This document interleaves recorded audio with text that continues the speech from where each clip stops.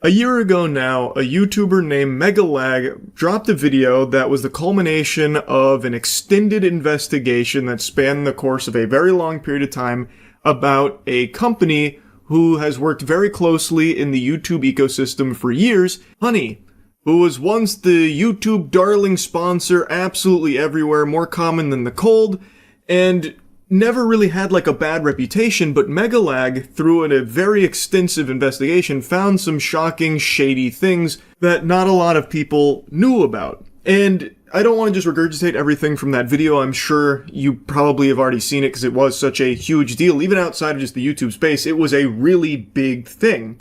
Because this is a multi-billion-dollar company that was engaging in some really underhanded tactics that really taptoe on the line for what is and is not legal, many would argue, which is why they've been faced with so many civil lawsuits since. Now, I know one of them was recently dismissed, but from what I can tell, it's not fully dismissed. It's pending an amendment, from what I can tell. But even still, even if that one gets crumpled up and thrown in the wastebasket from fucking way downtown, that's one of many. There's a lot still out there cooked up and being pushed against PayPal Honey. It's like the scene in SpongeBob when the anchovies charge the Krusty Krab. There is so many civil lawsuits here because a ton of people feel like they have been wronged, misled, and even in certain cases scammed by PayPal Honey. Megalag came from the top turnbuckle and delivered a biblical smackdown with a lot of really convincing evidence, and just released his part 2, the follow-up, which goes even deeper and exposes even more, and also starts talking about it from the small businesses that are being affected and a lot of things that are just being outright lied about by PayPal Honey, allegedly here. It's fascinating, and PayPal Honey has cease and desisted Megalag, claiming a bit of horseradish, I would say, trying to silence him because these are really damning things. The evidence is very, very strong. I highly recommend you check out the entire video from Megalag here. Of course, I'll link it in the description. I'm only going to cover a small portion of this because I really think you need to watch the entire thing. I think you need to see how the sausage is made here, but I will cover a couple of core components. But just as a little refresher, if you don't remember some of the things PayPal Honey is accused of, one of the big things outside of, like, obviously consumers not exactly getting what they thought they were out of Honey is the affiliate poaching.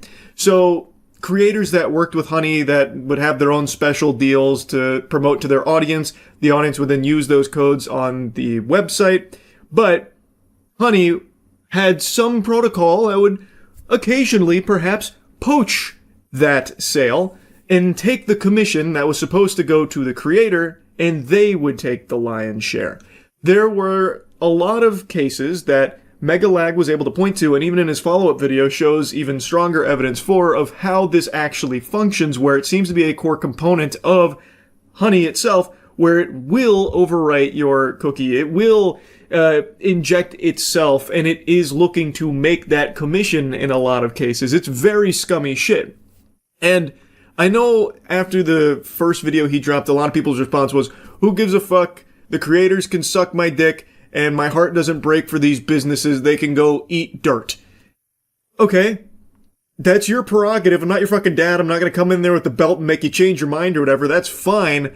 But in this second part of the video, you can hear from a business how that actually fucks you as a consumer. A few hours ago, PayPal's lawyer sent me a cease and desist letter and requested Patreon take down my video under a copyright infringement claim. I consider this a direct attack against my fundamental rights as an independent journalist. PayPal has specifically taken issue with the fact that an anonymous source discovered Honey had left their source code exposed within their iOS app, which, if you know where to look, is publicly accessible. This anonymous source found the code and sent it to me. I reviewed the code for security research purposes, which is a protected act, and I only published relevant sections of the code that provide important context to the story, which I consider within the realm of public interest. I haven't seen the unredacted video here where the source code was, like, more talked about, where he had these video components that showed, I suppose, sections of that when it was relevant, but it seems like it was more so a convenient excuse for PayPal to get the video taken down from his Patreon, and in order to get around that for the YouTube video, he just took the entire section out. Again, I haven't seen with my own peepers here what it looked like in all its glory with the full makeup on where, you know, the source code section was intact. But just based off of like the small bits, apparently it wasn't even that long, it feels like it's a pretty flimsy thing for PayPal to try and like strike it down for. I imagine it's more so to like hide even further proof for some of the things that you're about to learn about in the rest of the video. I never like when companies do something like this. Of course, there is like copyright protections, and in certain cases it makes sense to do so. I can't really see a strong justification for their action here on the cease and desist. It doesn't really pass the smell test for me here, especially considering it seems like he was very reserved with what was displayed from the source code based on how he speaks about it. But again, I can't say for 100% certain. I just find it hard to believe that PayPal Honey was acting in good faith with the cease and desist. That seems like they're trying to hush him up a bit. Why? Well, you see, besides lying to consumers and stealing from influencers, Honey was also causing serious harm to small businesses. So much so that I believe brands have likely suffered millions of dollars in damages. But that's not all. In this video, you're also going to learn how Honey was collecting and sharing your data, and how they, in my opinion, illegally targeted minors through influencers such as Mr. Beast. Strong accusations, I know, but I have the receipts. And the receipts are pretty convincing. So those are like the main components of this new video. This is an hour-long video almost. It goes deep here. This shit is deeper than my pussy. It is a very thorough look at all of it. And I know after the first video, people had a lot of questions, and I feel like here he sheds even more light on it through an even deeper analysis of Honey itself and the way in which it functions. It's not just him working alone. He had people help him with like getting a lot of the data so it can be viewed more easily and more accessible. So that way he doesn't have to make any like leaping conclusions or anything. He doesn't have to just like start trying to fill in the blanks off of, you know, just fucking hunch, like intuition. He's able to look at these things much closer in order to draw much stronger, analysis from it. It really is quite the deep dive, and like I said, I don't want to like show just a ton of his video. I would really like you to go watch it yourself, because I think it is eye-opening stuff. I want to focus on just a couple of things here that I know a lot of people debated after the first video about like, well, why should anyone that's not a creator or a fucking business owner care? Who gives a shit? Call the wambulance. I think that one of the business owners that Megalag had in this video giving his piece explains why this is a big deal, why it is bad for not only the small businesses that are not consenting to working with Honey, that are kind of just being forced to without even their knowledge sometimes, why it is bad for them with receipts and email exchange with PayPal Honey directly, why it has been a nightmare for them, and why it is also bad for you. You also get the business end of this penis. Even if you're not a Honey user, if you're watching this be like, well, I don't care, I don't use Honey anyway, well, it still affects you. And it's a very simple reason how and why. In fact, Made in Cookware CEO Chip perfectly summed up the devastating impact Honey's actions can have on a small business. When you're in the early stages of building a business, you're in the stage of, will this company even work? Is there a product market fit? How do I scale this thing? Can the economics work, right? And so all the things we talked about, these discount codes and the kind of removal of attribution and killing margin, like those really affect the early stages of a company, from everything from where do I put the next dollar in to make sure I can survive, down to, you're taking 10, 15, 20% of my sales without me wanting it. And we have digital marketing costs, we have shipping costs, we have all these stacks of costs that not only are getting more inflated over time, like FedEx has been raising their rates over time, warehousing costs have gone up, COGS have gone up, as you know, through inflation for the last 4 or 5 years, right? Like all the cost structures have been going up, and to have someone just stealing and compressing the actual revenue you want, like puts small businesses in a real squeeze. And it's just really disappointing. And it doesn't even work, because at the end of the day, like you need to make the numbers work. And if Honey is going to steal 10% of your revenue all the time, you're going to have to raise prices at the end of the day to make up for that, right? And so it's not only not effective, but it makes it worse for the consumer. It compresses for the small business owner any margin. And it's just like a really awful business model. Like, we've been so mad at them. That is a great explanation from him. I think that's very valuable insight that paints the whole picture clearly. Even if you're in a fucking Xanax-induced fugue state right now listening to this, I feel like you'd hear that and understand what makes this so bad for everybody. Businesses, consumers, and obviously like the affiliate partners like the creators. One other thing that was mentioned, but I didn't put it here in this space, is how brands, like, when they find out about Honey poaching the affiliate commissions, it makes it hard for them to know where to attribute commissions. So what'll happen is this confusion where they don't know where a commission goes. So like, let's say they're working with a podcaster or a YouTuber or something and things get really muddy. It makes it hard for them to know where they're supposed to put that money in the first place. So what ends up happening is they end up pulling out of that market entirely. So now they're not working with your favorite content creator anymore. So they're getting shafted, and they also potentially overspend on the compensation because of how confusing it gets. There was another example given how like a business had spent over $100,000 on like potentially like misattributed commissions from the affiliate marketing as a result of this kind of shit. Like, it gets to be a lot. So then they pull out of that market as well. But what's obviously the thing a lot of people are going to care the most about is how it makes the deals worse for you, because as he said, if PayPal Honey is going to be taking 10% of all of their revenue through this, which they can't really do a whole lot about, their hands being tied, well, they're going to have to make up for that loss somehow. And that is raising prices. That's how you make the numbers work again. If you're going to be losing 10%, you're going to have to raise the prices in order to compensate, so that way you're not going like negative or you're not starting to like tread water, which is what a lot of businesses inevitably have to do. And something like PayPal Honey putting the squeeze on them makes it worse. So that is a huge problem, and that is how it affects you, even if you are not a Honey user yourself.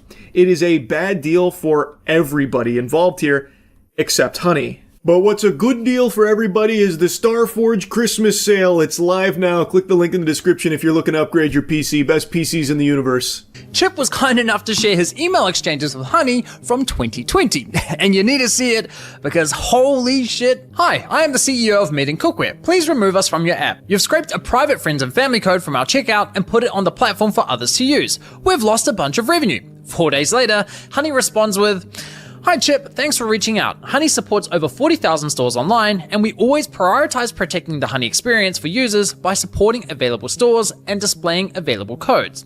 We can absolutely remove the code in question. In order to protect the Honey experience for our users, we typically do not remove codes unless we have a working relationship."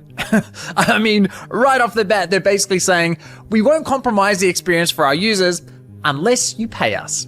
Classy. We'd love to discuss how we can work more closely and partner with your brand.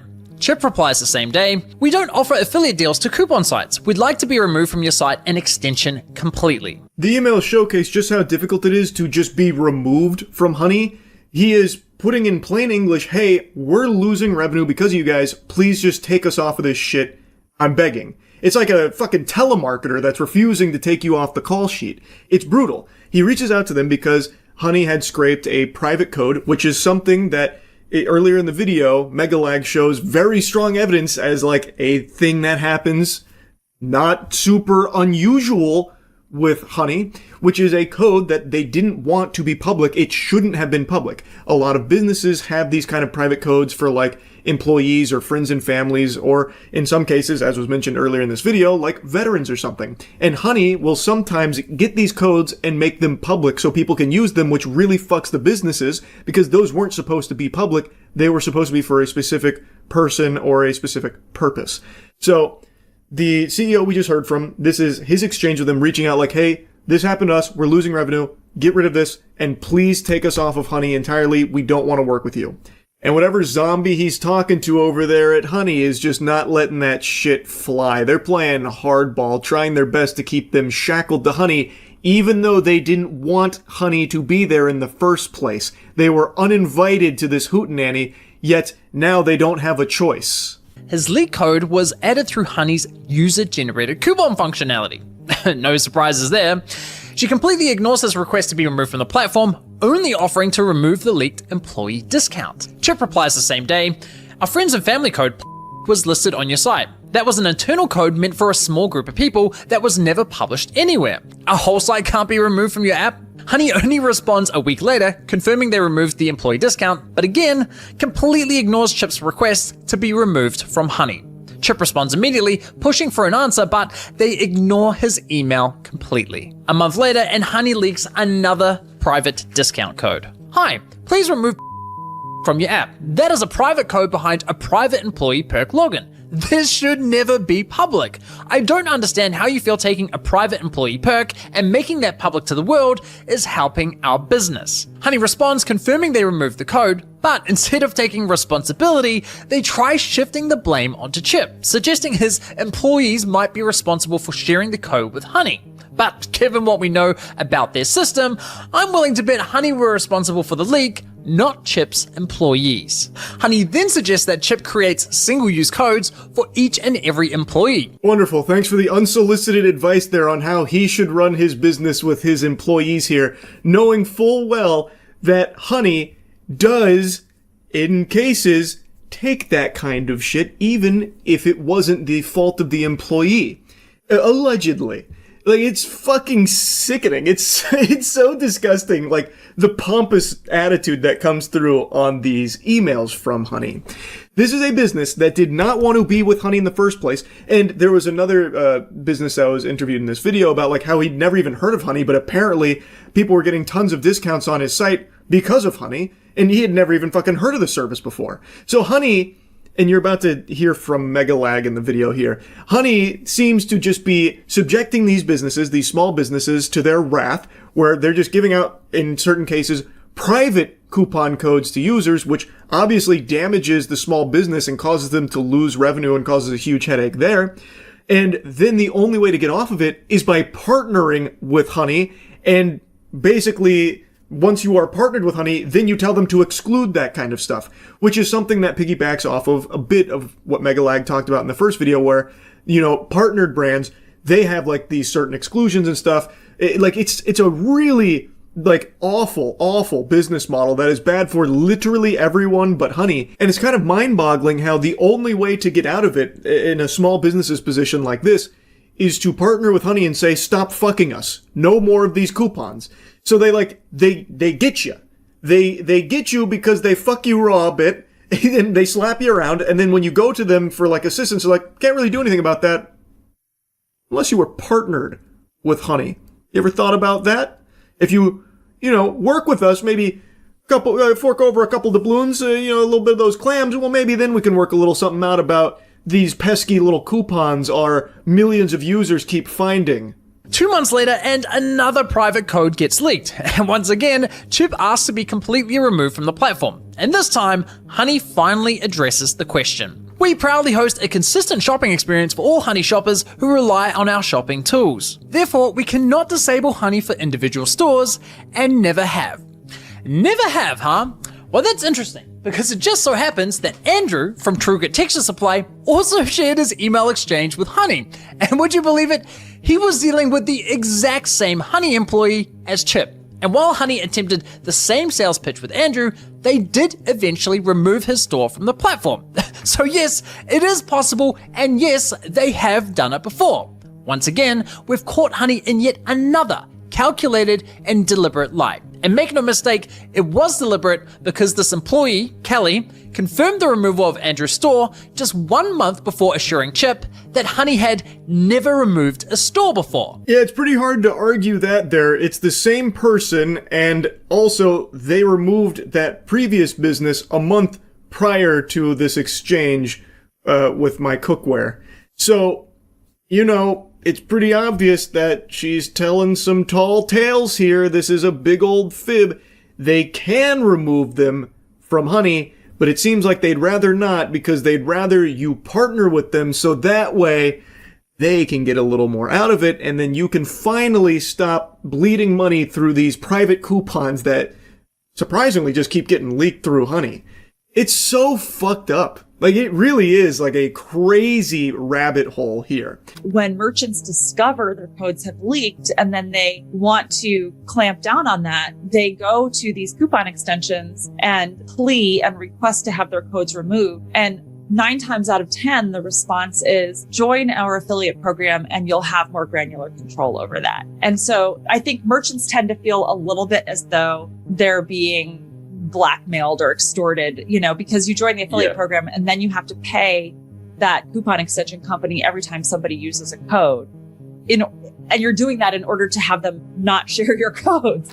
That beautifully explains just how scummy this model is, where it does appear that these small businesses feel forced to join these programs here with companies like PayPal Honey, because if they don't, well, they might keep having these problems, but by joining that company, they're not exactly all that much better off because now they're going to have to make those affiliate payments there. So it is just a lose-lose for the businesses. Now, I don't want to spend too much time talking about that section here. Again, I think you should watch the whole video. I do want to touch on where he gets into the Mr. Beast component, which is in the thumbnail, and something that was mentioned at the start of the video about how he believes that Honey has been strategically targeting minors in certain instances based on who they've partnered with, like Mr. Beast, as well as a couple other examples he gives, and why that might not exactly be completely legal, allegedly, because there is laws about collecting data on minors.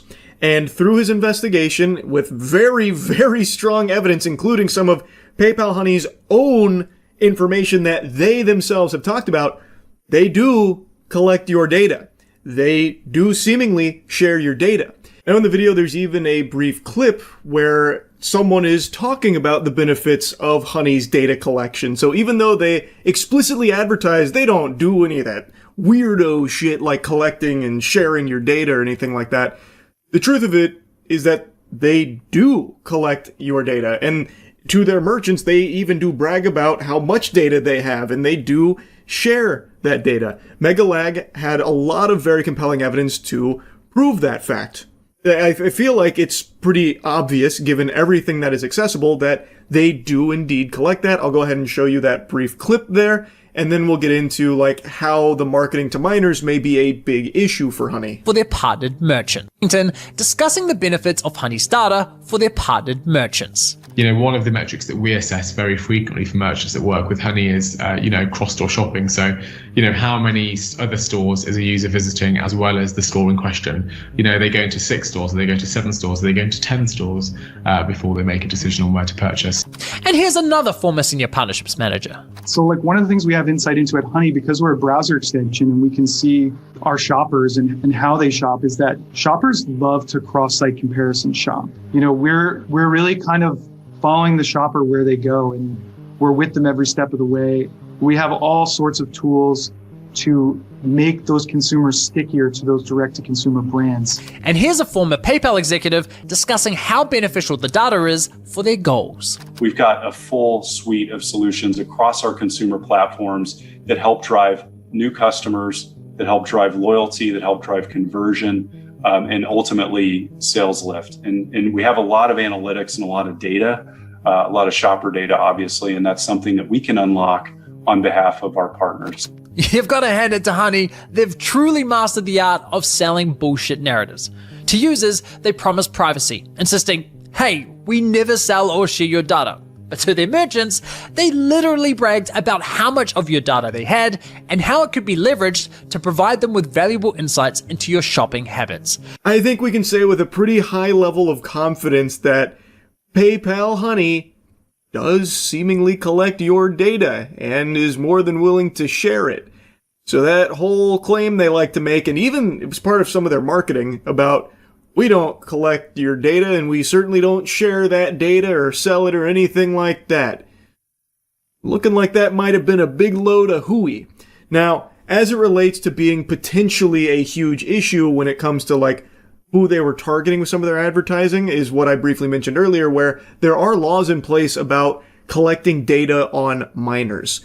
There is a whole host of laws in regards to that subject, and you're about to hear Megalag explain it, but the core issue is, based on some of their ads they were running with some of their partners, as well as who they were partnering with for some of these ads, it does seem like they were directly trying to target Honey to minors, which means they would be collecting data on minors through having this browser extension on their devices. It's potentially illegal in numerous jurisdictions. Many countries have very strict regulations when it comes to the collection of personal data from minors, and for good reason. Therefore, if you intend on having minors use your product, many jurisdictions require that you obtain parental consent first. But this adds all kinds of technical and legal complexities, which is why many platforms simply limit the use of their service to adults only in their privacy policy, which was Honey's approach, making him Honey's #1 sponsor. In fact, according to my data, MrBeast sponsorships represent over 1/3 of Honey's total sponsor views on YouTube. But it wasn't just MrBeast. Honey sponsored many channels whose content was, in my opinion, clearly targeted at minors. They sponsored Minecraft channels, Roblox channels, cartoon channels. I mean, just watch this video and tell me it's not targeted at children.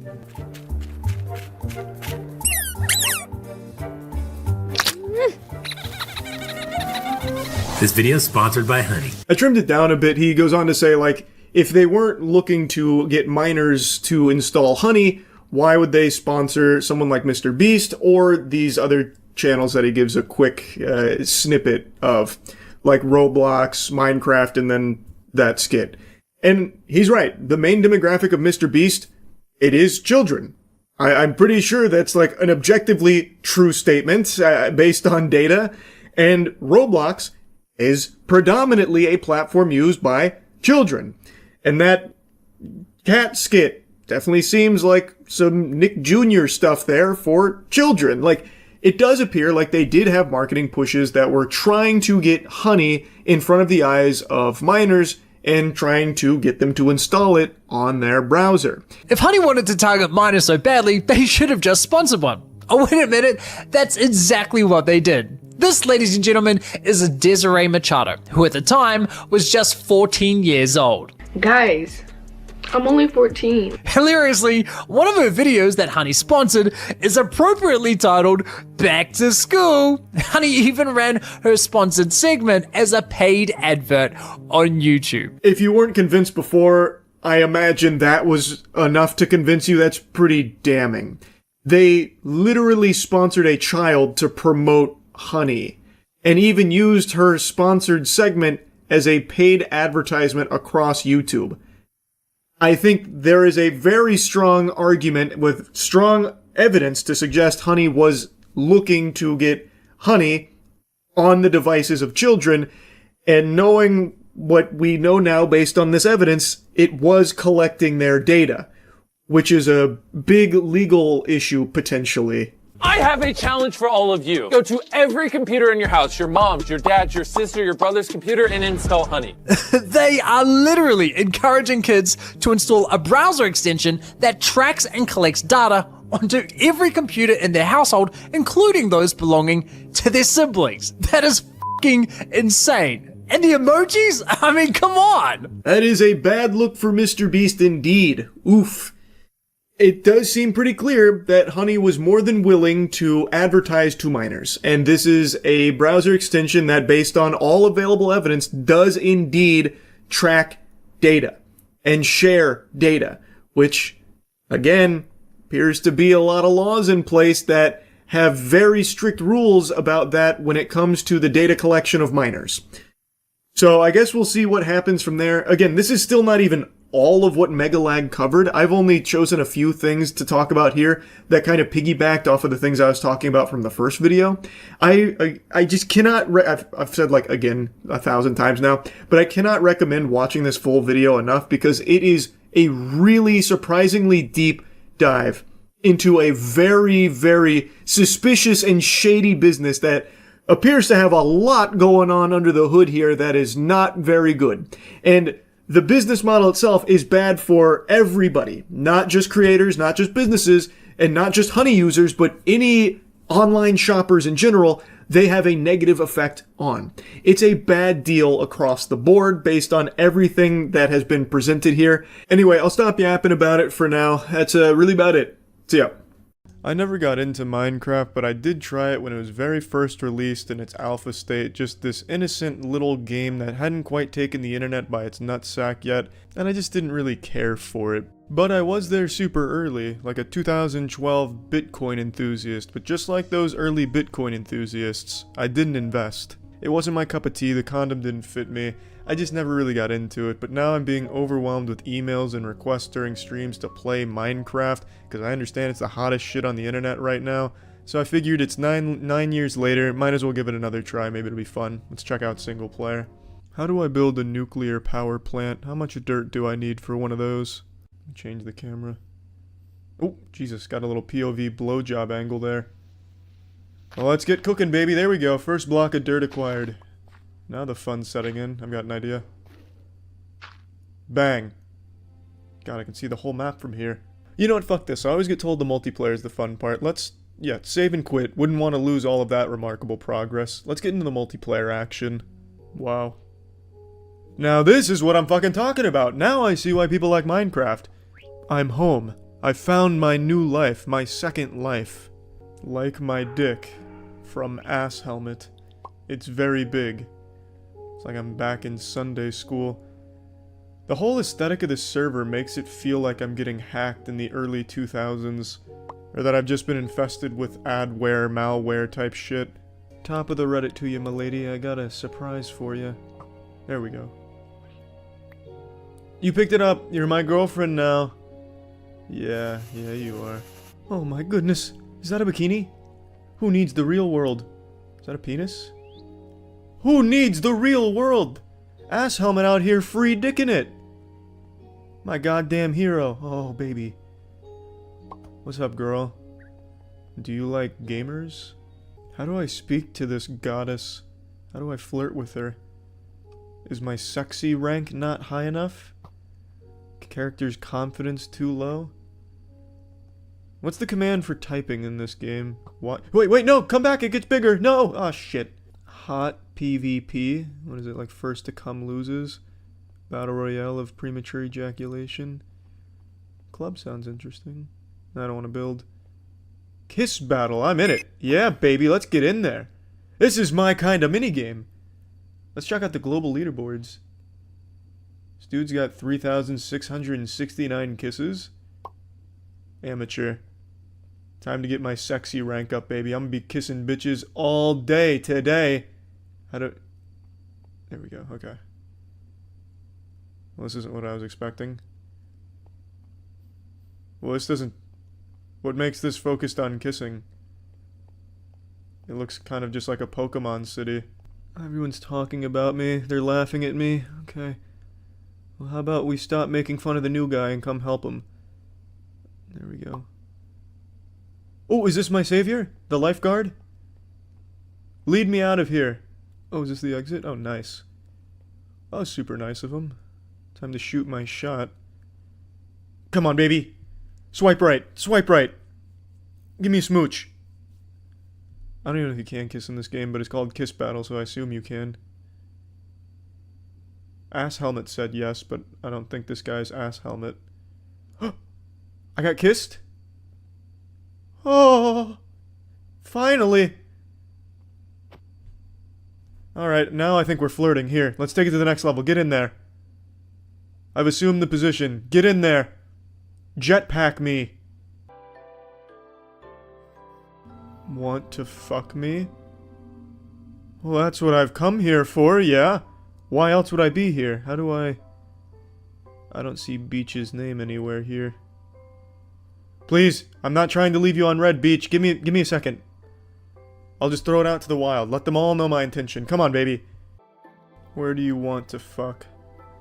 Well, I hear imagination's the limit in Minecraft. Let's see what we've got. If possible, on a fucking cloud, you know, a bed of actual roses. I mean, all kinds of romantic shit I can think of. But what do we have at our disposal? What are our locations? Taking an awfully long time. Only at the city? Okay, I can work with that. A little boring. City's not that wild. Maybe we can do it in the library, though. Fulfill that fantasy.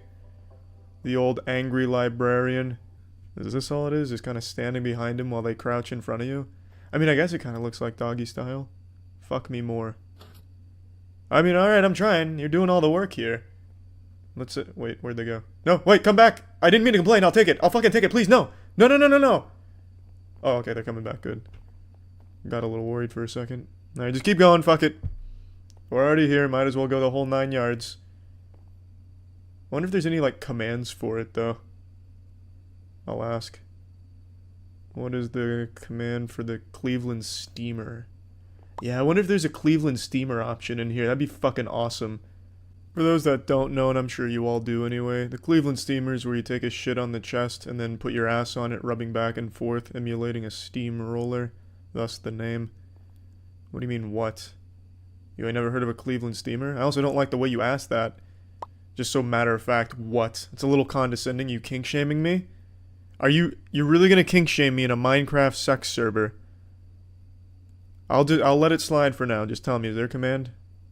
Look into your little Minecraft handbook, your Prima official strategy guide. There's not. No Cleveland steamer, huh? Yeah, then I think we're done here. Fuck Minecraft. Initiating moisture.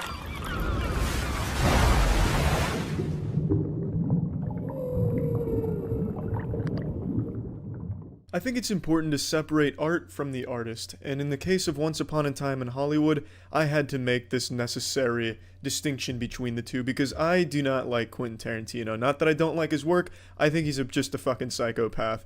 And saying you don't like Quentin Tarantino on the internet is like committing suicide because he's so revered, which I find super odd, especially in the current climate of things with cancel culture. This dude has done everything shy of rape and murder one of the actresses on his sets. For instance, he strangles Diane Kruger in Inglourious Bastards to get a realistic-looking strangulation because he didn't trust the actor to be too gentle. He wanted to go hard to make it look right. He strangled Uma Thurman in Kill Bill. He spit on her. And also, he nearly killed her, just outright murdered her by making her drive a car with no airbags, no seatbelt, some decrepit headrest literally held together by duct tape and goodwill. Had her drive it down this fucking stunt course like Evel Knievel, and she got into a really bad accident that she still suffers from. The dude's a maniac. So I don't like Quentin Tarantino. His work, different story. But Once Upon a Time in Hollywood, I had to set that aside and look at this objectively. And to be honest, the movie's still not even great. It's definitely one of his weaker movies. It's not an overall horrible or shitty movie by any means, but it's a movie that is entirely carried by its cast. It has a really stacked cast, and they're the only good thing in this movie. This movie is devoid of a plot. You will not find a narrative in this movie. It is not structured that way. You'll find a theme, which is about coping with changing times, you being less useful in society, you coming to terms with it. It's about the struggle of accepting that fate, and that's really just about it. Everything else is kind of just characters talking to each other. There's no overarching plot. There's nothing that drives the characters. There's really just not a whole lot here in terms of substance. That being said, there's a lot of cool shit in the movie too. I like the way a lot of the scenes are shot. I like the set design. It really does feel like you're watching an old movie. This doesn't feel like a modern movie in even the slightest bit. I really, really like when they got into like an actual old Western because the movie takes place basically around this character whose bread and butter was old Westerns. And he got a new role and they're filming it and you're getting to watch this old Western being filmed while you're watching the film from the outside. So you get to see them saying like cut and shit in the scene, and then it goes right back to the movie. So you're watching like a movie within a movie. It's very nicely done, and I enjoyed that. Brad Pitt, I think, was phenomenal in this movie.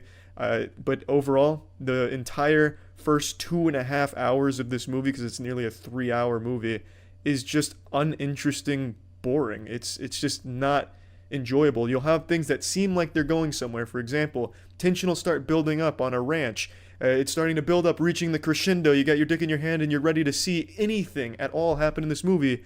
And then nothing happens. Walks away. End of plot line. You never see those characters again. Nothing ever comes of it. Until like the last 15 minutes, you have nothing. No plot lines get resolved. Really nothing happens. There's almost no conflict or tension past that point. There's just literal nothingness. A void of entertainment. It's supposed to be heavily reliant on comedy, but Brad Pitt is the only one who does comedy in this movie and does it well. He is the only character that executes it in a decent fashion. Sometimes Leonardo DiCaprio's character comes across comedic, but that's just because of how serious the character is, and I think they do a good job with that sometimes. But overall the comedy doesn't land either, so it doesn't have that crutch to lean on either. The last 15 minutes, though, is spectacular. Absolutely spectacular. That was the only good part of the movie, and it was a really fucking good part. All the comedy works in the last 15 minutes. All of the actual shit going on works. It's shot so well. It's grisly. It's really, really enjoyable. But was it worth the tiresome journey to get to that point? Absolutely not. In addition to this, there's a character in this movie who has a lot of screen time, Margot Robbie's character, Sharon Tate. She has a lot of screen time in this movie, but she doesn't do anything in the movie. Literally, the entire character could have been non-existent and the movie would have done the exact same thing, gone the same places. She influences not a single thing in this entire movie. I don't understand what the purpose of her character being there was. I understand it's maybe working the angle for Charles Manson because Sharon Tate was an actual figure, but Charles Manson doesn't have a role in this movie at all. He's just kind of hinted at occasionally. There's just nothing. This is a movie of actual nothingness, just hanging out. They show you a lot of movies, though. There's a lot of movies within this movie that you get little glimpses of and you get to take peeks behind. I appreciate that. But if there's nothing to hold that together, no narrative to get us there, no reason to see these things, it's uninteresting. It's just downright unfun. And now I understand what Tarantino probably wanted to do is completely break apart what a movie is, because movies are structured. You have a story, narrative, character, tension, climax, resolution. Those are simple ingredients to this fucking stew that we call movies. And there's a reason those ingredients are there, because that leads to a satisfying experience. You can play with these ingredients in all types of different ways. And I think it's unlimited, the possibilities you can do with those things. But to just get rid of all of those things and make a movie where it's nothing but inside jokes, if you work in Hollywood, I guess, and sometimes, occasionally, something happening, it doesn't work. Because most people aren't in the movie-making business. They don't understand the inside jokes you're making. This seems like a movie that only Tarantino and the higher-up Hollywood elites, his buddy Weinstein, it seems like the only kind of people that would enjoy this are the people that get that understand, oh, haha, movie-making humor. It really just doesn't work. If this had a narrative to hold it together, or any semblance of anything happening or building up to something that actually happened, the movie would probably be pretty fucking good. Because, like I said, there's a lot of elements in this that do work well when they're showing you a movie within a movie. It's just so well acted, too. I can't stress that enough. I fucking love Leonardo DiCaprio's character, Rick Dalton, and I also love Brad Pitt's character. It's just the problem is there's no reason or no drive for these characters to get to where they get to in the movie. You just sit there, watch them talk, which sometimes is okay and tolerable, but other times just borders on insufferable and can't wait to get the fuck out of there. It's not a very good movie. I wouldn't even call it a movie. It's like an anti-movie at this point. I really just don't even know what to classify this as.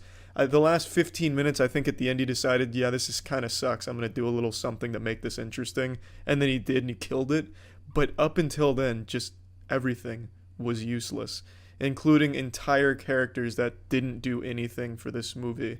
I just really can't stress enough how disappointing and just how outright robbed I feel of 3 hours. If you're going to do this like pretentious take on movie making, at least have the decency not to make it 3 hours long. At least make it something short so I don't have to sit there fucking finger up my ass waiting for it to end or waiting for anything to happen, and you're not going to give me that.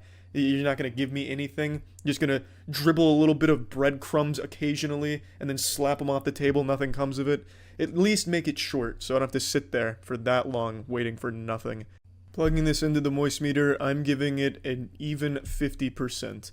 Now, I know that's really low for Quentin Tarantino, and the rampant, ball-sniffing Quentin Tarantino fanatics are going to be up in arms. Oh, Charlie simply just didn't get the message. This simpleton couldn't derive the remarkable theme and message behind Quentin Tarantino's pristine work. Oh, a sterling job done yet again from Tarantino. Once Upon a Time in Hollywood is a classic.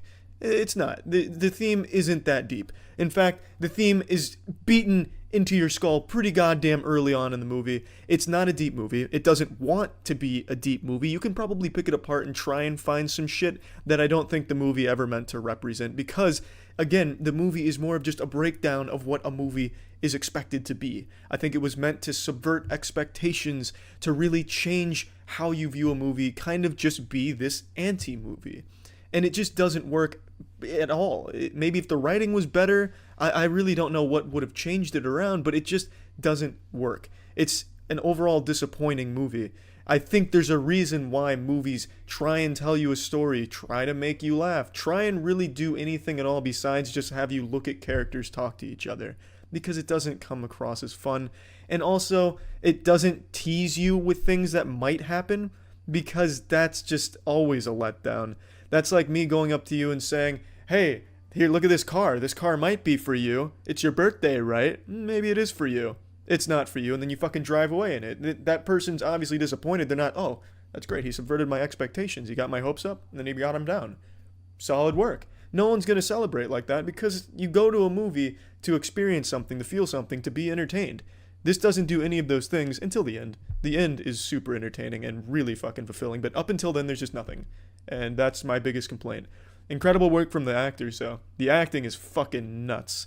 That's about it. See ya. With our modern technology and our advances in the scientific field, we're able to understand and explain a lot of things that occur in our universe, yet there's still one very human phenomenon that eludes all possible rational explanation, and that is fetishes. Fetishes are a lot like nipples. We all have them. Now, my personal belief is all fetishes are totally fine as long as no one's getting hurt and everyone has consented to the activity. It's totally consensual across the board. You know, whatever 2 consenting adults or even 5, 10 consenting adults want to do behind closed doors, totally up to them, totally within their right, and totally fine by me, just as long as all parties agree to it. You want to stick G.I. Joe action figures up your buttholes while getting pepper sprayed for sexual pleasure? Be my guest. That's fine by me. I personally wouldn't come because of something like that. That would be like some shit I'd see on 24 for some advanced torture shit, but to some people that might be pleasure.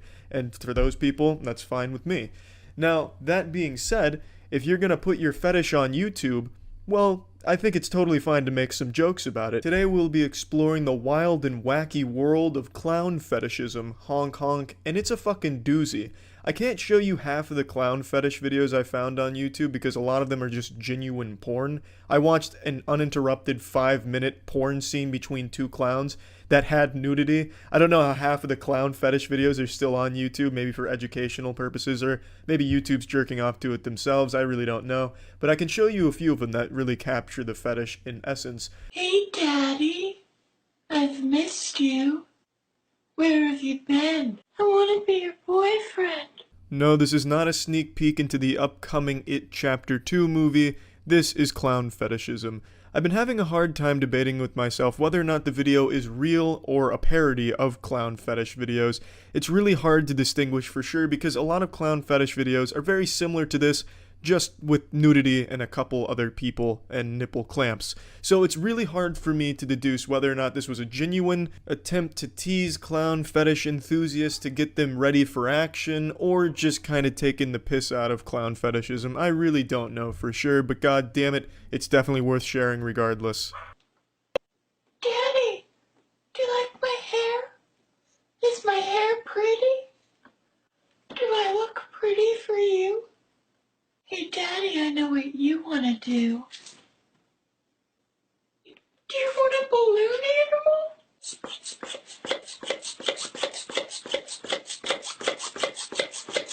This guy's looking like the kind of birthday clown you'd find on Fiverr. Like if you were really trying to save money on your child's birthday, you'd hop on and hire this guy to go perform. He's looking like an alternate dimension Ronald McDonald who suffers from a crippling meth addiction and who has also just been defeated once and for all by the Hamburglar. I'd also like to say I really appreciate the voice he's putting on for the character. It really takes it to the next level. He sounds like a squeaky door mixed with a little bit of Alvin and the Chipmunks.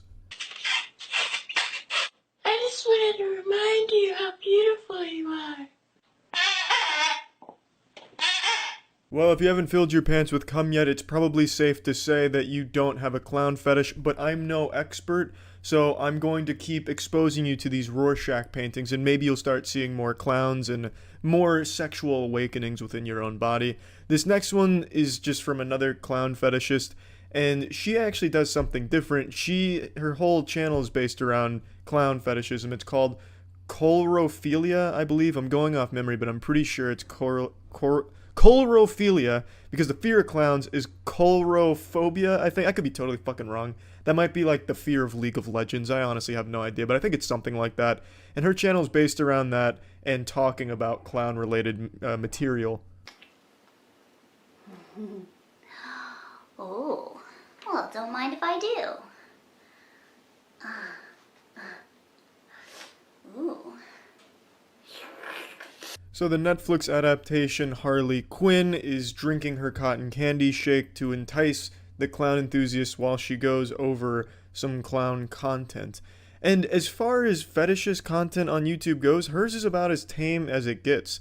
She just reviews clown shit while in clown fetish getup for most of her videos. If I scrolled 2 videos under hers, I found someone in full clown getup spanking bare ass cheeks with a university textbook. So as far as fetish content goes, that's about as tame as you're gonna find. But if you're looking for fetish content, you're probably not looking for tame, you little pussy. You're probably looking for some off-the-wall, wild clown shit, aren't you? Well, don't worry, I found something that I can kind of show snippets of. So here. Sort of a kinky clown. And he's like, oh, what exactly does that mean? Are you doing anything illegal? And I'm like, no, I'm not doing anything illegal. But, you know, just kind of kinky, weird stuff, Dad. Beefy.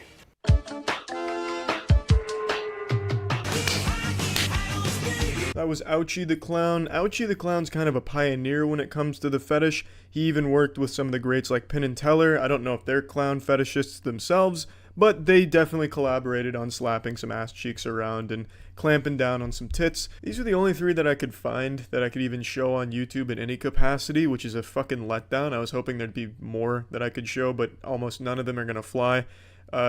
So unfortunately I can only show you these 3, but I've seen probably like 10, maybe like 15. No erections, so I don't think I have a clown fetish, but I guess you never know, maybe I haven't met the right clown. But I actually hypothesize that clown fetishism is going to be on the rise in the next year or so, because the clown emoji is so widely used all over Twitter and the internet in general. It's the newest big internet trend or meme, you know, here's your clown card, you left your clown shoes, clown clown. So, you know, you never know. Maybe it's a sexual awakening across the globe, and maybe clown fetishism will become the new norm. It'll be weird not to fuck while dressed as a clown. You never really know. It's just a theory, a game theory. I just wanted to showcase the fetish. That's really just about it. So yeah. Initiating moisture.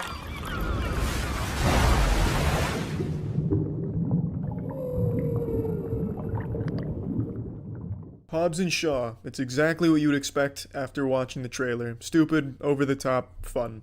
It's exactly what you get. Fast and Furious has cemented itself as the go-to series if you want to just go. You don't want to think hard, you just want to see some shit explode. You want to see some nice ass in your face being shaken around a little bit when a nice song's playing. And you want to see testosterone overflowing, big meaty hands being thrown, fast fucking cars. And that's what you get with Hobbs and Shaw. And in this movie in particular, it's like some superhero shit. They honestly should have just dropped Fast and Furious and called this like DC's Hobbs and Shaw. It'd be one of DC's only good movies. It's just like an actual superhero movie. The Rock plays basically the Hulk. Jason Statham plays basically the Hulk. And Idris Elba plays Super Idris Elba. The characters are goofy, over the top. It's a constant, you know, bickering back and forth between The Rock and Jason Statham, you know. Hey, fuck you, man. No, you couldn't fuck me with a dick that small. My ass is too big for your little dick. Oh, you take that back, Hobbs. My dick's 10 times the balls your dick once had. It's just that throughout the whole movie with a little bit of family undertones, becoming brothers and good friends and stuff like that. Fathomable amount of anything. And just a moment ago, they dropped like their first teaser as to what some of this new information looks like. The prosecution alleges that they found a significant amount of child porn on David's phone. Story number 2. A hearing just wrapped up for singer David in his first-degree murder case. The prosecution revealed details about disturbing digital evidence. Let's get to CBS LA's Rick Montanez with what we learned in court today. Rick, what are you hearing? Amy, Chris, the hearing just wrapped up within the half hour here, and cameras were not allowed in court, but I can tell you that the defendant, David Burke, was in court today in shackles and wearing that orange jumpsuit. The biggest new piece of evidence revealed, prosecutors say a significant amount of child porn found on Burke's cell phone. Now, I imagine that isn't just some baseless claim from the prosecution. They probably have all of that evidence as part of their 40 terabytes here that they will be providing to the court. There's still a lot of processing that they are going through right now because there is so much that they have gathered in this case over the last 7 months. But now they are stating they have evidence that there was a significant amount of child porn on David's device. We also want to point out that this all happens one day after the medical examiner's report became public. That is the report on the death of Celeste Rivas Hernandez. The report says, or I should say the family of Rivas Hernandez is absolutely devastated to learn the gruesome details contained in that write-up. That's according to a family statement. So this report says the 14-year-old girl died of sharp force trauma, but the autopsy was difficult because of the severe decomposition of her dismembered body when it was found in the singer's abandoned Tesla last September. The autopsy revealed the grisly nature of her killing, it being sharp objects, and then it was mentioned why it was so difficult for them to figure out what actually killed her. It's because her body was chopped up and decomposing in the fucking trunk of this monster's car. So it made it difficult for the autopsy to definitively say what the cause of death was. And since the autopsy brought this information to light, people have been going through David's music and music videos and noticing some really fucking haunting shit in there. Most notably with the anime video he made for his song Rehab, where there is a character in there that bears a lot of similarity to Celeste Rivas Hernandez. Now, the music video came out in 2023, but David met Celeste as early as 2022, and in this music video, David cuts off that character's arm and then throws a sword which stabs her in the stomach, killing her. In real life, Celeste had her body chopped into pieces and stuffed into bags, thrown in a trunk, and the autopsy revealed that her cause of death was sharp objects through the torso, notably her upper abdomen and hitting her liver. Now, of course, I have no doubt that none of that is going to be used in court in any way, shape, or form by the prosecution. I imagine they have far more solid evidence to be bringing to court in that 40 terabytes. I don't think they'll be using like similarities from the music video versus what actually happened, or, you know, video clips that exist where he's saying some crazy shit. I imagine they're going to be going for like completely irrefutable things that you can't just write off as a coinky-dink or something like that. But I wanted to mention it because it really does feel like David was just leaving breadcrumbs in his music to the sick and twisted person that he is, and that he had this like murderous intent. It's fucking sickening stuff. On Monday, he pled not guilty to the capital murder charges. We spoke with a former federal prosecutor just a short time ago here on CBS LA Mornings about this new evidence revealed in today's hearing and the fact that David's phone, according to prosecutors, contains child porn.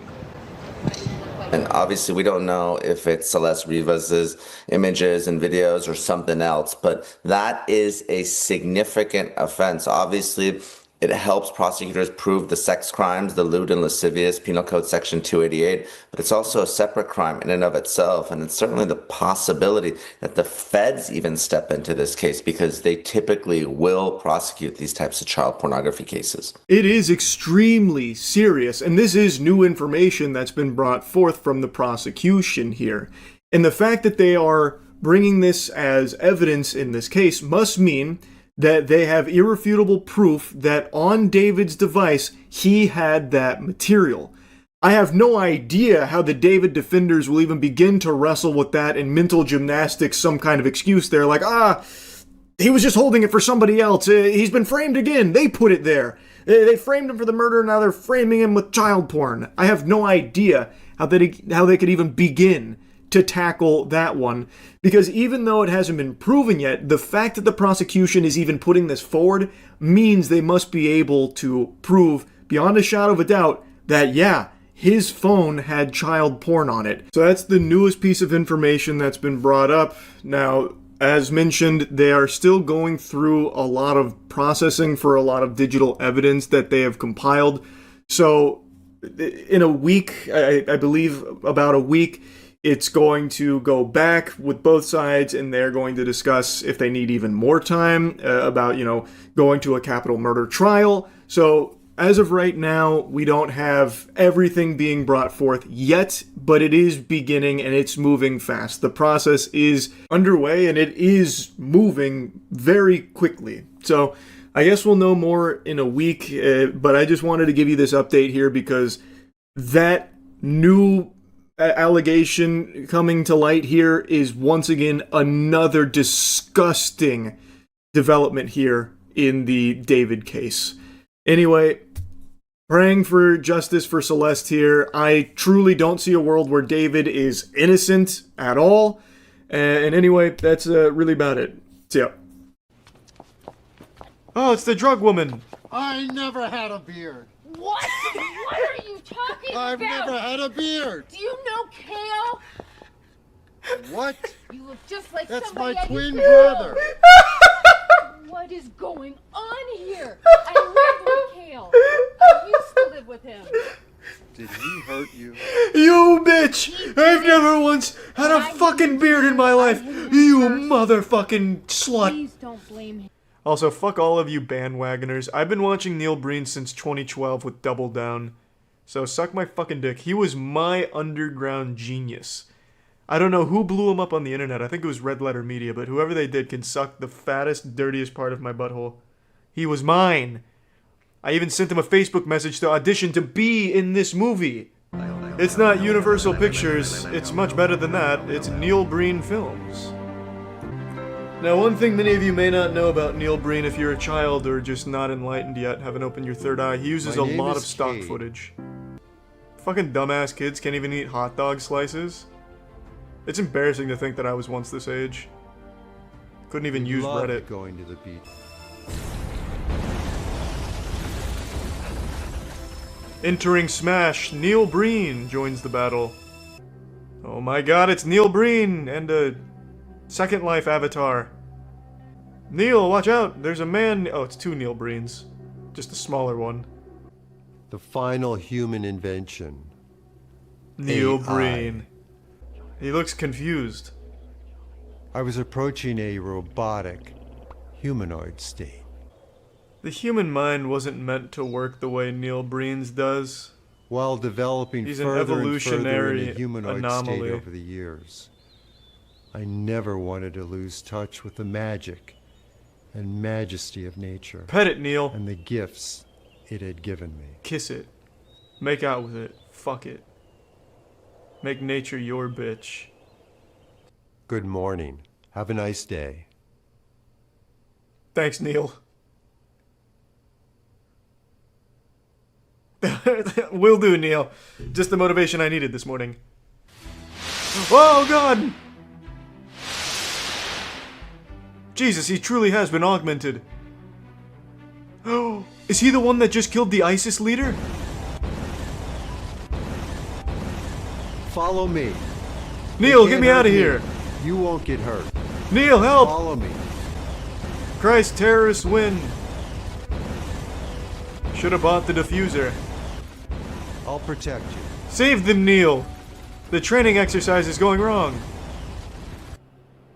Neil, be careful. There's a good-looking woman behind you, but she could be an android. Programmable virtual reality. The corrupt version. Oculus Rift? Mark Zuckerberg? A limitless digital universe, connecting all shared virtual reality. Stop it, Neil. I don't want it. Digital tribes. No! With all my abilities to defeat evil. Hey, look, it's the Twisted Pair premiere. Look at all the people that showed up. A crisis. Programmable virtual reality. I hate it. We have evidence of the largest cyber and terror attacks ever planned. Programmable DNA. That one's actually kind of good, though. This is very serious. I disagree.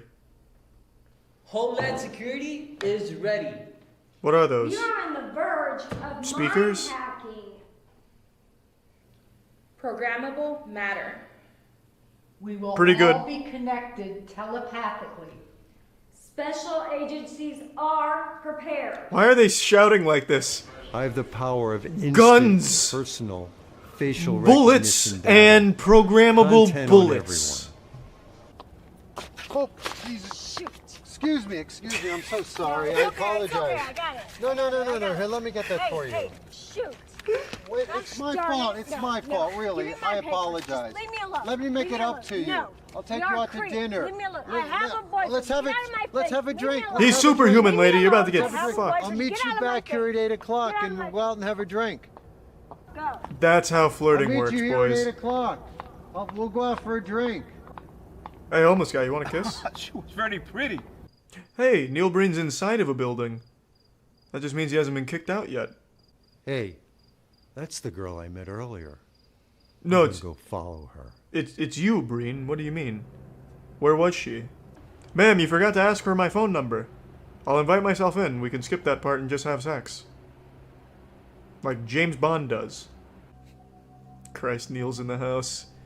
Every woman's worst nightmare. Can you not smell Neil is on the prowl? Get out of there, quick! You're mine now. I'll teach you to ignore me. You were supposed to meet me at 8. Oh god.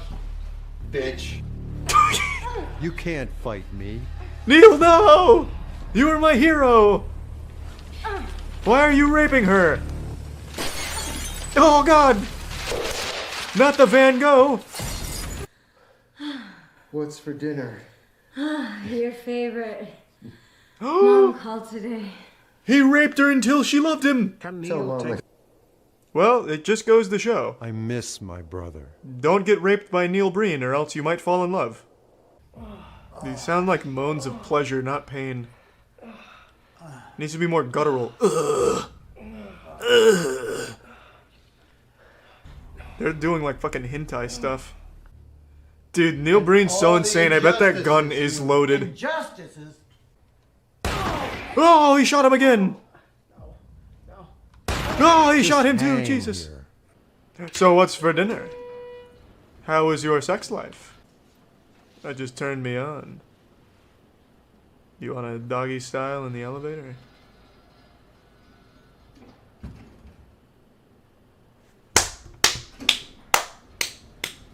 Called it.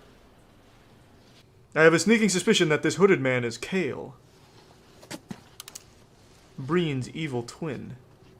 I'm starting to think Neil Breen's becoming self-aware. Justice kidnapping? Because he's got a piece of tape with some scribbles on it for a mustache. I think not even Neil Breen is deep enough into lunacy to think that that was going to be serious. This entire restaurant. I hear the food is spectacular. The service is impeccable. Whatever you say, Neil, I just want to go home. It's just friggin' invisible. What? I bought you a present. You did. Neil, I really was hungry. Can we get food? It's not a candle, it's C4 and it fucking explodes. Kiss him. Kiss yourself. Make out with yourself. He looks like a cult leader with the Or it beard. was taken from me. What does it all mean, Neil? The metaphors are going over my head. Yep, that's glass. Yep, still glass. It's like he didn't believe it at first. AI, the singularity. Its technology passes human intelligence. It thinks, dreams, and creates. No, it doesn't. Why would AI sleep? That'd be so useless. Yeah, I made a robot, but it has to go to bed by 9 p.m. every night, and it won't wake up again until 10 a.m. the next day. This is for both of us. Gosh. Kale, just let her drink and inject heroin. Buzzkill. Take it.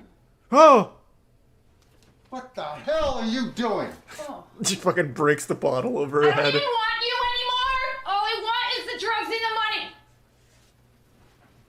Oh, yeah. Jesus, Neil. Oh, God, Neil. Come back here. You've lost your fucking mind. Straighten up. They got him now! Why did he return to the scene of the crime? Run, Kale! Oh my god, he's hacking the earth. He's changing climates. I don't need to carry a weapon. I am a weapon. I am the weapon. Ugh. Is that a woman or is it Neil Breen disguising himself as a wo- oh, there she goes. So you're interested in my special art? He sounds like a UFO documentary guy. My special projects. Technology scares me. I hate this. I'm leaving. The 2 moons is symbolic for the 2 testicles in his sack. Keep that in mind next time he fucks that girl in the elevator. I bet that's real cocaine that Neil Breen's about to snort. It's sworn until... What's happened to us? Don't you still have 3 men in your basement?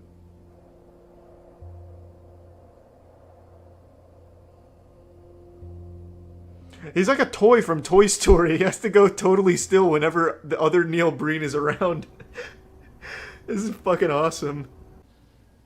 Sir, this is a high school. And you believe things you wouldn't ordinarily believe. Neil Breen has no idea how to use a computer. Yep, that looks about right. Couldn't even figure out how to log on. So what was he doing in the tech lab? He was trying to recruit 4chan or something? What was that plot line that hasn't been wrapped up yet and never will? So why is he in this high school? If a man's planning to take over the world, he's probably not doing it at the local high school. Kuz's biological mutant warfare plans must be stopped. Right. That was always my least favorite class. Programmable matter. It can transform itself into anything else. Even a titty. Too powerful for one man to have. I agree. I miss what I never knew. Oh, it's so deep. What don't you know, Neil? They're playing Beat Saber. Neil's about to ruin this LAN party. Okay, goodbye, boys. Neil, be careful! The Blues Brothers are on the other side of that railing. Jesus, is he vanishing him with his mind? God, he's so strong! Do you agree to stop being corrupt, evil businessmen? Okay, you can go. We're done. I'm done with you. We're done. We're done. We're done. Oh. I'm done with you. Damn, he really meant it. It's gonna blow! Oh! And just like that, he's destroyed a sewage waste treatment facility. Neil, you pick up that can of SpaghettiOs right now! No! The world can't take you destroying more of these important facilities. Oh, God. He's destroying the society! So many pipes for Neil to destroy, but don't do it. Shit, he's sneaking on screen. He's creeping in. Show mercy this time. Oh, God. He's going all out. This looks like Supergirl special effects. What do you mean that my poop facility is in flames? It must have been Programmable Neil. Damn, Neil. Fucking American hero. It all comes full circle. You heard correctly, Hawk. I did save the world. Hello, my friend. I love you, baby. In the trailer for his movie Double Down, his cock and balls are in full display. In the trailer, it was a really bold move. So you never know what he's capable of. Who's there? Oh, Who's there? close. I know somebody's there. I thought he was getting up Who with a are you? full chub. What do you want?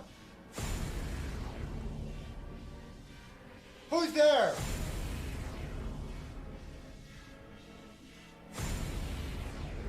He's already under the covers, crawling up Neil Breen's semi-chub.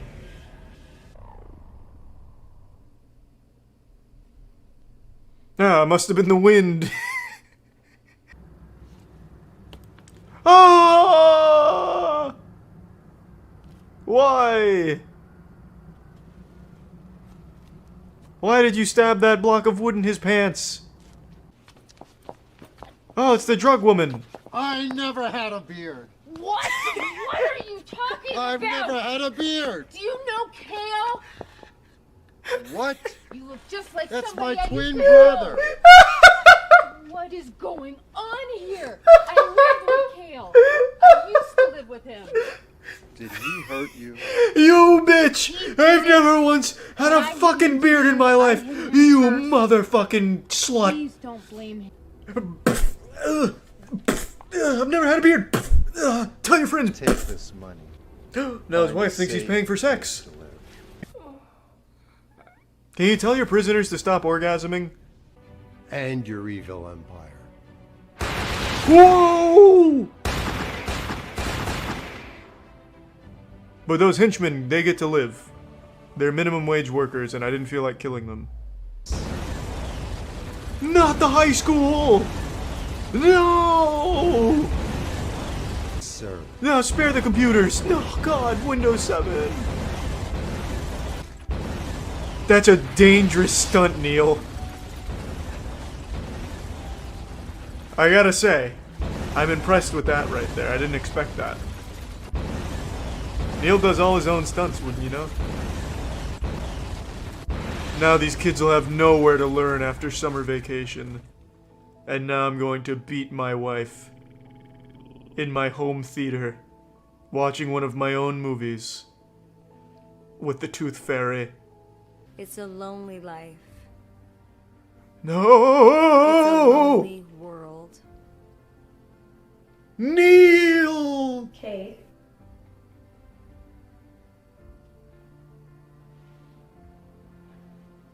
Oh. Why did you let him turn around with a gun? I knew you wouldn't join us. Don't do it. Show mercy. It's only business. No. Had to do it. It wasn't business. Only business? It was pleasure. I'm so sorry. You're breaking my heart. You're tearing me apart, Lisa.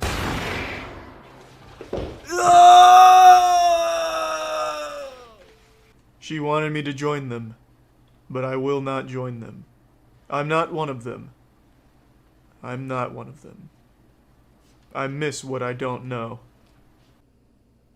I guess we won't see... Oh. Maybe we will. So it was the aliens the whole time, huh? I knew it. It's Neil Breen's true form. That's what happens when he takes off the mask. Even as a humanoid, I can't give up my feelings for Alana. Regrettably. The video said 1 hour and 28 minutes, but this shit's been going for like 5. It's Neil's world! We're just artificially living in it. You see, Neil Breen is a special kind of talent. A literal once-in-a-millennia talent. God, I love his fucking work so much. Did you ever talk to someone about building you a black box to have you play every single console? Yep, Nick's on it. The guy who made our CSGO, fucking hydraulic chair. Does he know that the Wii can play GameCube games? It's also easier to trim the motherboard for it as you can get it smaller. Yeah, we were going over it. I told him that, like, there's plenty of efficient ways to do it, but I want it to be, like, absurdly over the top. So we are actually going to make it look like the Hit It Joe doohickey. That's the idea. Bang! Hit it, Joe! So imagine this, but it's got like a whole bunch of like wires and places for cartridges and games to go in. I really like the idea of just having something super outlandish for it. So that'll basically be our black box that'll play every game ever made. Just plug my shit in, get to use my physical game collection. Now, just to temper expectations, it's not going to be every game console ever. It's going to be the ones I actually have the physical media for, so there's not going to be the Zeebo, there's not going to be the Pippin. Gonna be my physical media collection. If it doesn't have the Ouya, what's even the point? And fuck that. I want to actually use it. When would I ever play anything from the Ouya? Like, conceptually, that's fun, and maybe we'll do, like, a spin-off where it's only every shitty thing, every shitty console ever made. But for, like, my actual core black box gaming doodad, I don't need them there. Don't want them there. Will it not have the Magnavox Odyssey 2? Are you even a real gamer? What the fuck is the Magnavox Odyssey 2? Now we're just making up things. Like the Game Sphere. Computer Golf. Part of the all-new computer video game Odyssey 2 from Magnavox. Lots of multi-game cartridges. Sports games, football. You've never seen... Damn, that's so lifelike. Educational games, Mathemagic, games of chance, blackjack, and much, much more. Odyssey 2, another advancement from Magnavox. That's pretty cool. Doesn't Magnavox just sell DVD players now? Ain't no way Magnavox is still around. That sounds way too old. The dark story behind America's forgotten electronics giant. How is it a dark story? What happened? Inside Magnavox factory, how Fort Wayne, Indiana amplified America, then fell silent. All the employees got trapped in the games. Fuck. This is, oh my, I can't believe this title's actually worked on me, and now I'm so curious what the fucking dark story could possibly be behind Magnavox. I'll give it 45 seconds to sell me on it. A machine built by two men most people today have never heard of. That machine would eventually become the backbone of one of the most powerful electronics companies America had ever seen. That's cool. A company that put a television in your living room. Oh, wait, what the fuck? I have one of these. I actually just got one of these. It's not Magnavox, but if they were like the progenitors of it, that's very cool. Wow, were they actually like the first to do it? Comes from the Latin word. Are you LARPing as a 20s gangster? Why do you have that? It was actually a gift. My parents got it. They got it for me. They thought it'd be cool. And it is cool. It's one of the refurbished ones, so it's not an original. So they also upgraded the components, so it still does like record playing, but it also has Bluetooth. But it's cool. I think I really like it. So far, there's nothing dark about this story. This is a really cool looking thing here. That just looks like some fucking Bronze Age tech. I love that like retro feel of these type of gizmos. Yeah, it's cool. So far, there's again nothing dark about this story. It's just kind of like the history of Magnavox. Maybe there's some kind of like corporate espionage and fucking murder. Who knows, but so far it's just kind of like the interesting story of Magnavox. Oh yeah, you gotta have the Mattel Hyperscan at least. Is that the one where you'd scan the barcodes and it was little monsters? You do scan cards, but it's like for upgrades. We got a weird one this time. It doesn't sit very flat on my desk. The AV cable cannot be removed. Connectors cost money, you know. The controller ports use the same connector as an old PC mouse. They've tried to stop you plugging other stuff in by having a flat edge on the connector, but this mouse has got a slim plug on it, so it's just not going to work though. So what is this strange piece of, which way up does it even go? This is a Mattel Hyperscan. Wow, that's a noise. Yeah, alright. Oh, we were loading the loading screen. I was about to say, that loading time wasn't too long. Never mind. Wow, I like that pop at the beginning of the sound.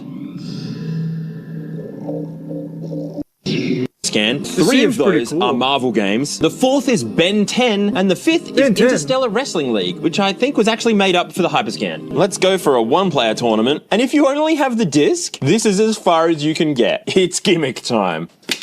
Cards. The reason why this is called Hyperscan is because you have to scan cards to play the games. When you bought a game for this system, it came with a few game cards so that you could play the game just. But if you wanted more functionality out of the games, you had to buy booster packs of cards. Oh my god, they were ahead of the curve. If they did this today, TikTok would be going ballistic. Scalpers would be flocking. Oh, Mattel was just a little too early. They were a tad too early. Oh, fuck. They just needed to keep it on ice for a little bit longer. That is the easiest capitalization off the gotcha brain that we have today. Nintendo kind of stole the idea with amiibos. I guess to a certain extent, yeah. Except you literally can't play the game without the cards here, so this is even more egregious and even better for Mattel had they done it in this era where everyone goes ballistic for gotcha and cards. Packs of cards. Mattel knew that trading cards were popular, and they were hoping that if they added trading cards and video games together, they'd make all the billions of dollars. So when you buy a Hyperscan, you get X-Men, and you get 6 cards. 2 characters, 3 attack modifications, and whatever a strength room is. What a strange looking dude. So Mattel was trying to implement a pay-to-play model before keeping your console online all the time was a thing. So which character do we want? Do we want Wolverine, or I've never heard of Lady Deathstrike? Too early. Let's go with I've never heard of Lady Deathstrike. Is it reading it? Oh, nice. It came up. Before I got one of these, I saw online that it was really impossible to actually scan your cards and it only worked 1 in every bajillion times. I figured that that person's Hyperscan was just a bit junk, and if I got my own, it probably wasn't going to be like that. Turns out they're all like that. Player 1 Scanner Mod. Well, these 2 cards seem to be exactly the same, except one has Wolverine and one has I've never heard of Lady Deathstrike. I wonder if I use the Wolverine one on I've never heard of Lady Deathstrike. Oh, they're exactly the same card. You can scan more than one mod card. Oh, they weren't the same. One of them was better. What's the point in having the other one? Okay, now we got these loading times I heard about. This console stinks of using the cheapest of everything that they could manage to get the product onto the market. That's not bad. That's a decent load. That's like firing up Rainbow Six Siege every time. Ooh, what are the buttons? Oh, I got a block. That's not where I wanted to block. Oh, I'm not very good at fighters, but even with that, I feel pretty cool. 2006, by the way. That was 2006, huh? For reference, Gears of War was already out. That's pretty cool. They cooked. They fucking cooked. Should play this on stream. Someone in chat saying there's an emulator, so maybe... Who the fuck built a Hyperscan emulator? There's always someone that's willing to make that kind of stuff, even for the most unloved, forgotten things. Might not be the case. I think the age of the inventor has already ended. I could not disagree more. Actually could not disagree more. It is... I think we are currently in the Renaissance. Thanks to things like TikTok, people can fucking hawk anything. But if you're talking about like quality inventions, maybe I'll give you that. Hey, don't mean to interrupt, but your significant other asked me to give you a message. It's that you need to improve your hygiene, and really the only way to do that optimally is by going to usecheeky.com and getting some of our soap. The new gen Beyblade is pretty popular now, I believe. Beyblade is popular, man. There's a card shop I go to that has like a pretty strong Beyblade presence. I was so tempted to get some of the blades they had there, or some of the builds they had there. It seems really hype. Like legit, it seems like a lot of fun. We're jumping into the final match after winning the coin flip. I don't think Beyblades are like super collectible. You usually just go for like optimized builds or rogue builds, meta. But maybe there is a collecting element to it. I'm not super sure. And yeah, we got about, I'd say, we're approaching about 30 degrees with Faradin's launch here. Can you choose any launch angle? Hover got quite a few nice attacks. They pulled out a brand new stadium. He fucking split him in half. Yeah, Beyblade's alive and well. That's the point I'm making. that was the point I was making. It's got a pretty healthy scene. It seems fun, man. It actually seems pretty fun. Confused on how this works, wouldn't this all just be RNG since I would assume all builds have been min-maxed? Yeah, so after you're done with your builds, it does come down to a large chunk of RNG from what I understand, but you can do certain things to influence it and certain things change it based on like the stadium and stuff. So like launch angle, how we mentioned approaching 30 degrees, I imagine that plays a pretty big role. You need to choose like the optimized launch angle for your build. Like there's probably like some very small things in there that have a huge impact on it, but for the most part I think there's going to be a lot of RNG just by design. That would make the entry point to the pro scene pretty low. You should try and win a tournament and make a super serious documentary. I pitched that idea, not about Beyblade in particular, but just making documentaries on like the really small tournaments and stuff as if they're a huge deal. Like what we did with League when we won the Demacia Cup. I really like doing that kind of stuff. Please play the Dragon Ball TCG. I was looking at that. Is this a fun card game? They have two different versions. They have Fusion World, and then they have just like the general one, and I couldn't quite figure out why. Because it's fundamentally the same game. It's just Fusion World is simplified. And when I was trying to look at gameplay, it's only this shit of people treating it like investments, which is so unbelievably cringe. So is the game itself actually fun? How is it fun when you can't buy them? I didn't know that they were hard to find. But I guess that about checks out, considering everything that comes up is only about like the financial investments of Dragon Ball cards. It's so gross. It's so gross. It's so gross. It's just, oh my god, ugh. Everything is just investments with cards. Fuck me. I can't wait for it to crash. I just can't wait. It cannot come soon enough, bro. Holy. How long can this shit go on for? I have no idea. I don't know. Mostly get cards to play, but I did get an Alpha Soul Ring because it's cool as fuck. It is cool as fuck.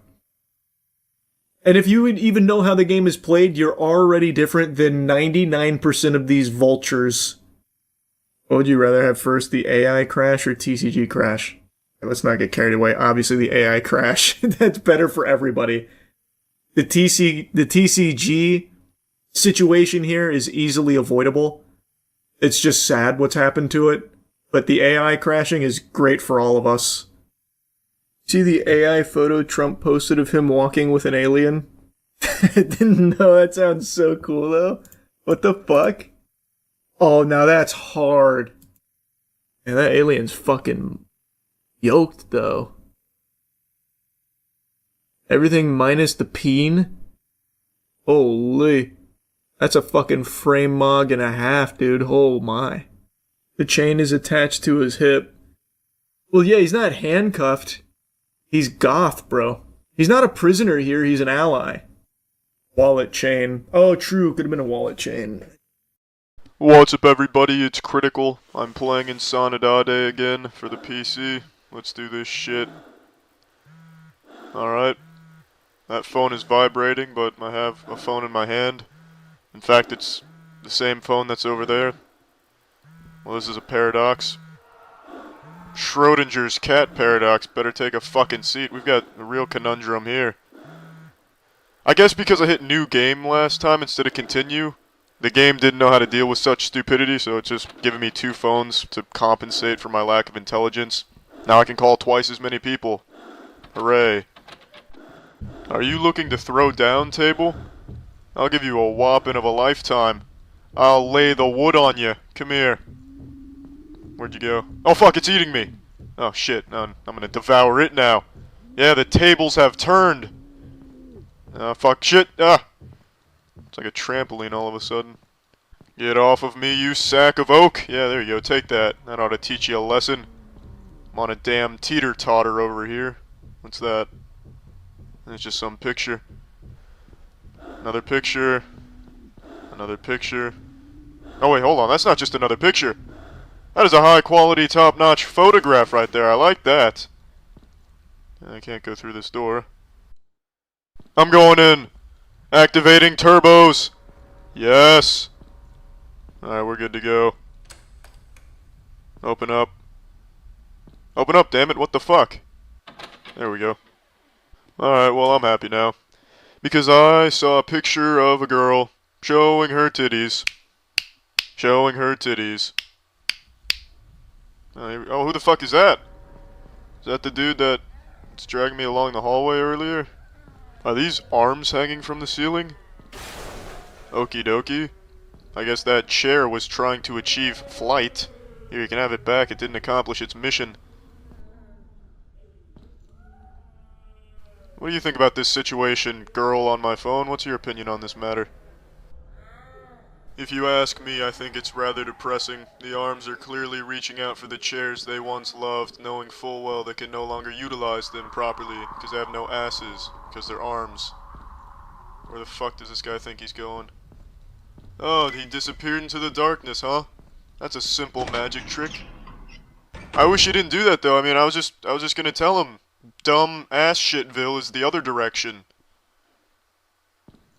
Where are we now? What is this? Another long-ass hallway, alright. Any open doors here? A lot of screaming, but all doors are closed, it seems. It's good to see you again. Let me get by you here real quick. Alright, well, I appreciate that. I wouldn't really call her much of a people person, but I'm not giving up on her. Because even the spikiest cactus can hold the sweetest milk. I know deep down, she's probably a very friendly woman. But I'm not going to interact with her in the slightest. I'm just going to run right by her. I'm too fast for you. Alright, this Left 4 Dead witch is being a real asshole right now. I don't think it's possible to elude her. I think I just have to avoid her, perhaps. I don't know. Fool me once, shame on me. Fool me twice. Put my nipples on some really cold ice. Oh, she's coming towards me. What am I supposed to do then? I can't dodge her. Oh, well. I guess she's not very determined. Because, she gave up pretty damn quickly. She needs some better resolve, I would say.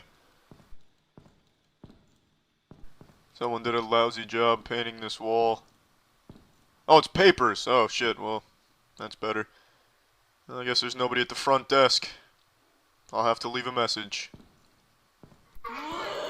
Salutations once again, my friend. Alright. Good conversation. What is this thing under the mist? Looks like a slim fencer. Oh, what the fuck is this shit? It's an ambush. That is one patient person. I've got it this time. This is the one right here. This is the one. Jet Li's the one. Is the name of a Jet Li movie. Oh, fuck. That was close. Got a little too close. Got a little too close there. Didn't take any damage, though, so it's not a problem. There we go. There we go. Alright. Oh, shit. Fuck. Alright. Alright, it's fine. Still got it. I got plenty of health. Well, if you wanted to look into the asshole of a bull, you wouldn't find any shit there. Because all the bullshit's right here. There's no way I was too close to that medieval knight. I was at least a football field away. Damn it. Alright, he didn't hit me. That's good. I don't understand why he keeps turning around, though. That's as far away from him as I can possibly be. Just doesn't make any sense. Let's try going behind this one, though.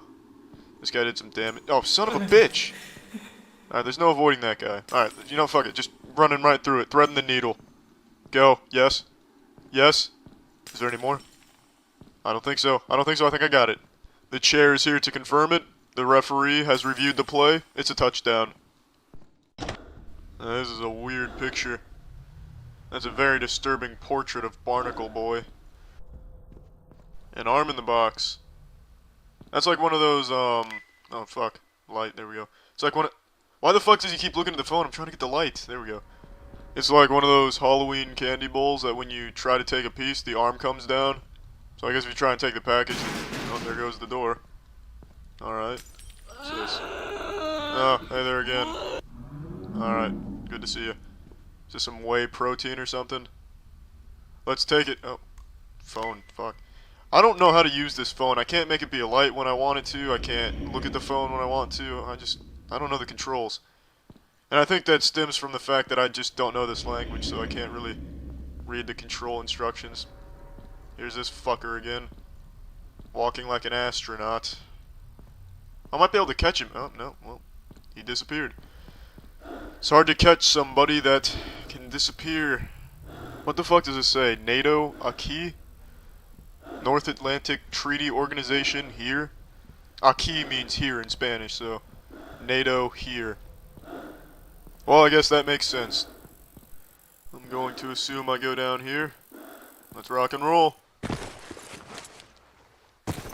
Alright. Is that what I was supposed to do? Oh, looks like it. There we go. Alright, well, this is a good stopping point. Alright, well, I'm done playing this.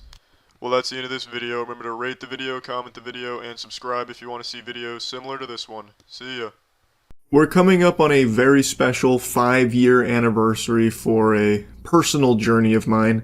If it was alcoholism, I'd be getting a chip for this achievement right now, but I'm receiving a very different kind of gift for it. First, I need to ask, though, what have you done for 5 years straight with unwavering discipline and gusto? Mewing? Maybe? Yeah, and what do you have to show for it, tough guy? You still got that soft chin. What about jelking? You a big jelker? Spent the last 5 years in the laboratory desperately trying to put a few inches on that pathetic little meat of yours? Well, what if I told you that 5 years could have been better spent doing what I was doing? Watching One Piece, from start to current. Over 1,100 episodes. Please, hold your applause, I'm no hero. I just did what I thought needed to be done to finally stop getting bombarded with the question of why I didn't like One Piece. I started this journey 5 years ago, which feels like the blink of an eye now in the grand scheme of my One Piece journey, because I had tried numerous times to get into it and just never fell in love with it. But every time I would stream, I'd always be getting the question about, what's wrong with you, Charles? You gotta screw loose to not like One Piece. So I started it out of spite. And I gotta tell you, sports fans, the first year or so of that journey, for the first, 200 to 300 episodes, were brutal. Trying to stay awake watching those arcs was a more difficult boss battle than trying to kick a heroin addiction. It was tough. But I pushed through, I persisted, and I've been giving you steady updates once a year since, because after about 300 episodes, I did fall in love with One Piece. Experts may call it Stockholm Syndrome. I call it just objective improvements in the show itself. And I understand in the manga, everyone always says this, the pacing for the earlier arcs is just significantly better in the manga as opposed to the anime. And I imagine they're probably right, but I'd committed to watching the show. And I think once we start getting into Water 7 territory, the show really hits its stride, and it maintains that. The show does get a drastic improvement not only in animation, but in pacing, and I genuinely think everything in it starts to elevate. So I'm extremely happy I did push through and catch up with the show, because it is extraordinary. So now that I'm caught up, I'm just going to give you all of my thoughts, kind of as a all-encompassing debriefing, because like I said, I've been giving you yearly-ish updates on my One Piece progress. But I just want to put a nice little bow on all my thoughts on One Piece as a whole, and I guess I'll get into the nitty-gritty here, the spaghetti and meatballs of Egghead specifically, since that's obviously the most recent arc. But anyway, overall, I love One Piece, like I said.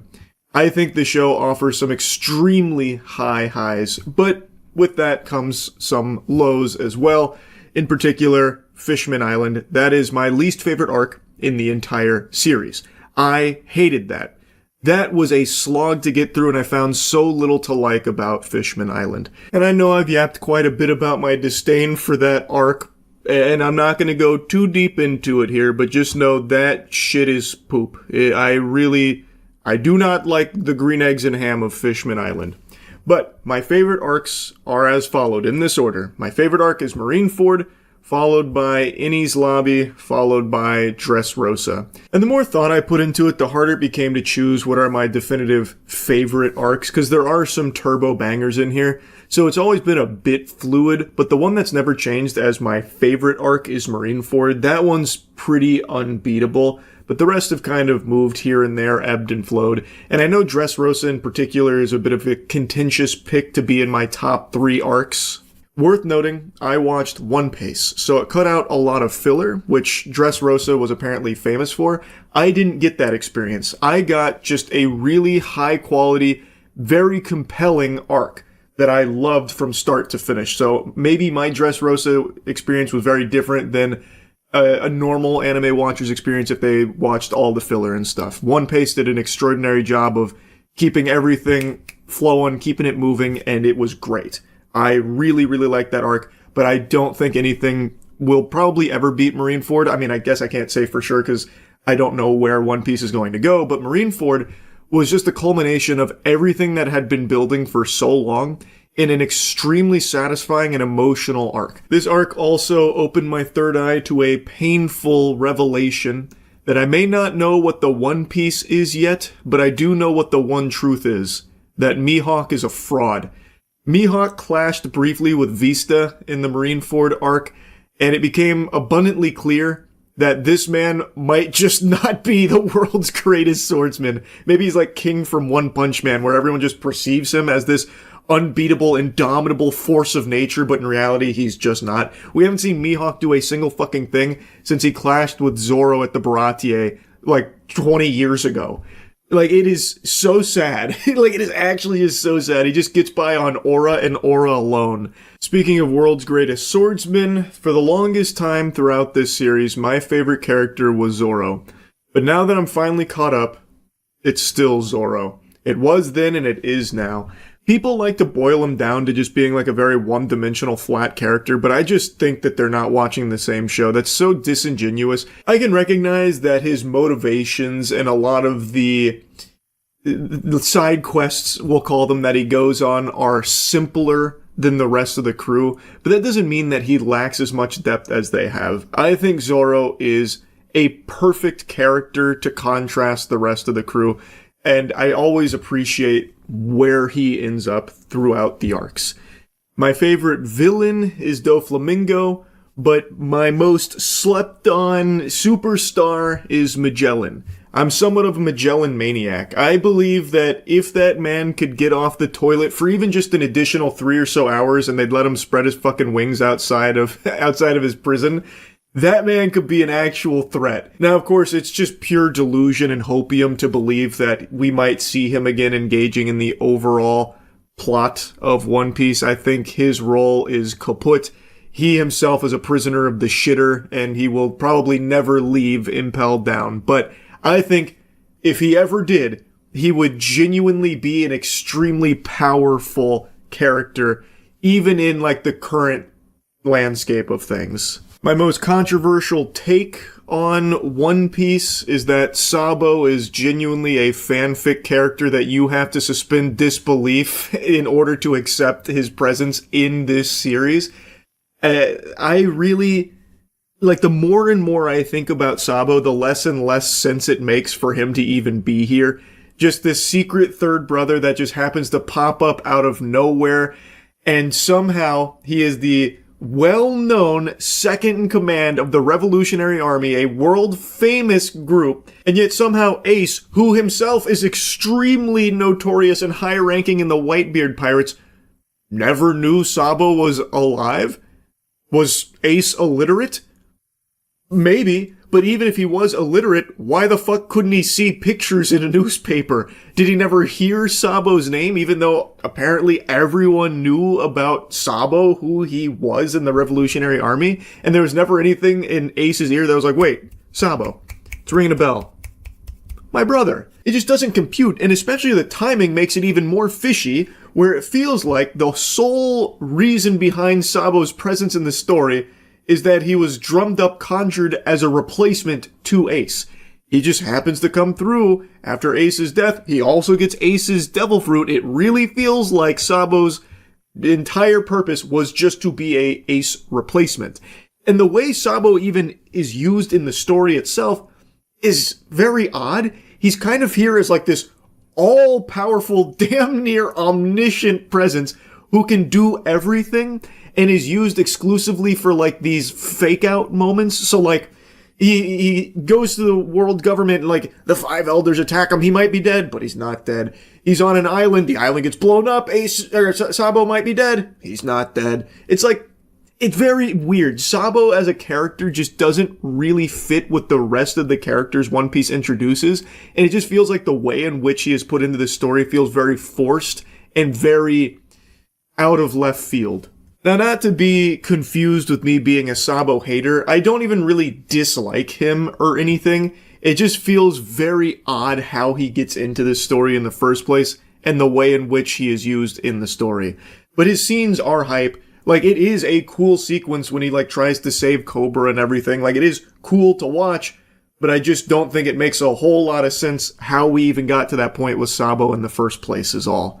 But still are cool sequences with Sabo, and I do think that he is an interesting character. Anyway, though, let's now dive into Egghead. So when I was first watching Egghead, I was a pretty vocal Scrooge on it. I didn't really love the first half of the Egghead arc. The second half, however, significantly better and much more invested. I think the second half of Egghead has been really, really, really good. First half, bit of a snoozer, but I do think it was necessary to eat your vegetables first here in this case because it does help lay the foundation and build the stakes for what comes in the second half. But yeah, I really was not liking the first half of Egghead. I really didn't like the Seraphim, by the way. I didn't think that they were a strong addition to the One Piece story. Vegapunk, love Vegapunk. I love everything with Stella. I think that is so good, and I really think I can't remember if I've been doing spoilers when going through my One Piece journey. I think for the most part I have been, because a lot of the arcs that I've been covering are like fucking 15 years old. But I don't know if I should do spoilers for Egghead since it's still fresh. I'll try and I'm gonna have to get into spoilers. There's no way I can talk about some of the things I didn't like about it without getting into spoilers. Let's start with the things that I really liked. Kuma's backstory. My oh my, did they hit a grand slam with Kuma's backstory. That is probably the peak flashback. I don't want to use the word arc because it's not a flashback arc, but peak emotional character backstory so far in the show. I thought they really crushed Kuma's story. It is tragic from top to bottom, and his whole existence in the show is just agony.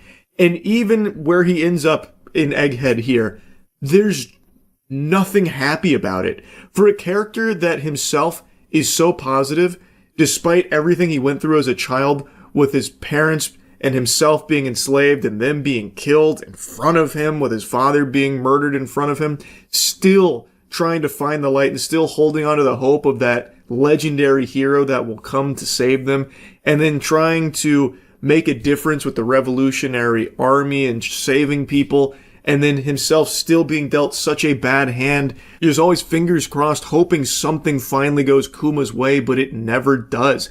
Even when he's raising Bonnie, she's gonna die if he doesn't give over his humanity to the world government, to Vegapunk, to turn into this soulless killing machine, basically. The Pacifista program, all based around him, a weapon for the government.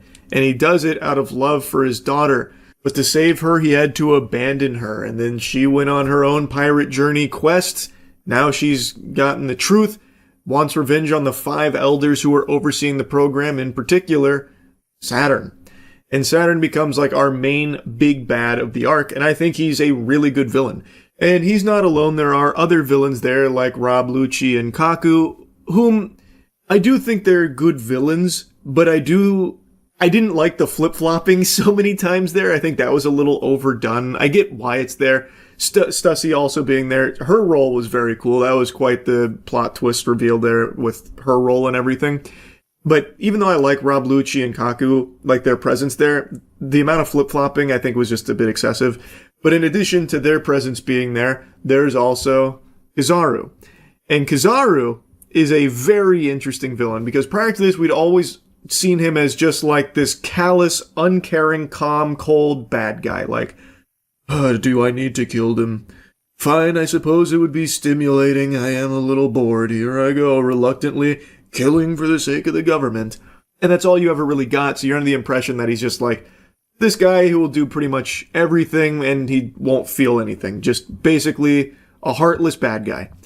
Well, here we get a lot more fleshing out, a lot more backstory, and it turns out he is actually somewhat intertwined deeply with Bonnie, Kuma, Vegapunk. So when he is tasked by Saturn to kill Vegapunk and Bonnie, he really doesn't want to. You can start to see emotion in this character. When he does ultimately kill Vegapunk, he is anything but happy. And it feels like there's almost this sense of relief when Luffy is able to actually overpower him. And he makes like the treasonous decision to feed Luffy when Luffy was, out of energy, out of power, so that we can continue to fight against Saint Saturn. So we got a lot more out of him, and I thought it was really interesting, and I'm so curious to see what his motivations are. What does he want? What is his goal? What is he doing? It's so good the way a lot of these things were built up and how they were executed here so far in Egghead. This is also the arc in which we get the most exposition on the Void Century and filling in the blanks for everything that's been happening that has been a mystery to this point, like with the poneglyphs, Joy Boy. Vegapunk gives a final message to the entire world, revealing so much information, much to the chagrin of the Five Elders, whom show up at Egghead to try and put the kibosh on the broadcast and shut everything down because they can't have these secrets getting out about what's happened in the past.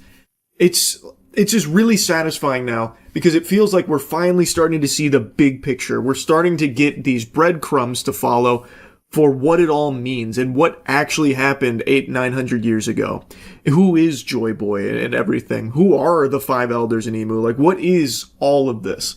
It's so, it's hard to not wait on bated breath for the next episode and the next big reveal. Oh, also, one of my earlier complaints with this show, the whole series, is that there was always this hesitation to kill someone, even if their role in it had been finished, their whole arc. Arlong or someone. Pretty much a villain who served their purpose that I don't think we'll ever see again. The show still had a tendency to just, knock them out and move on. They fainted, and that's it. Never to be seen again.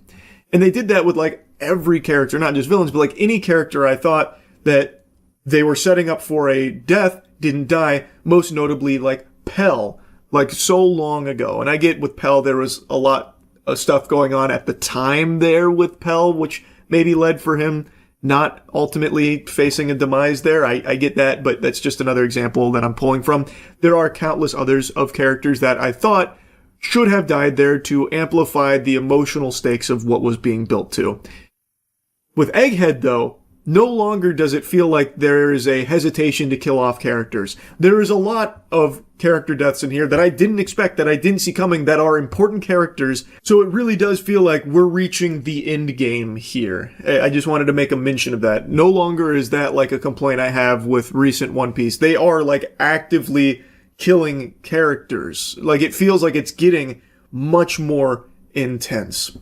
Now, one of my biggest complaints so far about Egghead, though, and it's not even in the first half, it actually is in the second half, bringing all five elders here, I think just kind of made them seem weaker than they are.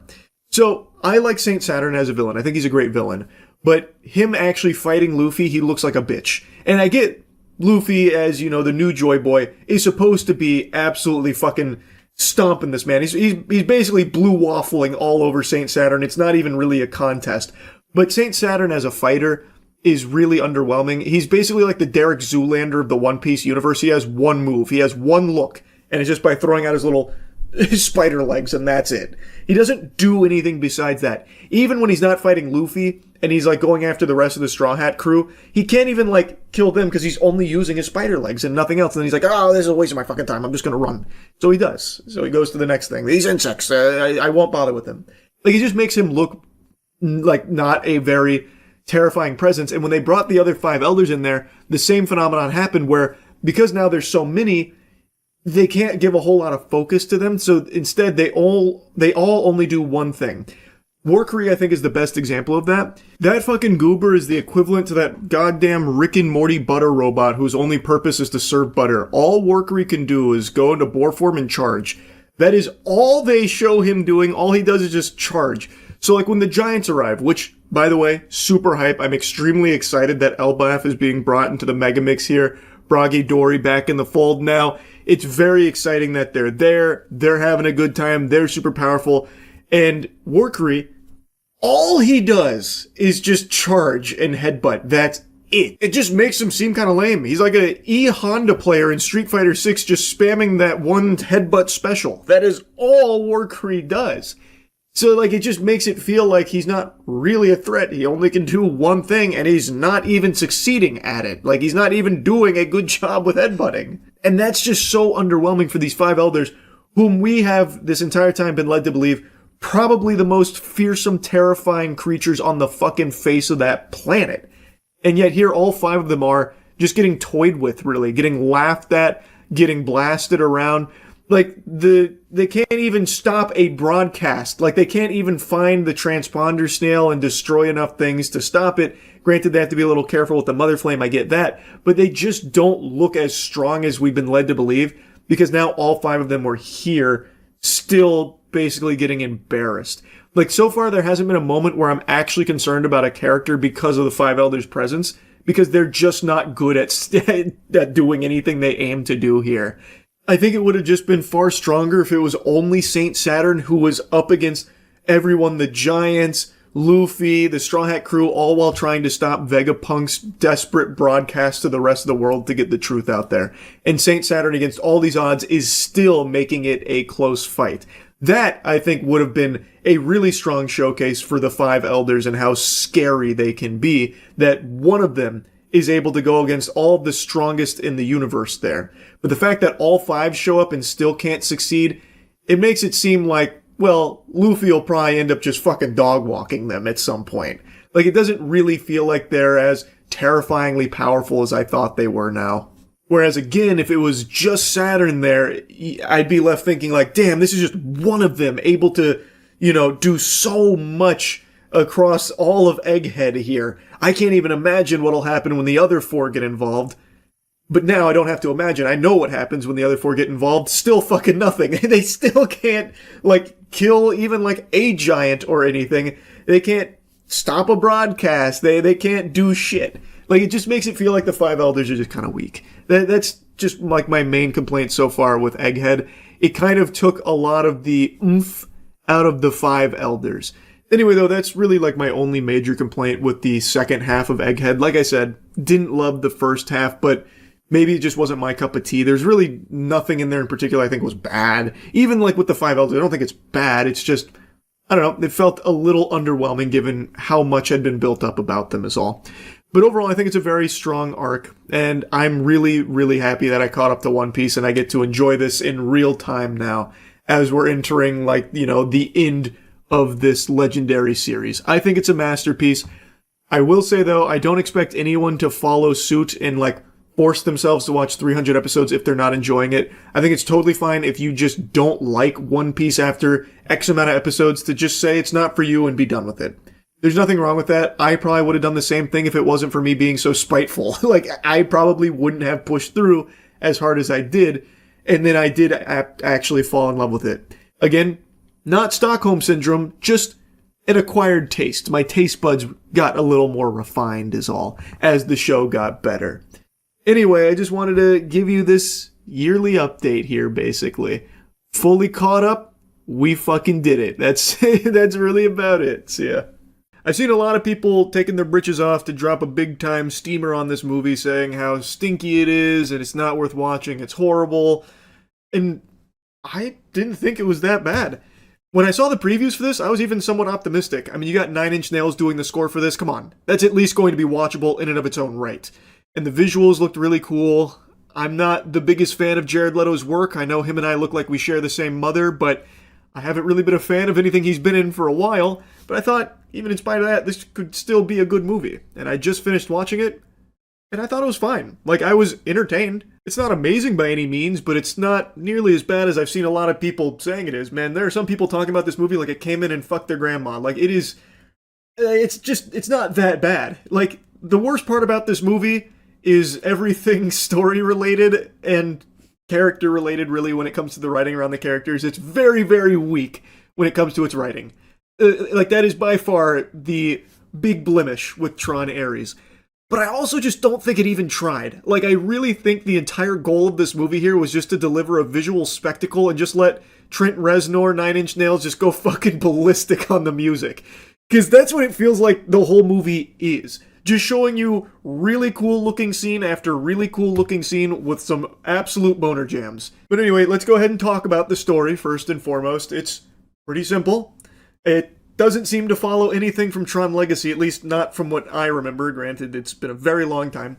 But you have Dillinger, that's the bad company, and you have Incom, that's the good corporation. That's the one we pump our fist for. And these two companies are battling to try and find the permanence code, which will allow their basically 3D printed doodads and everything else to exist past 29 minutes. They have these lasers that can basically just create matter, anything they want, but it can only last 29 minutes before it times out and just fucking like vaporizes itself. And the permanence code will solve that issue. Dillinger wants to get its grubby paws on the permanence code so that way it can fart out weapons and evil stuff. And Incom, headed by Eve, wants to get their hands on the permanence code so they can change the world and basically eradicate disease and hunger and everything, since they can print everything you could ever imagine endlessly. Our main character is Jared Leto, Ares. He is the basically cybersecurity hall monitor superstar of the Dillinger grid. He is an AI program in charge of basically carrying out all of Dillinger's nefarious directives without question. A soldier for him. Dillinger's Umbrella Corp here, they're the bad guys. And Ares, he starts to become, like, empathetic. Like, he starts to feel things, and he is tasked with stopping the lead of Incom, her name is Eve, who has found the permanence code. And in doing so, he decides, you know what, I'm going to defy my orders because I want to live. I'm tired of being a program that dies after 29 minutes every time I get, snapped into the real world here. I want to experience life. He becomes very curious. He develops a soul. It's nothing you haven't seen before when it comes to its writing, and it is definitely the weakest part of this movie. There's not a ton of depth to any of the characters. They're not like overly fleshed out or anything. It's very simple. But I think it's effective enough to get you from set piece to set piece. So like, they have the technology to digitize you. So Eve, she gets cornered by Ares and Athena, who is the other cybersecurity superstar of Dillinger. And then she gets fucking minted on the blockchain because they have a laser that can reverse particle, Higgs boson, big ball buster, and zap you into the grid. So they mint her on the blockchain, turn her into an NFT. That way they can extract the permanence code from her, killing her in the process. And Ares, this is his chance. She knows the permanence code, so he's going to save her, defying all of his orders, so that way she can help him survive past 29 minutes in the real world so he gets to experience life. He wants to funge the non-fungible. And in doing so, you get to see the grid, which is very cool looking, and you get to see some action in the real world using these 3D printed, light cycles and the programs. It's cool visually. It's just the writing is really wimpy. It's not well written, and I don't think you're going to see a lot of glaze for that. I imagine most people are going to say the same thing about this film, that it looks really cool and it sounds really cool, and that's it. And they're right, that is it. But that's a big bulk of the movie. It put all of its eggs in that basket. There's not a whole lot else outside of those two things anyway. So while the writing is weak, and while there is definitely some cringe scenes here, I don't think it ruined my enjoyment of just a simple popcorn flick where I'm watching, extreme lights blow up and shit and video game sound effects with a really great Nine Inch Nails track playing. So yeah, it definitely has its flaws. I really think that pretty much everything it set up with the characters was a miss. I just don't see many people going into this film being like, wow, that villain was so deep and complex. He is literally just one note. That's it. And I've seen that criticism about him as well, and it's true. He doesn't. That's all he is. He's just I must get permanence code to do bad stuff for money. He even point blank says, $1 trillion I will make with blood money, Ares, and it's your job to help me do it. That kind of thing. It's very hammered home. It's not a good villain, and our main character is fine, but not super deep either.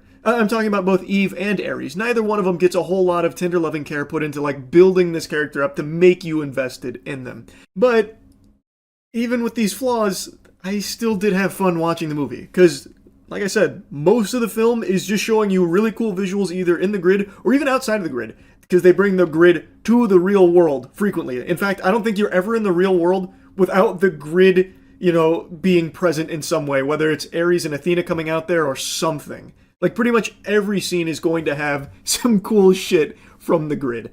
And the music is just so good. So I had fun. It's not great. It's not an amazing movie, but I think it was still an entertaining one. That's really about it. See ya. What's up, everybody? It's Critical. I'm playing Largo Winch for the PlayStation. Let's do this shit. Oh, fuck. The Earth is being engulfed in a supernova. W9 News. Bringing you first-hand coverage. That is Daphne from Scooby-Doo. You can't fool me. Oh shit. Looks like we have a video feed from somebody's asshole while it's being fed. This broadcast has been going on longer than the televisions existed. Oh, now they're entering Area 51. This is incredible. Another shocking development. It appears Largo and Tanya are being held hostage. Yeah, it certainly is a shocking development. Feels like my wiener was just zapped by a taser, due to how fucking shocking that shit was. The world's longest TV broadcast comes to an abrupt conclusion as I take control. I'm playing as Bill Nye, the science guy. Wow, look at that walk cycle. He's a smooth operator. Yeah, I'll get you out of here, Tanya. Just hang tight. What button do I press here? Oh shit! Fuck, I'm sorry about that. Just fucking socked her in the jaw.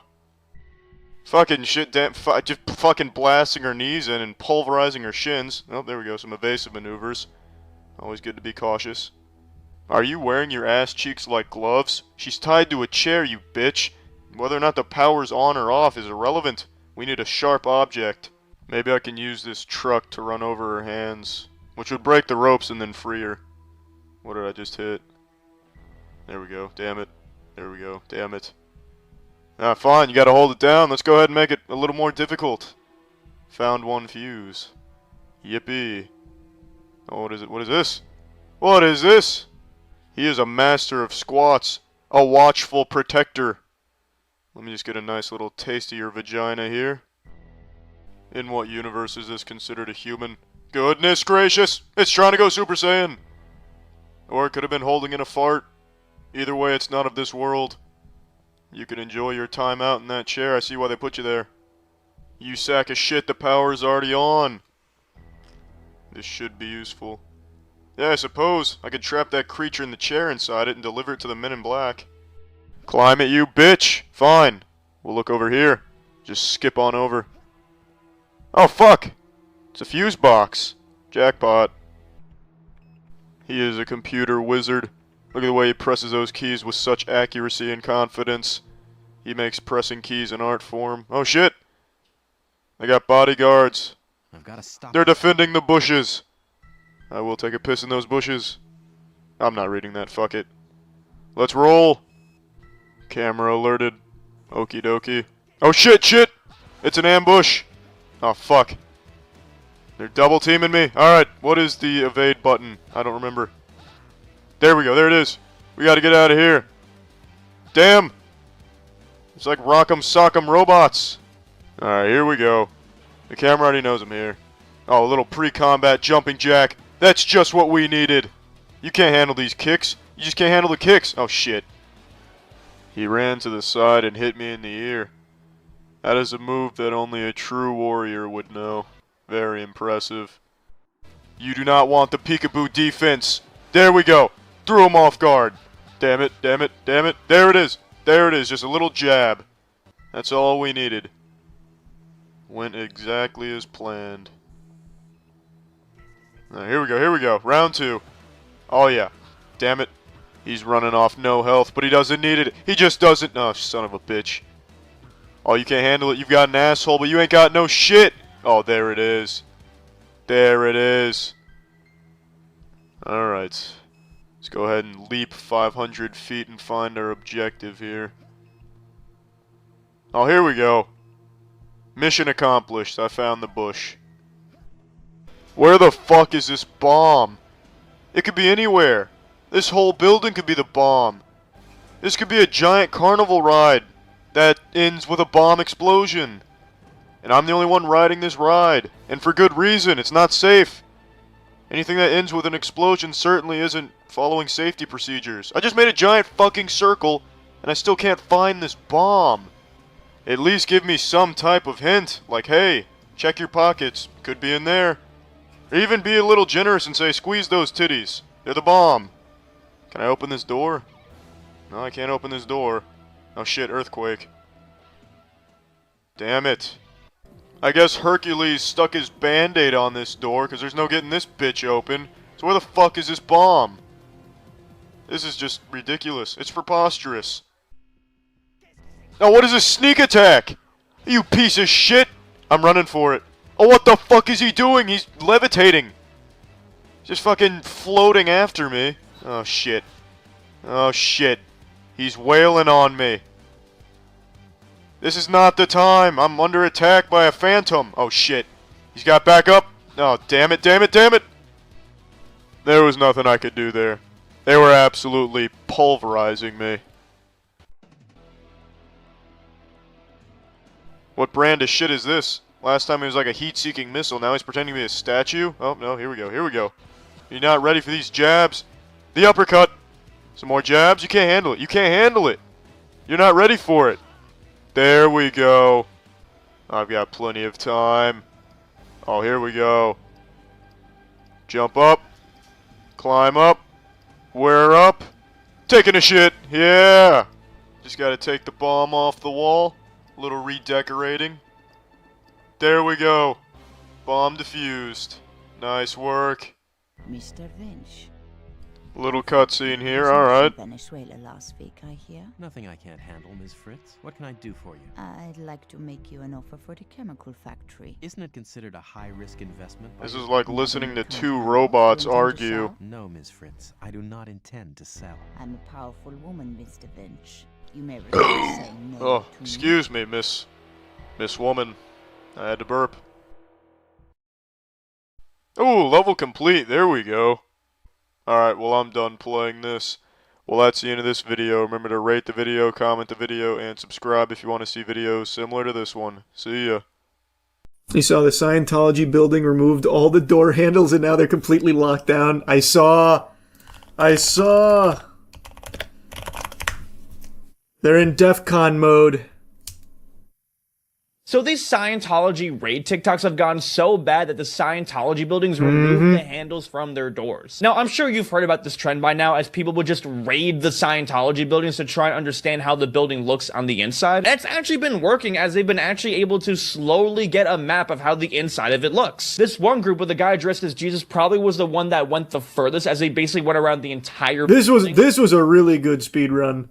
They did do, like, the entire thing. They didn't make it up to, like, Xenu level suites or anything, but they did have a good run. But now they have finally caught on to the trend and seem to be trying to stop it by any means necessary, even putting guards on the outside of the building. But honestly, I really hope this doesn't stop them, because I want to see this trend continue. So we all do.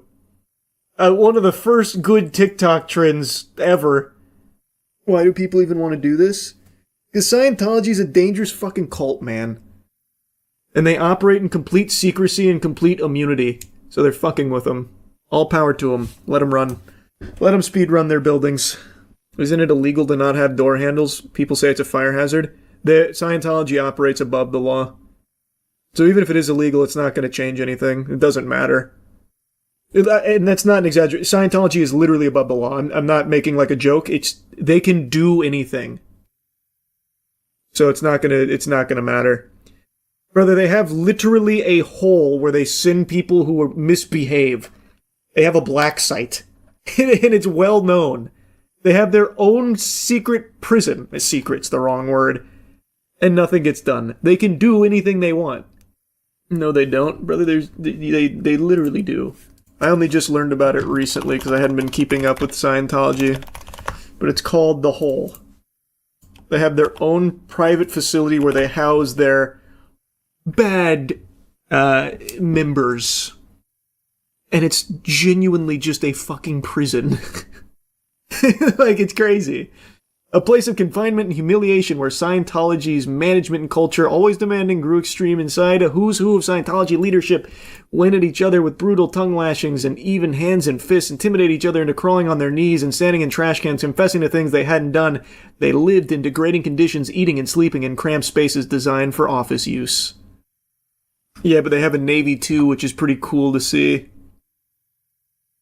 Is that true? I didn't bother researching that claim. I wouldn't be surprised. I bet they do have their own Navy. Yeah, the Sea Org. Yep. They do have their own Scientology Navy. It's a private Navy.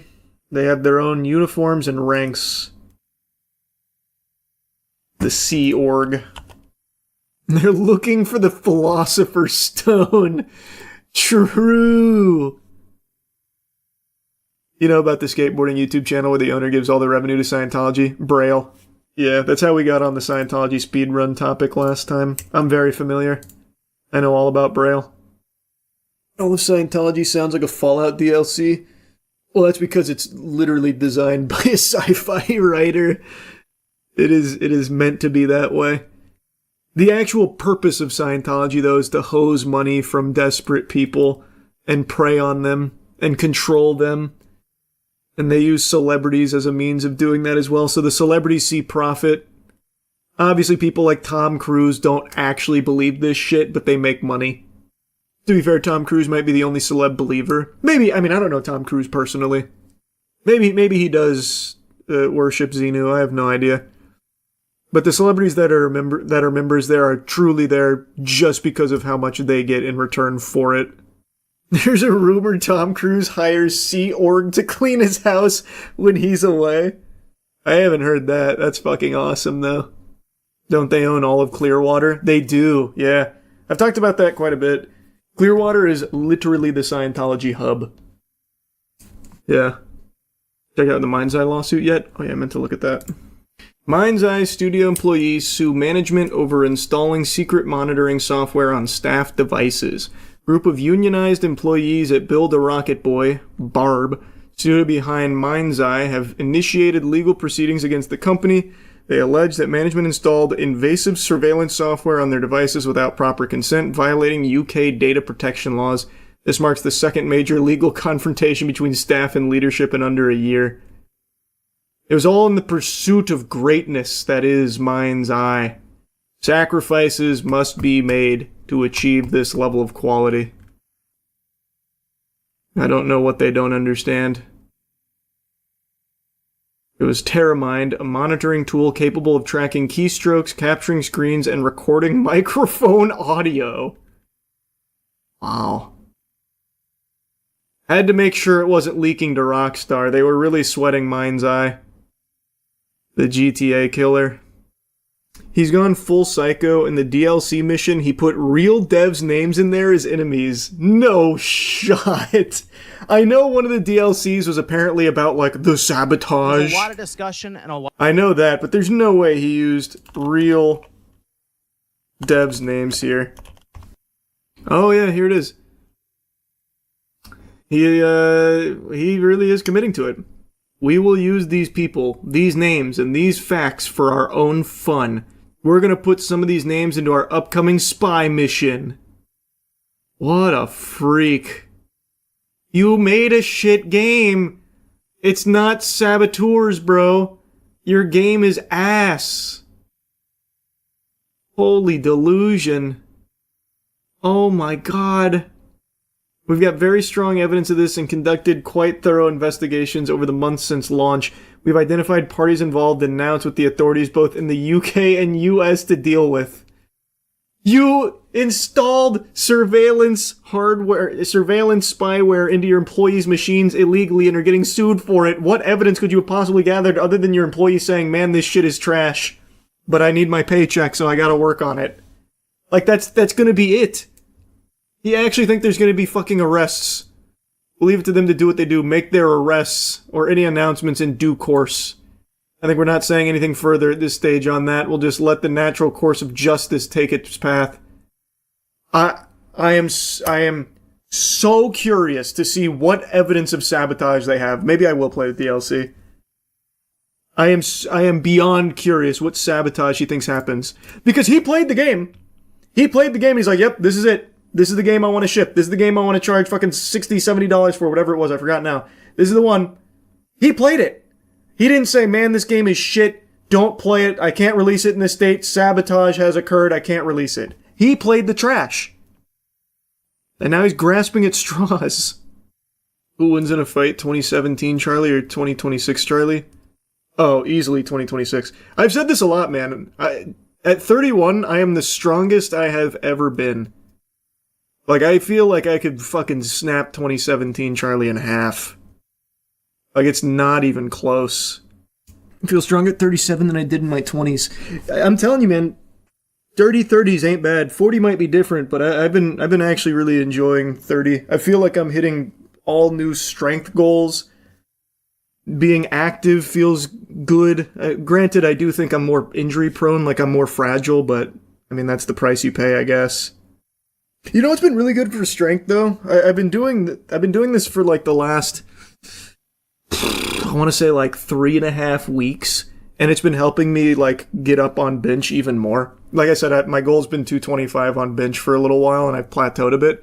But I started doing something called greasing the groove, which I know sounds like a sexual euphemism, but who here has heard of that?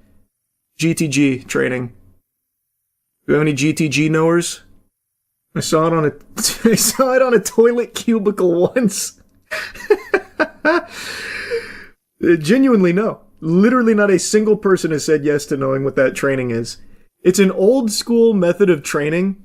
The methodology is you do sets you do sub-maximal reps for a lot of sets throughout a long period of time. So you take long breaks in between your sets. And you do sub-maximal, and you just do it a lot. And the idea is your brain makes a stronger neural connection and will be better at that specific lift over time, so you can start breaking through plateaus. So it's like a mix of high volume training and just like repeated on the same thing over the course of your days. And for me, it's worked really well on the bench. It's like a really old school training method. I think it's like Soviet era shit. Without changing weights? No, you gradually go up. You still have to progressively overload. But you do sub-maximal reps. You don't go to failure. You never go to failure. That's the point. That's the big change. You never go to failure, and you take huge rests in between your sets. And it's been working for me, so I've been really liking that. How long's the breaks? It truly is up to you, but usually like 15 minutes, 20 minutes, something like that. That's what I've been doing. Sometimes even more. 2-hour lift session. I don't even view it as just a session. So what I'll do is I'll do one of the sets, then I'll come up here, play around a siege or something, like today, Master Duel, finish up a duel or two, go back down, hit another, come back up. So I don't even view it as just like a session. But I have a bench in my house, so it makes it a little easier. But if you're actually going to a gym for your lift, it makes it really fucking long. That'd be a long time in the gym. You do any cardio or legs? I haven't done cardio in a little while outside of just like basketball. But that hasn't been super frequent. I was running on the treadmill for a while, but I kind of petered out on that. But I train legs. I was doing squats for a little while, but I just really don't like doing squats. I want to get into hack squats. But I don't want to go to the gym just to do hack squats. So instead, I've just been doing deadlifts here. And I've been doing deadlifts the same way I've been doing bench with the old GTG training. And it's been good. No crazy gains on my deadlift, but it's been steady. Are you sure you didn't invent that term? I swear to God, it's called greasing the groove. You can look it up. It's a very real thing. It's very old and it's not that popular. But yeah, if you just type in greasing the groove, grease the groove, you'll see it. Hit a trap bar. That's what I do my deadlifts with. I do a trap bar. I like trap bar deadlift more than just straight bar. And it's a fairly popular approach. No one calls it that. Yes, they do. They call it GTG training. It stands for grease the groove. What do you mean? It's not that popular though. But what do you mean? That is literally what it's. Did they change the name at some point? Did they rebrand? What do they call it then? They call it working out now. That makes sense. Yeah, no, that makes sense. You see the PlayStation 30-day license deal for digital games, you'll own nothing. I did see it. I did. Indeedy, I saw. I don't think Sony's officially said it yet, but yes, I saw the reports. This is something we actually need to fight back on. PT is going to be gone after 30 days for people who have it downloaded. I did not even think of that. You're 100% right. That means everyone, like me, who has PT is going to lose it after 30 days. What an interesting consequence that I didn't even think of. There's nothing good, by the way, with the 30-day DRM that they have, but that's a really unique one. No, they're not applying it retroactively. Oh! So it's only for games going forward now? So every game you buy going forward is going to have the 30-day DRM? I didn't read that. Not in the report I saw. Spawnwave Media has a video showing it's real. He tested it. Finally. Someone actually putting it to the test, because like I said, Sony hasn't officially made a statement on it or anything yet. But I'm assuming his testing confirmed it. I'll have to watch the whole thing later. It's that time again where I drop trousers and plant a stinky one on Burger King. It is unbelievable how often I make fun of this company. I believe they have some of the worst fast food in the world. Your money would be better spent buying rats to eat than their food. It is just absolutely terrible. But the thing that keeps me shooting spitballs at them is they are addicted to awful, awful decisions. They're like the Ubisoft of fast food. They're just incapable of even accidentally stumbling into a good decision for their business, at least in America. Every time I mention this and go on this rant on stream, there's always someone like clockwork that says, but Charles, that's only in the States. Internationally, Burger King is serving up some high-quality cuisine. You know, what's better than serving up smiles? It's like, okay, I guess I can't speak for the quality of Burger King outside of America, but every Burger King in America is a fucking hate crime when it comes to food. It's terrible. It's terrible. And now their most recent announcement is probably their stupidest one yet, that's an accomplishment. That is actually an achievement. I cannot believe Burger King found a way to get stupider, but they did it. That orb of confusion working overtime over there at the Burger King HQ. Good morning, Patty. Would you want an AI voice in your headset all day at work, built to assist you? Looks like the women's restroom needs cleaning. But also potentially listening in on your interactions with customers. Thank God, finally! An AI assistant that can jack into the headset of all Burger King employees to act like their fucking mother saying, hey, did you remember to clean the bathroom? Go lick the shitters clean, please. Burger King demands it. And then also monitoring your speech to ensure you are saying please and thank you enough times per day. Excellent. This is what everyone's been begging for. This is probably the most desperate attempt to ham-fist AI into a corporation to try and see any kind of like clawback on money, because I bet Burger King's already lost quite a bit investing in AI and somewhere in their pipeline, so they're like, okay, let's check for please and thank yous, and then anyone who's not, pinky up saying please and thank you to every customer will just fucking fire. And they're trying to frame this as a friendliness coach. My left butt cheek, a friendliness coach. All it's doing is reminding them to do chores and monitoring their speech. It's going to be used as a tool of fear, because if you don't say please and thank you enough, or go, shove your head in the toilet and give yourself a swirly when AI Patty at Burger King tells you to do so, you might lose your job. How is this coaching you in any way, shape, or form? This is outrageous. And also, believe it or not, Burger King's biggest issue isn't the lack of manners and friendliness. It's not because they're devoid of pleases and thank yous. That's not why people avoid Burger King like the plague. It's because they literally serve up the plague on a bun.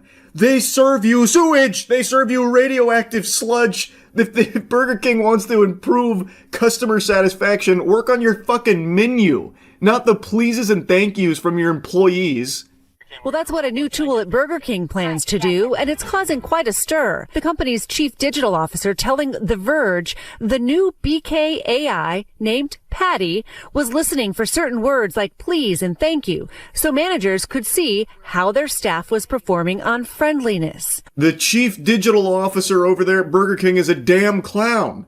Well, this is so fucking stupid. What in tarnation? Imagine everything goes wrong in your life and you unfortunately go to the Burger King drive-thru because every other fast food place is burnt down for some reason. So you're in the Burger King drive-thru and you're communicating with the worker and they just keep saying please over and over and over again. And you pull up to the window and you see sweat pouring down their face. You know, they're fucking panic in their eyes because they've got Patty in their headset threatening their life if there's not enough pleases in there. They're gonna stop their heart or something, like blow up their brain like it's Suicide Squad. You only said please 15 times during that interaction. I'm sorry, Doug. This is the end of the line. Their fucking head pops. Burger King providing NBC News with this video showing off the new tool. Is there anything that needs my immediate attention? The team's friendliness scores this morning were the highest this week. Yeah! New record for the friendliness score. We did it, Burger King employees. We're super friendly. Thank you, AI assistant Patty, for keeping everyone in line and coaching us on how to say please and thank you enough. We saved Burger King! The company telling us in a statement that the tool, listening for keywords, was used in limited pilot restaurants. This is anonymized data, so it is not tied back to an employee. Let me interrupt you there. No, it's not. You're full of shit. You're full of fucking dog shit, actually. There's no such thing as anonymized data in the current day and age. Everything you interact with, everything you use, and it's certainly every AI spy that they're jacking into your fucking headset is collecting data. No doubt in my mind. I don't even know why you're bothering to try and spin that baloney. Everyone knows that's not true, brother. What the fuck is even the point in trying to hide it? There's no punishments for it or anything anymore. Just say it with your whole chest. Everyone knows. It's despicable, but that's the state of the world right now. And it's really a coaching tool. It's about ensuring that we raise the hospitality for the overall restaurant. The company also saying, we believe hospitality is fundamentally human. Fundamentally human, you say? Why are you using AI to teach it then? Oh, this hospitality thing, fundamentally human, which is why we brought in Jarvis over here that can blow up your asshole if you don't say please enough to teach you how to be human. That makes a lot of sense there, Chief Digital Clown. Good work. You could call it the friendly wars in retail. The customer interaction matters. And for evidence of this, just take a look at the success of Chick-fil-A. A lot of people, when they talk about Chick-fil-A, don't actually talk about their chicken sandwiches. They talk about how the employees greet them. What world are you living in, Buster? When people talk about Chick-fil-A, they are often talking about the food. Them having to say, my pleasure, like fucking corporate drones, is not necessarily something people love about the experience. I don't know real human beings, like real non-bot people that go to Chick-fil-A and really feel like butterflies in their tummy and get tingly and excited when they say my pleasure when they get served by the Chick-fil-A employee. They are forced to say that. That makes it a non-genuine interaction. That makes it insincere. The reason Chick-fil-A is successful is not because they say my pleasure, it's because the food is very high quality compared to other options, like fucking Burger King, for example. This is ridiculous. And improving the friendliness score of Burger King isn't the secret ingredient here, the chemical X to save the business, man. There's only one spot worse on the planet for food than Burger King, and that's Long John Silver's. If you go to Long John Silver's and you try and eat the whole menu, you're basically committing suicide. So that is the lowest food can go, and Burger King is just barely above that. And no amount of friendliness is going to change people's want to be in Burger King. Long John Silver's could offer you a blowjob every time you walk through the doors, and people probably still wouldn't go if they also had to order food to receive it, because it's not worth it. It doesn't matter how friendly they are. Is it a nice thing if the employees are really friendly and customers feel like they had a joyful experience or whatever? Yeah, that's cool. Like Culver's, I've always mentioned. Culver's is my favorite fast food place. I think their food is extremely good. And I've only had a positive experience there. Like the first time I ever went to Culver's, the manager or whatever came up and apologized for the long wait for my fucking chicken tendies, even though it only been like 2 minutes. I didn't even realize I was waiting. Like I had placed the order and then I sat on my phone for like what felt like 10 seconds. The guy came over, was like, "Oh my God, I'm so sorry this took so long. Here's a little gift card for some custard and stuff. I'm super sorry for the wait. It's almost ready." I was like, "Brother, I didn't even realize I was waiting. It's no big deal, man." And like, he was super nice. And like every time I've been to Culver's, everyone's been great. But that's not the reason I keep going back. It's because the food is really good. That's just a nice little perk, I suppose. But the food is the reason why I keep going back to Culver's. And that's going to be the same song and dance across the board. And like, the difference is, when it feels organic, it's significantly better when it's forced by Burger King's AI patty that's jacked into their cerebral cortex, forcing them to say please and thank you out of fear for being fired. Like, if you're trying to create a positive atmosphere, it should probably start with the employees, I would say, more so than the customers. If the employees are happy and having fun, the friendliness score might just naturally boost because, well, maybe then it'll be a better environment that they'll want to interact more positively with customers as opposed to being forced under the corporate thumb to do so. It's so dumb. This whole idea of an AI assistant being used to coach employees on how to be friendly. It's outrageous, it's absurd, it's fucking gross. What a completely useless use of AI for the sake of having AI in Burger King. I cannot believe how dumb Burger King is, man. It blows my mind. So anyway, just wanted to insult them again for the millionth time because they keep doing absolute garbage like this. That's about it. See ya. Here's something I haven't done in a long, long time. A text thread. This puppy is something Matt sent me this morning and it's special. It is irresistible. I have to yap about it. A guy had been seeing a girl he matched with unhinged for like 2 weeks. They'd only hung out a couple of times, but he wasn't really enjoying her company all that much, and instead of just ghosting her and disappearing, decided to just rip the band-aid off and put in his 2 weeks notice, like, I'm resigning from this, we had some good times, but, we need to go our separate ways into the sunset here. And all hell broke loose. It was a pretty respectable message. Hey, I'm realizing we're not aligned in ways that matter to me. I'd rather be honest now than keep moving forward when I don't see it working out long term. Very concise, to the point, it's not rude, very simple. And man, that hit like the meteor to the dinosaurs here.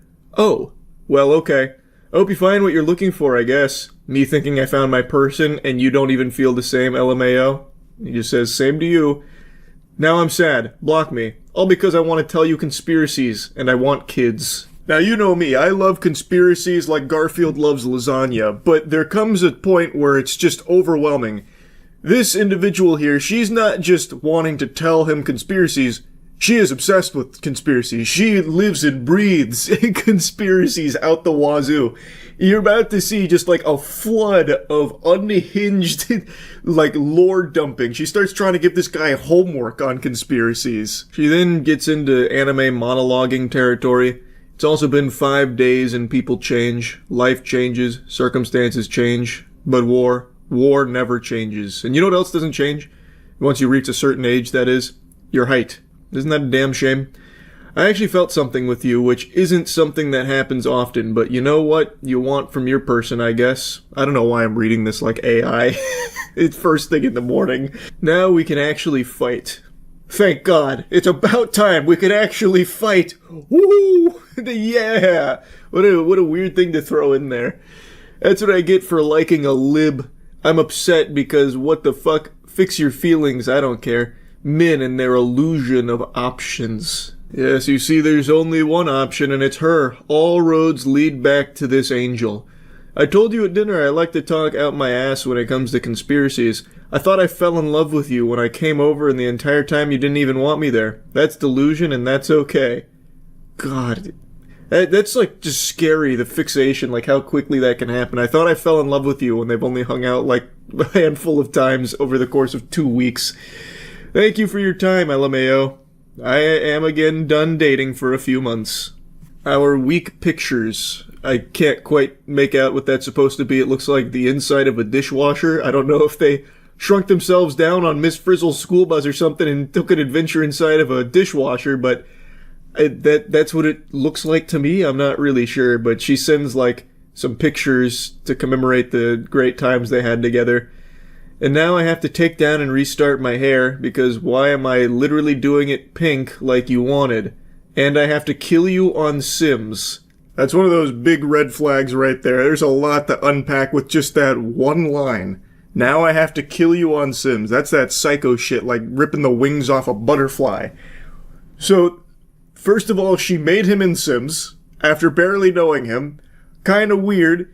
Really odd. I guess she was like planning their lives together through Sims to see if it's something that she, is ready to, get ripping and roaring on. And now that it's gone south, she's going to have to execute and murder him on The Sims. I imagine there will be torture involved too. Just a hunch. Just a hunch. A girl that actually likes you is too much, LMAO. Anyways, I'll see you Saturday.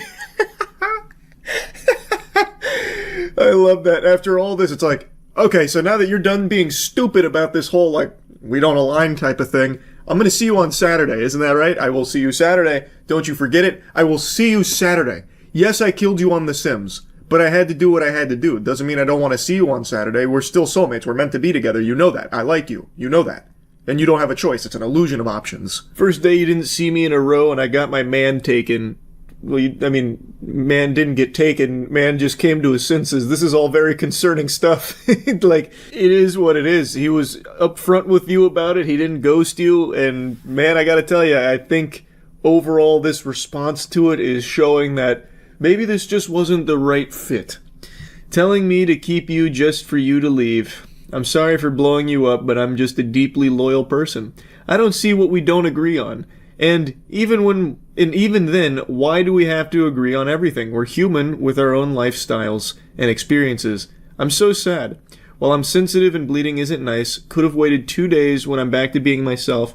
And then she puts a screenshot from another match she had on Hinge, where she's talking about the Mossad and the CIA, which I'm not really sure what that has to do with what's going on here, but she does provide it regardless, I guess, as like some parting ways reading to brush up on if you want the real. This is why I hate liberal men, because why are you more sensitive than me? Well, I think him sending one message about like, hey, it's not working out, I don't really love us together, and then you having 45 messages over the course of like an hour and a half, it doesn't seem like he's more sensitive at all, actually. That's kind of a weird projection, to be honest. That's a bit of a reach. I'll give you one day of space. I'll see you tomorrow, caps locked. She's gonna be in like a fucking tree with binoculars looking at him, spying or something. Smiley face. Yeah, I don't care. You're either with me or we're together. Those are your only two options. Oh, fuck. About to kidnap him or something. It reminds me of that hat. You're either drinking 14 beers with me or you're drinking 14 beers against me.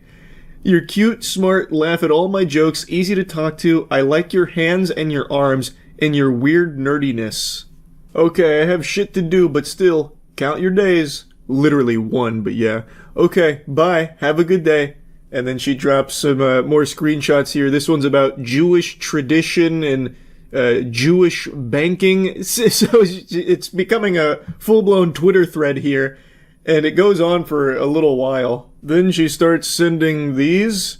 All of this over the course of 2 minutes, so it's all saved to her phone. And I'm actually so fucking hilarious, and I wanted to cook for you and love you forever, blocking your blessings, and I give immaculate head. Shit, wait a minute. Hold on.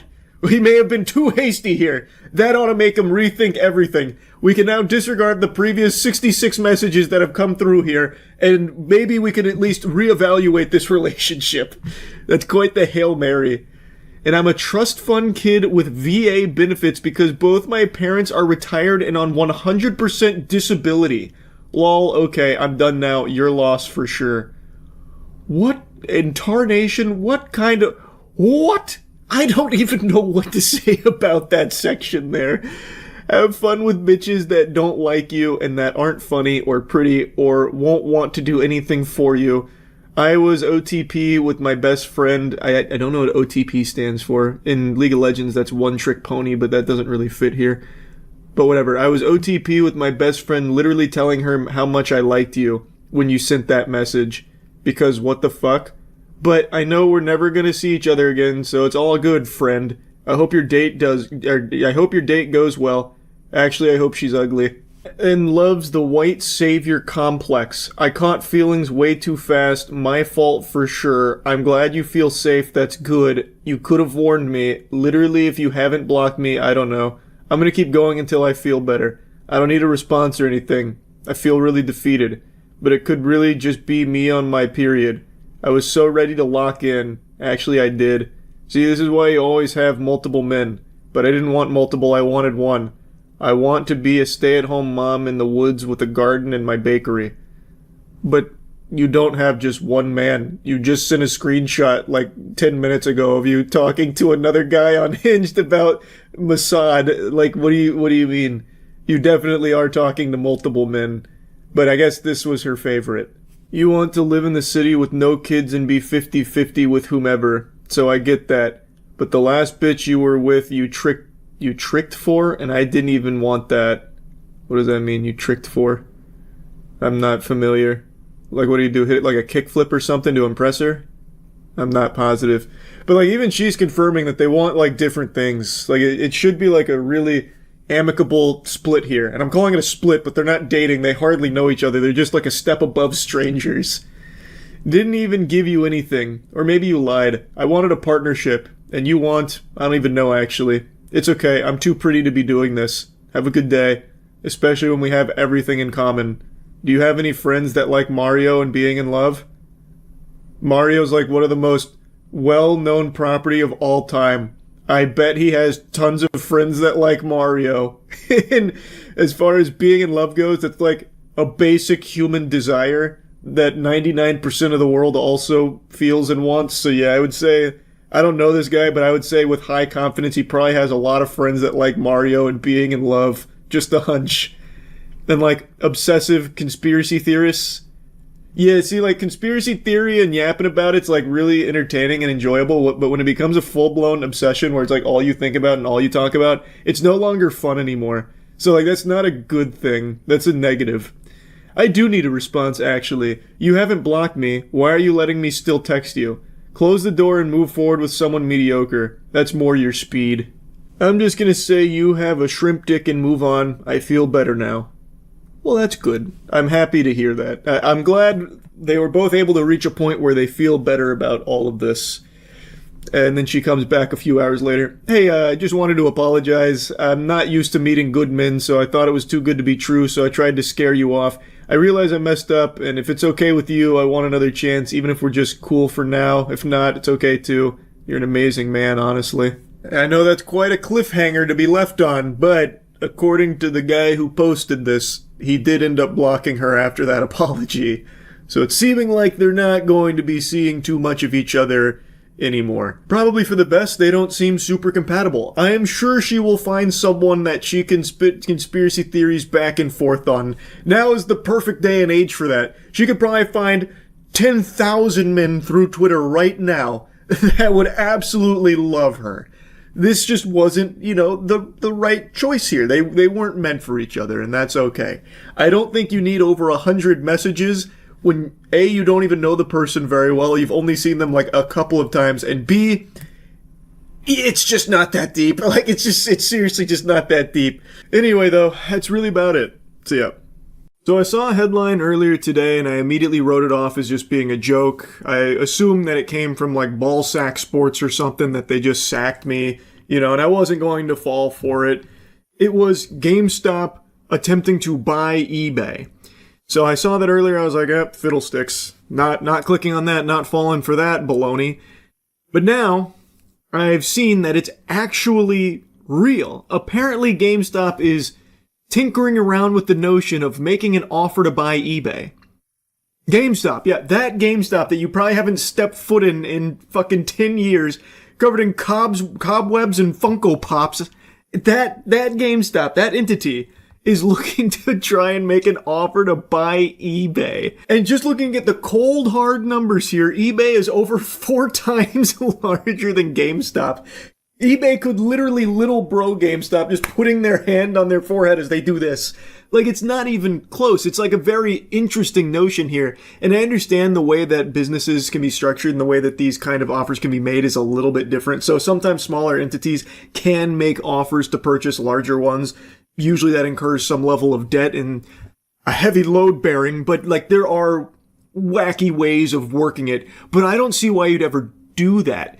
Like if eBay's fielding those kind of offers seriously, man, I'll fucking throw my hat in there. I'll give them $20 or something, I guess. Like, I'll start playing around with it. Like, this is GameStop trying to buy eBay is like if my local fucking record store decided, you know what? We'll throw a hat in the ring as well.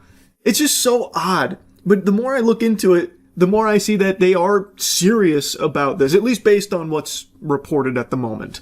Now, their CEO, Ryan Cohen, aka the Crusader of Cringe, he has a genius idea to try and increase GameStop's market value more than tenfold by trying to sweep in here and really butter them up and buy them out. Shares of eBay have a market cap of about $46 billion and actually soared 14% in extended trading after all this. GameStop gained 4% and they have a market value of nearly $12 billion. eBay fucking mogs GameStop. It's not even close. They Gangnam Style on that ass.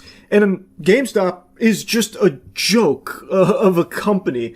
They are literally only around because they had the meme stock pump, the legendary, biblical, historic GME meme stock pump. Hats off to deep fucking value there, because otherwise they would already be buried in the dirt.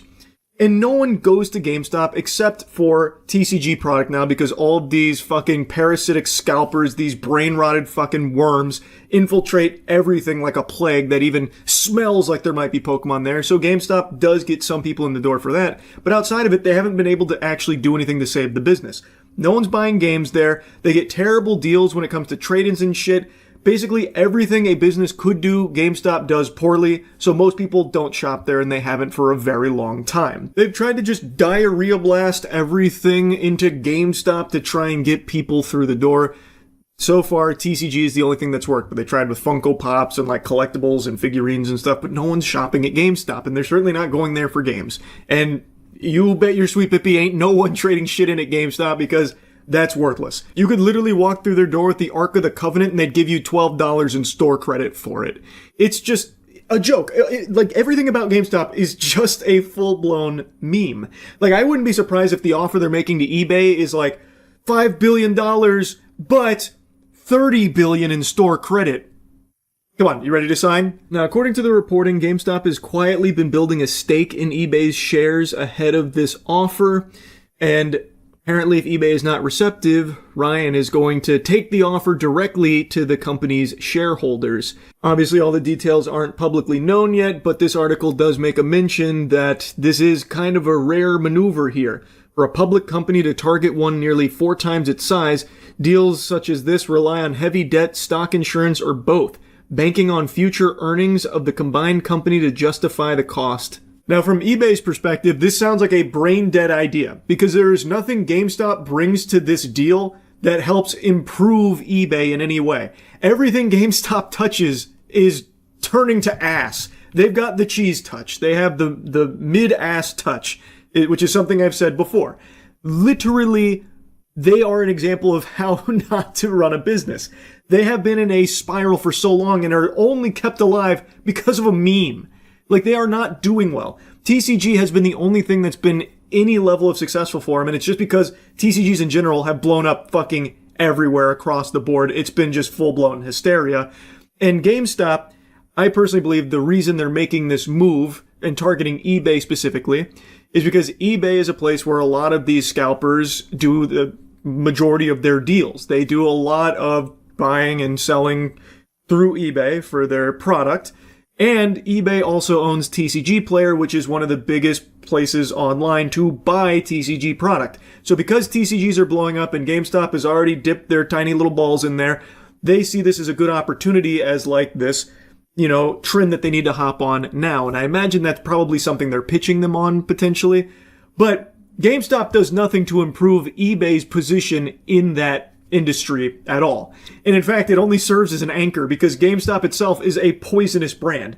There is already a built-in distrust and dislike of GameStop because everyone has their own personalist story of how they got burnt on a trade-in deal, or the prices that they paid were actually a ripoff, that kind of thing. So it's just kind of silly. And I'm not saying it's not going to happen because businesses make awful decisions all the time. Look at fucking Ubisoft. But I personally just don't understand why eBay would even entertain this notion, especially considering there's no way GameStop has the meat to even bring them cash, like a cash deal that would entice them.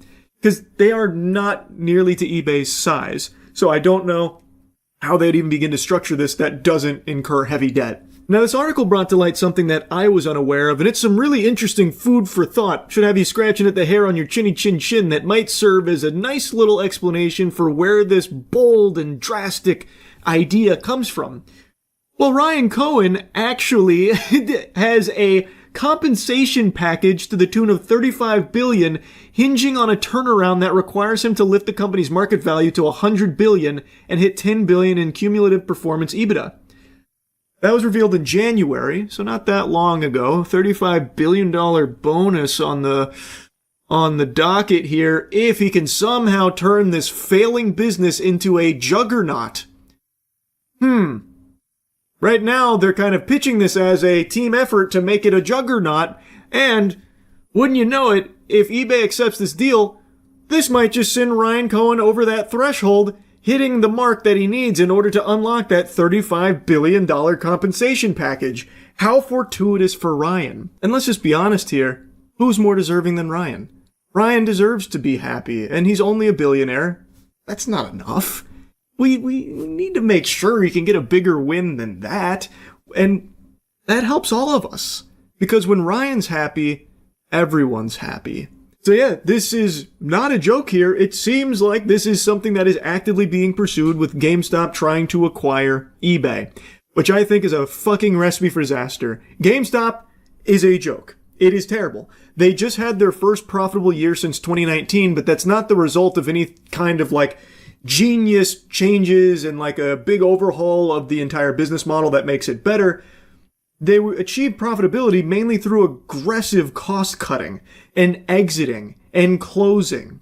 So like they just saved doubloons on the bottom line, which they needed to do because GameStop is bloated. It is in the shitter. So that did need to happen, but it's not like there was anything that was actually a very positive change to GameStop that's great or leads me to believe that they'd be able to make eBay better and everything eBay owns better. I think they would only drag them further down. eBay is not a perfect company by any means. They've done a lot of shady shit as well and some bad decisions too, but it's not like GameStop is going to go ahead and go in there and make it fucking sunshine and rainbows over there or something. I just think they would be terrible. Like, I genuinely think it would just be much worse. Anyway, just wanted to yap about this because I saw the headline earlier, thought it was fake. Turns out, not fake at all. That's really about it. See ya. Ass, poop, and everything stinky. These were the ingredients chosen to create the perfect TikTok prankster. But Professor Goober accidentally added an extra ingredient to the concoction, chemical cringe. And thus, this loser was born. This is some complete trash, garbage, doo-doo that I just have to clown on this guy for. He should be ashamed. Yo, there's a guy chasing me. There's a guy chasing me. Where the fuck is he? Yo, why the fuck do you fuck my girl, bro? This gut buster is his bread and butter. He's done this exact prank numerous times. He really likes this one. It's his Kamehameha. This is his signature move here. And it's a tried and true classic from TikTok pranksters where they go into fast food establishments and treat the workers like subhuman props for them to walk all over and disturb for the sake of their content. That's the joke. Haha, guys, let's go fuck with the employees making minimum wage, not able to live off of their salary, and just make sure their day's a little bit worse. And maybe if we're lucky, we'll even, scare them. Like in some of his videos, some of the employees, actually freak out and run away because They don't know what's going on. These could be unhinged, dangerous lunatics there that have like a gun or a knife, and they're just running around the back yelling and screaming, hooting and hollering. So like, yeah, the employees are naturally going to be afraid, and that's golden to people like this. They love that kind of shit. Tee-hee, they think we're gonna kill them or something, like their lives in danger, but actually it's just us pranking them. Ha ha ha. Oh yes, the cloud is gonna be so juicy. What the fuck's wrong with you? What's wrong with you? What's wrong with you, bro? What's like there, bro? Come on, bro! Go! Come on! Come on, bro! Go on! Go on!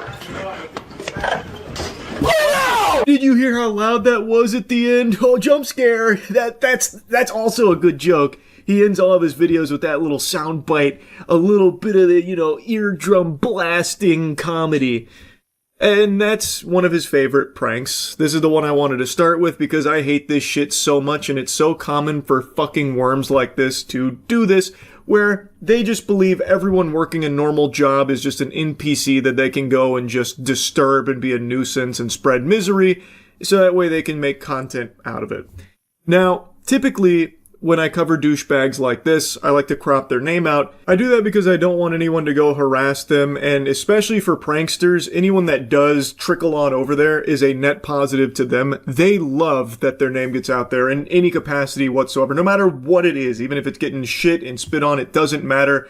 They are these shameless latrines, and they're more than willing to gobble all the piss and shit imaginable as long as it gets them attention.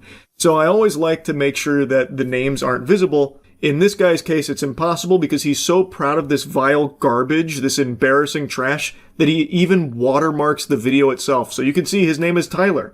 He puts his stamp of it. This is Tyler's work. Tyler made this shit-ass beat. Now, I want to make a special shout-out to Tyler's loser friends because I think they're actually even more pathetic than Tyler, and this is something I say a lot.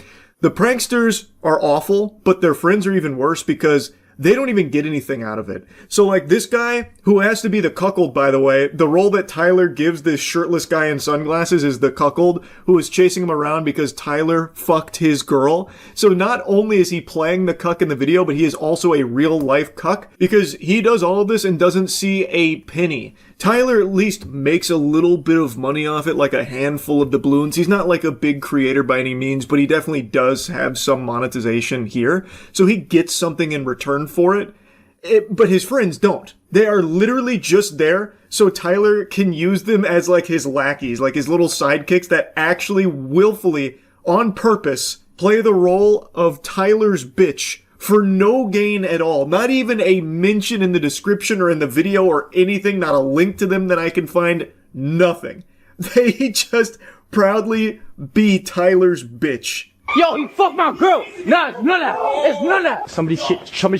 He's chasing me. Yo, he's chasing me. He's chasing me. Yo, what the fuck? Yo.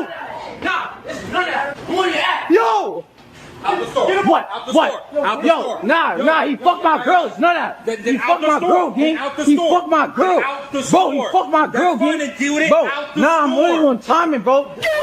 Like I said, he's done this one multiple times. He keeps taking encore performances that not a single soul is asking for outside of lobotomized children that are just so fucking brain rotted that they're doomed from the start. But I wanted to show you this one in particular because you can actually see the fear on the employees as these assholes are just rampaging through the back, like trashing the place.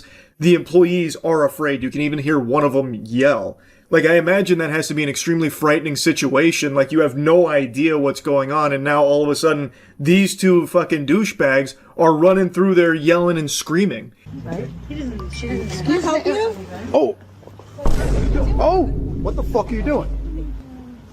I did not scan anything, sir. Yeah, you did. Yes, you fucking did. Yes, you did. Yeah, you did. You did. Do you want to see my phone? Yeah, I do. Hey, yo. Hey, what? Hey, yo, what? Who the fuck are you to put your phone near my wife's phone? And I watched you when I was walking up. No, don't touch it. It's his phone. I don't give a shit. This is my phone. Walk up and mind your business. You want to get in my face? And held his. You want to get in my face now? Yo, get out of here. You're lucky I don't throw you. Get out of here. Go. Get out of here before you can't leave. Leave. It's such a shame. That's a top 10 saddest anime moments right there, that Tyler didn't actually get his ass beat there. I really wish that guy had swung on him. Tyler is always so confident to do his pranks on elderly people or employees that are currently working, so that way there's less chance of him actually getting, a bit of knuckle sandwiches being fed to him. But in this case, he did teeter on the edge and got pretty close. I have no doubt he was tinkling in his little britches. No matter how hard he tries to hide behind the gong sound effects, you can kind of hear the panic in his voice in the actual confrontation. Tyler also only follows pranks that others have done before him. He just bites onto their ass like a little hemorrhoid and does the pranks himself and does them even worse. So this Apple Pay prank was something that was pretty big on TikTok for a little while, where pranksters would go up with their phone, they'd have it make a noise when they tap it towards a stranger's phone, making them believe that something nefarious had just happened, that they had stolen money from them or some kind of Apple Pay scam or something. So these people here now believe that this stranger, Tyler, has stolen from them, which is why they're so upset. That's the whole point of the prank. Haha, they think I stole money from them. Get pranked. Ha ha ha ha.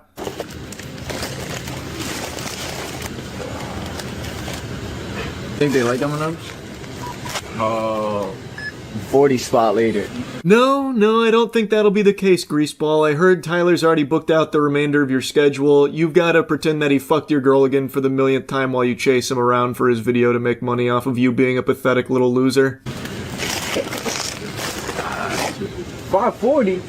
Boss, you gotta be playing with my balls right now, because that is way too much. Way too much. I'm not paying for all that. You're the guys who put it all on the counter. You could donate it to us. No, I cannot. It has to be paid for. Here's one of his latest bangers where he grabs tons of items from the gas station, puts them on the counter, acting like he's gonna buy it, lets the cashier ring up tons and tons of items, which is a tedious process, but he's ringing up all the items. Then when he's telling him what he's going to need to pay, he's like, well, that's way too much. Shouldn't it just be free? We're wasting your time. That's the joke. We're wasting your time while you're working, and we're filming you. You're a prop, bud. You're a prop. So can you get irritated? Because that helps bring in clicks. We're annoying you. That's the joke. And then, when this is all over and we're not paying for this, obviously, then you get to go put all of these items back on the shelf. That's your job, bro. And we're making fun of you for it. We're making it worse for you. For our TikTok, dude. What I'm about to do to Bob? Do to Bob. Me and Hoyoyoy and erase the square. I don't give a fuck what the fuck that's supposed to be, because it don't mean shit to me. 540 for what I've scanned. You still haven't scanned a good $200. This is the kind of shit a fucking preschooler fucking pulls. We're not getting this for free? No! Did anybody ever tell you you kind of cuss like a preschooler? Holy, Tyler with the venom. The quick comeback there from Tyler. I really like that the employee just says, I don't know what the fuck that's supposed to mean. This is lame, children shit that you're doing here. This is embarrassing. You should feel bad about yourself. But it just doesn't set in on Tyler or his brain dead sidekick there. Because the only thing that matters to them are these trash TikToks. The internet attention from TikTok pranks. And the employee is rightfully angry because he just spent this time ringing up the items. He knows they're not going to put it back on the shelves. They 1000% don't have the neurons activation to even think about that being something to do. So he knows he's going to have to go do that. He's annoyed, and he immediately recognizes that this is supposed to be some kind of prank at his expense, which makes him even more irritated. Tyler tries to make some whack-ass Doodle Bob reference that fell flat on its face, which is really upsetting because I love Doodle Bob references, and Tyler's out here ruining it. He's just torching it. He's just so unentertaining. He doesn't make me laugh. Everything he says is nails on a chalkboard. He is just so fucking cringe. I can cuss whoever the fuck I want. I'm 33, motherfucker. Unk. Yo. I don't give a fuck. Yo, relax, you can call bro. me Unk. I'm the coolest fucker in their 30s you'll ever fucking find. Relax, bro. Your cheese is throwing up gang signs. Either get out or fucking buy it. What's the choice, motherfuckers? Seriously, I have a job to fucking do, and you are stopping it. I'm not paying for Then get the fuck out! What the fuck don't you understand? I don't give a fuck if it's an April Fool's prank. Get the fuck out! April Fools! I don't give a fuck! April Fools! Joe! April Fools! Get the fuck out, motherfucker! April Fools! Nice work, boys. You really got 'em. Everyone was giggling and spitting up on this one. You guys came together, you and your little goblin gremlins that follow you around, came together and ensured that a normal guy working a normal job, a job he probably doesn't want to be at, you ensured he had a much worse day. You made it a lot more miserable. So that way you could film it for your TikTok. What a slam dunk, Tyler. Really impressive stuff. And I know Tyler, nor none of his little mosquitoes that follow him around, I know they don't have a job. I know that they're really banking on this whole fucking TikTok prankster career to be like their future. I truly hope it doesn't work out for them. I hope he ends up working this same job and through some kind of karmic justice, he meets a Tyler himself that just makes his day fucking awful, just so he can see what that's like once. I think that'd be great.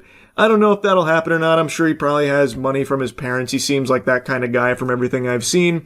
But anyway, he sucks. His friends suck. These pranks are trash. It's garbage. That's really about it. See ya. What's up, everybody? It's Critical. I'm playing Insanidade for the PC. Let's do this shit. Now, as you may notice, it's not in English. I can also assure you it is not in Spanish because I can speak a little Spanish. I'm not fluent, but I understand the language. And I don't understand this, so I don't know what language it is.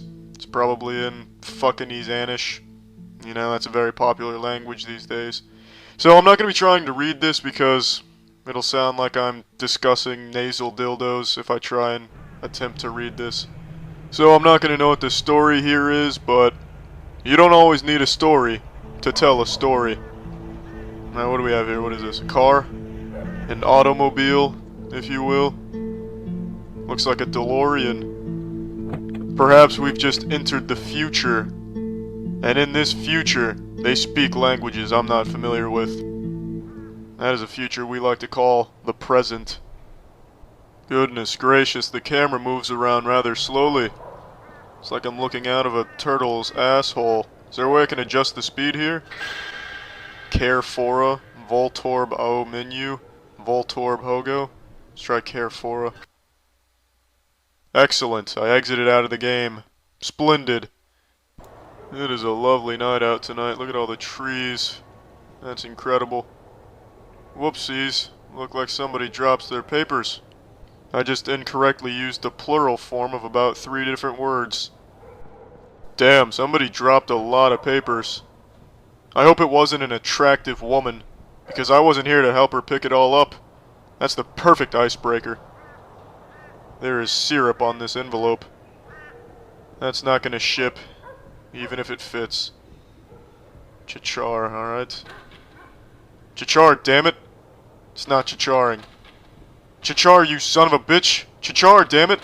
Fuck, just Chichar! Well, that's some bullshit. But yeah, if you ever see a girl walking around with a lot of shit in her hands and she drops it, you gotta run over there and help her pick it up. You know what? Fuck. If you just see a girl walking around with a lot of shit in her hands, just run over there and slap it down, and as it goes kerplunk, pick it all up for her, then introduce yourself. It's absolutely flawless. This is a gorgeous flower, but it needs my dick on it. Yeah, take that. There you go. That's a nice looking sofa. A gorgeous sofa. Come here. Oh yeah. Go fuck yourself, cushion. I'm standing on this sofa. I am the sofa stander. I decided to look up what to do because I couldn't make this fucking door chichar. Turns out I needed a key. Now there's no shame in that. I didn't know what to do, so I asked somebody that did. And that person's name was Jeeves.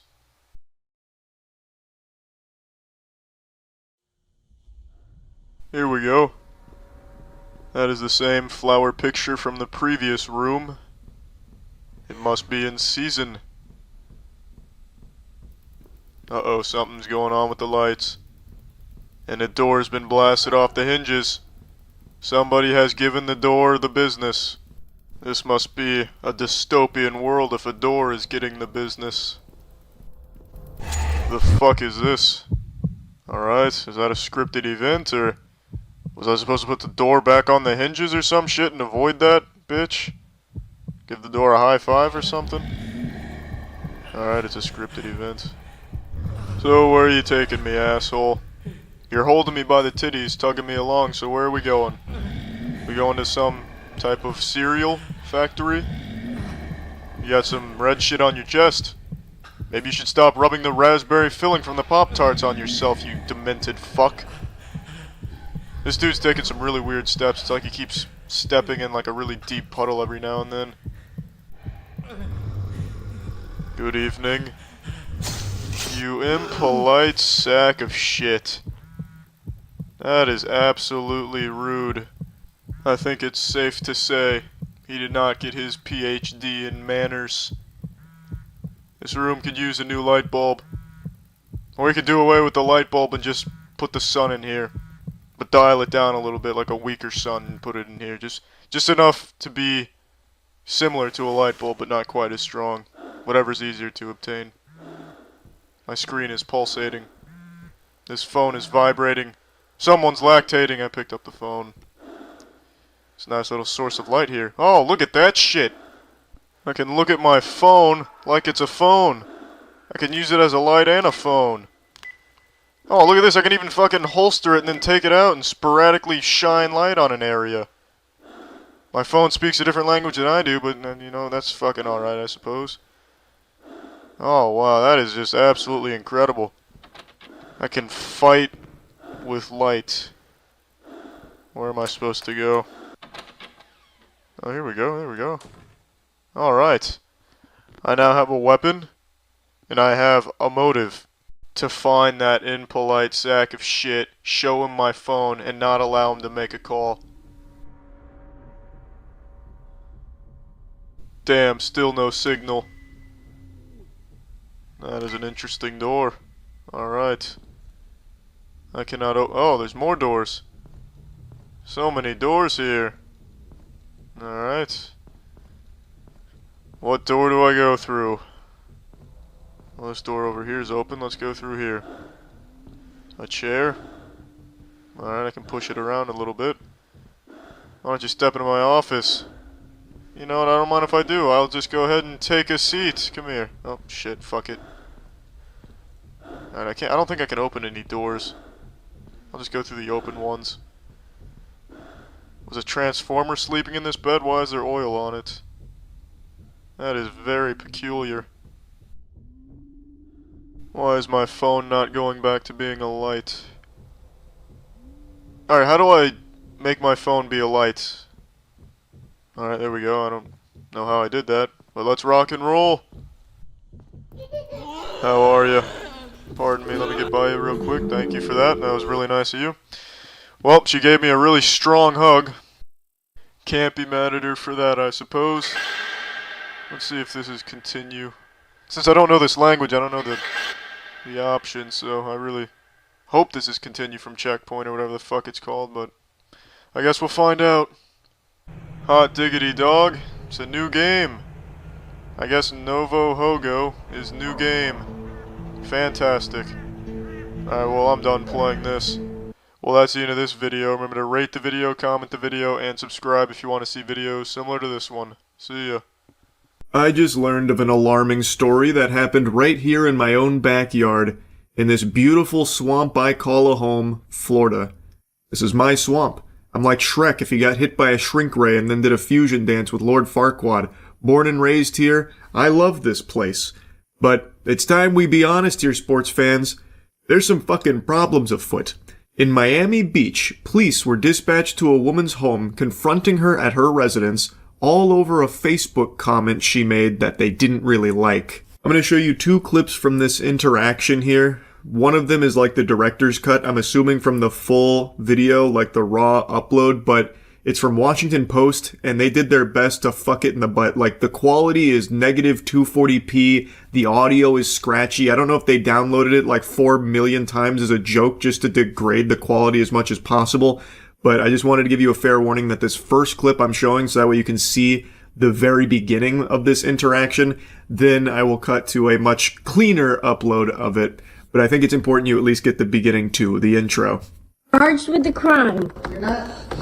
Okay, so you're here to investigate a statement that I allegedly made on Facebook. We're not 100% it's you. We gotta see you. If I admit that it's me or not, what does that mean? Ma'am, you're not going to jail. We're just here to have a conversation. I'm not going to jail. Wonderful. Excuse me. Good afternoon. How are you?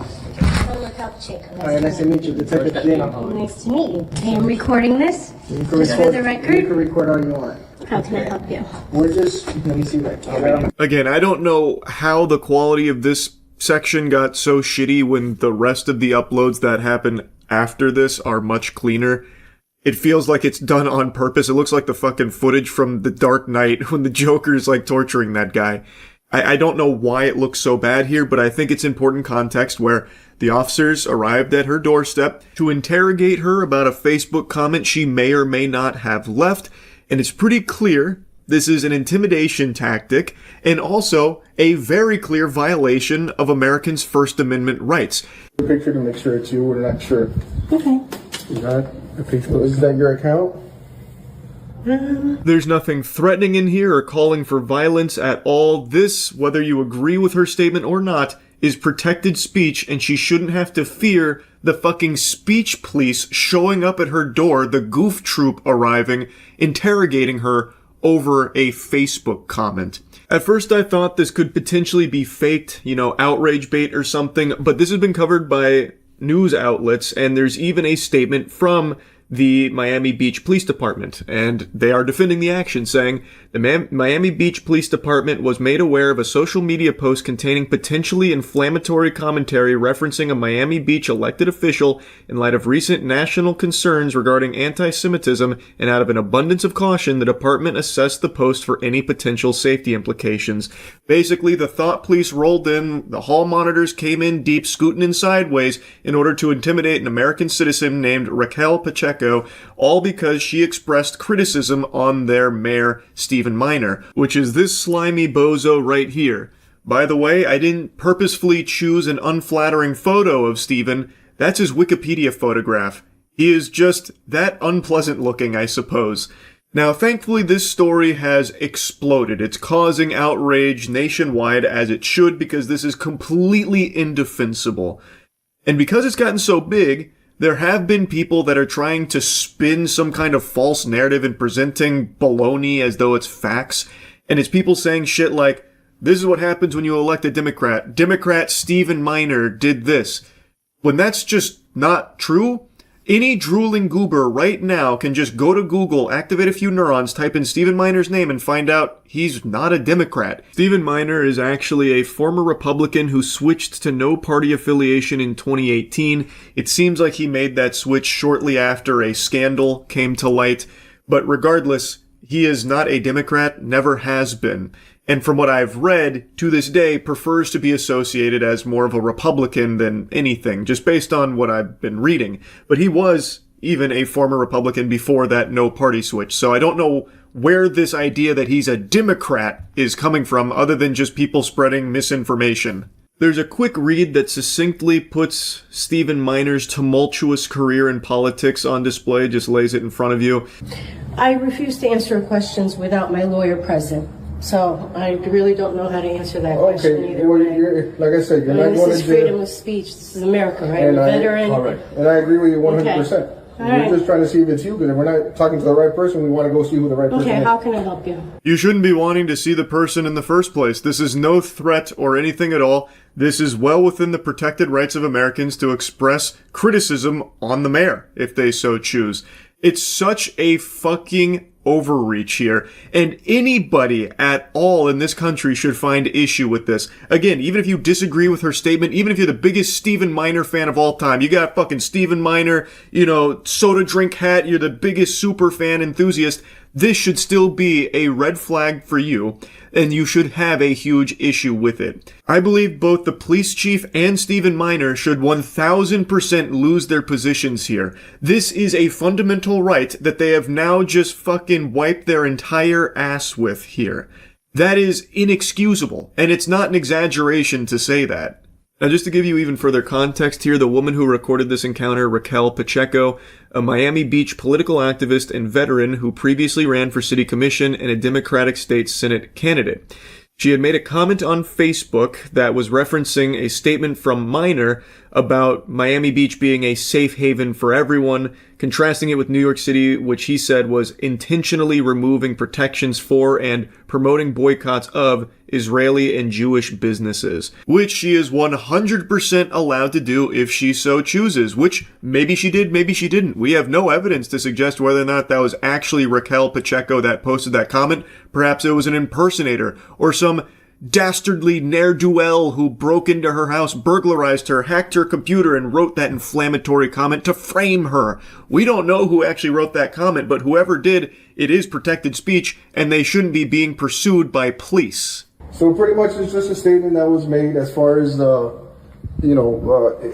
it says the guy who consistently calls for the death of all Palestinians tried to shut down a theater for showing a movie that hurt his feelings and refuses to stand up for the LGBTQ community in any way. Even leaves the room when they vote and on related matters. Wants you to know that you are all welcome. Clown face, clown face, clown face. 3 days ago. So you don't know if it was you? I'm not going to answer whether that's me or not. Okay. The concerning part, and not concerning for the person who's posting it, well, we're just trying to prevent somebody else getting agitated or agreeing with the statement. We're not saying it's true or not. This shouldn't matter at all whether it agitates someone, hurts their feelings, or if someone agrees with her. You're going to start, policing those kind of statements? You're going to just start going and arresting all kinds of Twitter blue check marks that are perpetually rage baiting and entire purpose is causing agitation for the sake of a paycheck? Are they next up on the chopping block as well? This is a fucking ridiculous reasoning here for it. It is just an abuse of power, and the sole purpose behind it is to try and frighten and intimidate an American citizen into shutting her mouth and being silent and not expressing thoughts because there might be some repercussions if you say mean things about the mayor, Stephen Minor, here. That's bad. Understood. That guy who consistently calls for the death of all Palestinians. That can probably incite somebody to do something radical. That's all we're here to talk about. And we wanted to get your side. If it was you that posted that, I would think to refrain from posting things like that because that could get something incited. I appreciate your concern. I appreciate you coming out here. Okay. That's it? That is it. Okay. I'm going to maintain my amendment rights to not answer the question about whether that's it. I hope that's understandable. All right. We appreciate it. Thank you as Have a well. good day, okay? You as well. Thank you. Take care. Goodbye, gentlemen. Thanks for the unsolicited advice on what an American citizen can and cannot post freely online with their own thoughts. That's great. Thank you, Speech Police. Wonderful. Anyway, this shit is very concerning, especially as a resident of Florida, and I hope this kind of practice doesn't become normalized. That's really about it. See ya. Jinkies. So, High Guard. Huh? What's the deal with salt shakers, am I right? It's not good news on the front of High Guard. There has been an announcement, and maybe an announcement's not the right word to use, it's not really accurate to say that. There have been some LinkedIn posts from former Wildlight employees, Wildlight is the studio behind High Guard, mentioning that most of the staff has been laid off at the studio following the release of High Guard, which only came out about 2 weeks ago. 2 weeks appears to be like the curse, because Concord had something very similar where it only had a lifespan just barely longer than a mosquito, where it had completely shut its doors in about 2 weeks. It barely even was able to open its eyes after its birth. It seems like 14 days is the magic number that big budget games are given to either blow up or blow out your ass. It's like in The Ring, where you get that phone call saying you're going to die in 7 days, but in the video games industry, you get 14 days. You're going to die in 14 days, it seems. Now, in High Guard's case, they actually had put out a whole year-long roadmap, which made a lot of people believe more heavily in them committing to the long term of growing this, expanding it, and trying to make it flourish and find a player base. And make no mistake, this game did have a successful launch. The day this puppy came out, 100,000 curious sports fans hopped in there to check it out, but as of right now, there's just over 2,400 playing, which isn't really like the smallest potatoes ever. 2,400 concurrent players with nearly a 4K 24-hour peak is pretty decent for a lot of games, but given the scope of this project and the size of the team, it looks like they're closing the doors on a lot of the employees here. I don't know if that means they're looking to shut it all down or if they're looking to just downsize because they can't justify the spend any longer. I'm not entirely sure. That remains to be seen, but it's certainly not looking good for the future of Highguard, which unfortunately I don't think a ton of people were surprised by. A lot of people kind of predicted that this might happen. I don't think anyone read this shocked. Like, I don't think there was anyone like eyes wide open, jaw on the floor, stunned by this news, because releasing a game like Highguard in the current saturation of this market, it's kind of a death sentence. Like, those guards must be high to be expecting this to be like a massive success that blows everything else out there and finds its own footing off rip. That was always going to be an uphill battle. It's very difficult to get gamers to switch from their comfort game to your game in the same genre. They might go check it out, but most likely they're going to go back to the game that they've spent the most time with, the one they're most accustomed to. The most notable example that completely bucks that trend is Marvel Rivals, where it entered into an extremely saturated genre, fucking hero shooters. That should have been dead on arrival, death sentence, bury that shit in the dirt. But thanks to the power of the Marvel IP, where so many people are so passionate about Marvel itself, and also the developers diverting tons and tons and tons of resources to just churn things out really quickly, very high quality, very quickly, and also the timing they entered the market where Overwatch was starting to flounder and people were hungry for something to replace it, Marvel Rivals just had all the stars align, and now it is successful, and it did carve out its niche.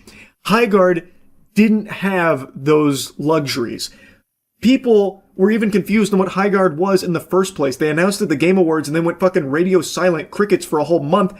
People thought it was a hero shooter. I thought it was a hero shooter. A lot of people thought it was fucking Concord 2.0. There were so little things to know about it, so it was hard for people to get hype and buy into this idea of Highguard in the first place when they weren't even talking about it. So when the game came out, and in my opinion was okay, like I don't think it's a great game, I don't think it was a bad game, it was just kind of an alright mid-game, so it was always going to struggle retaining a player base. People tried it, they were lukewarm on it, some people hated it, some people did like it, but it was always going to be tough to get them to stick with it long term, especially if the developers don't seem willing to. Like, these layoffs don't inspire confidence, so there's 2,400 people playing it right now, and I imagine they really like it to still be playing it. And they did add things to it, like the 5v5 mode, so it seems like there is a willingness to try and, like, flesh it out.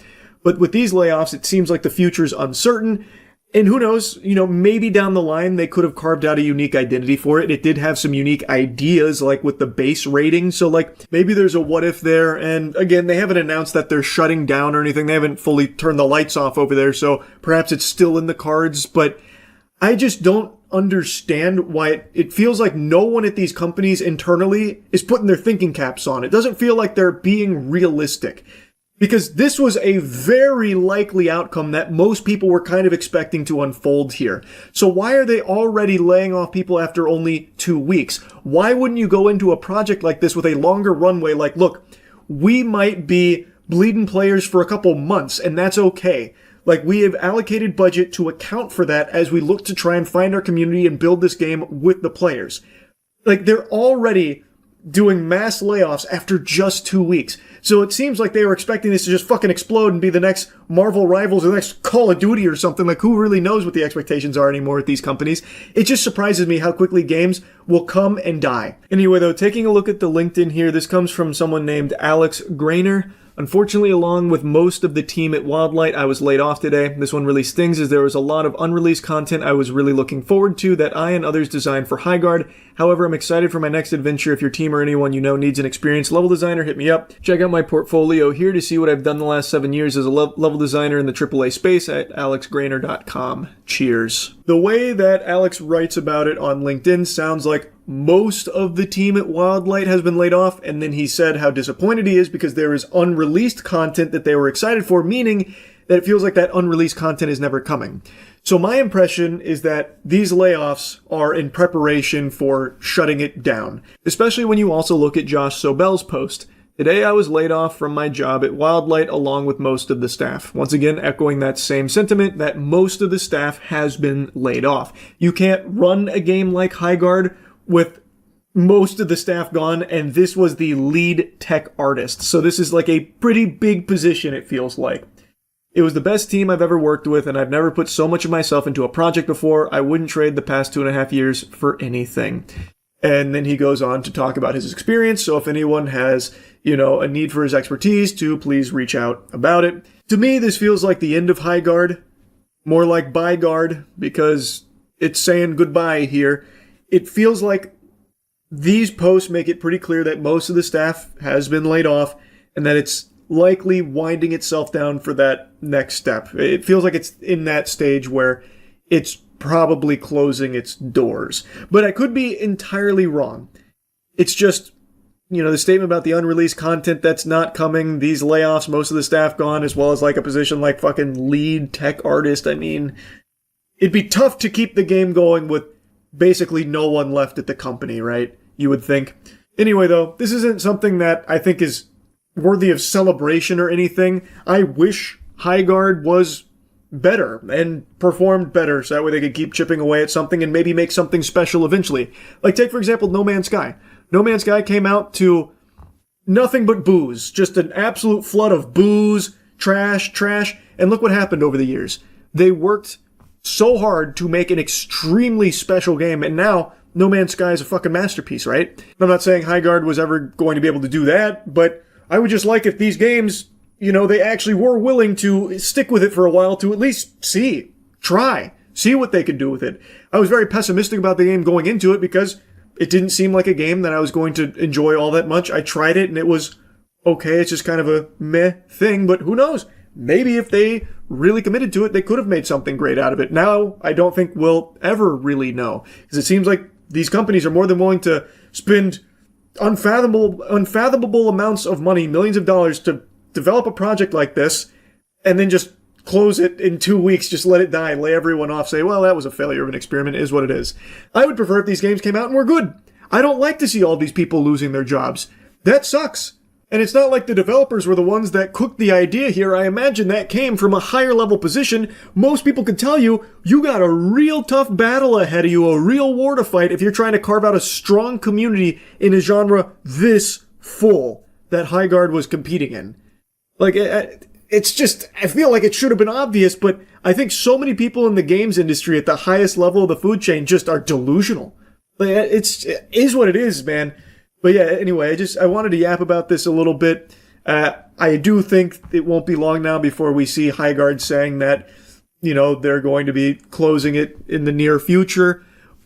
But maybe not. Maybe they are going to run this with a skeleton crew at Wildlight. As I was rendering this video, Wildlight Entertainment put out a statement saying, "Today we made an incredibly difficult decision to part ways with a number of our team members while keeping a core group of developers to continue innovating on and supporting the game.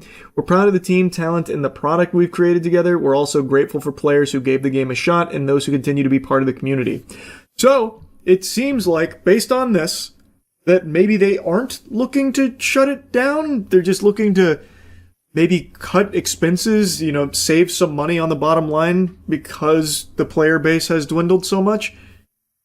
That's pretty surprising, I'm not going to lie, because from some of the positions I've seen here, they seem to be pretty high-level positions. So, pretty interesting and honestly pretty surprising, but all power to them if they are going to actually stick with it with their core developers here to keep carving out its own unique identity. I guess we'll see how it goes, but yeah, I mean, assuming that this is correct, seems like it's not goodbye Guard, it's more of a see you later Guard.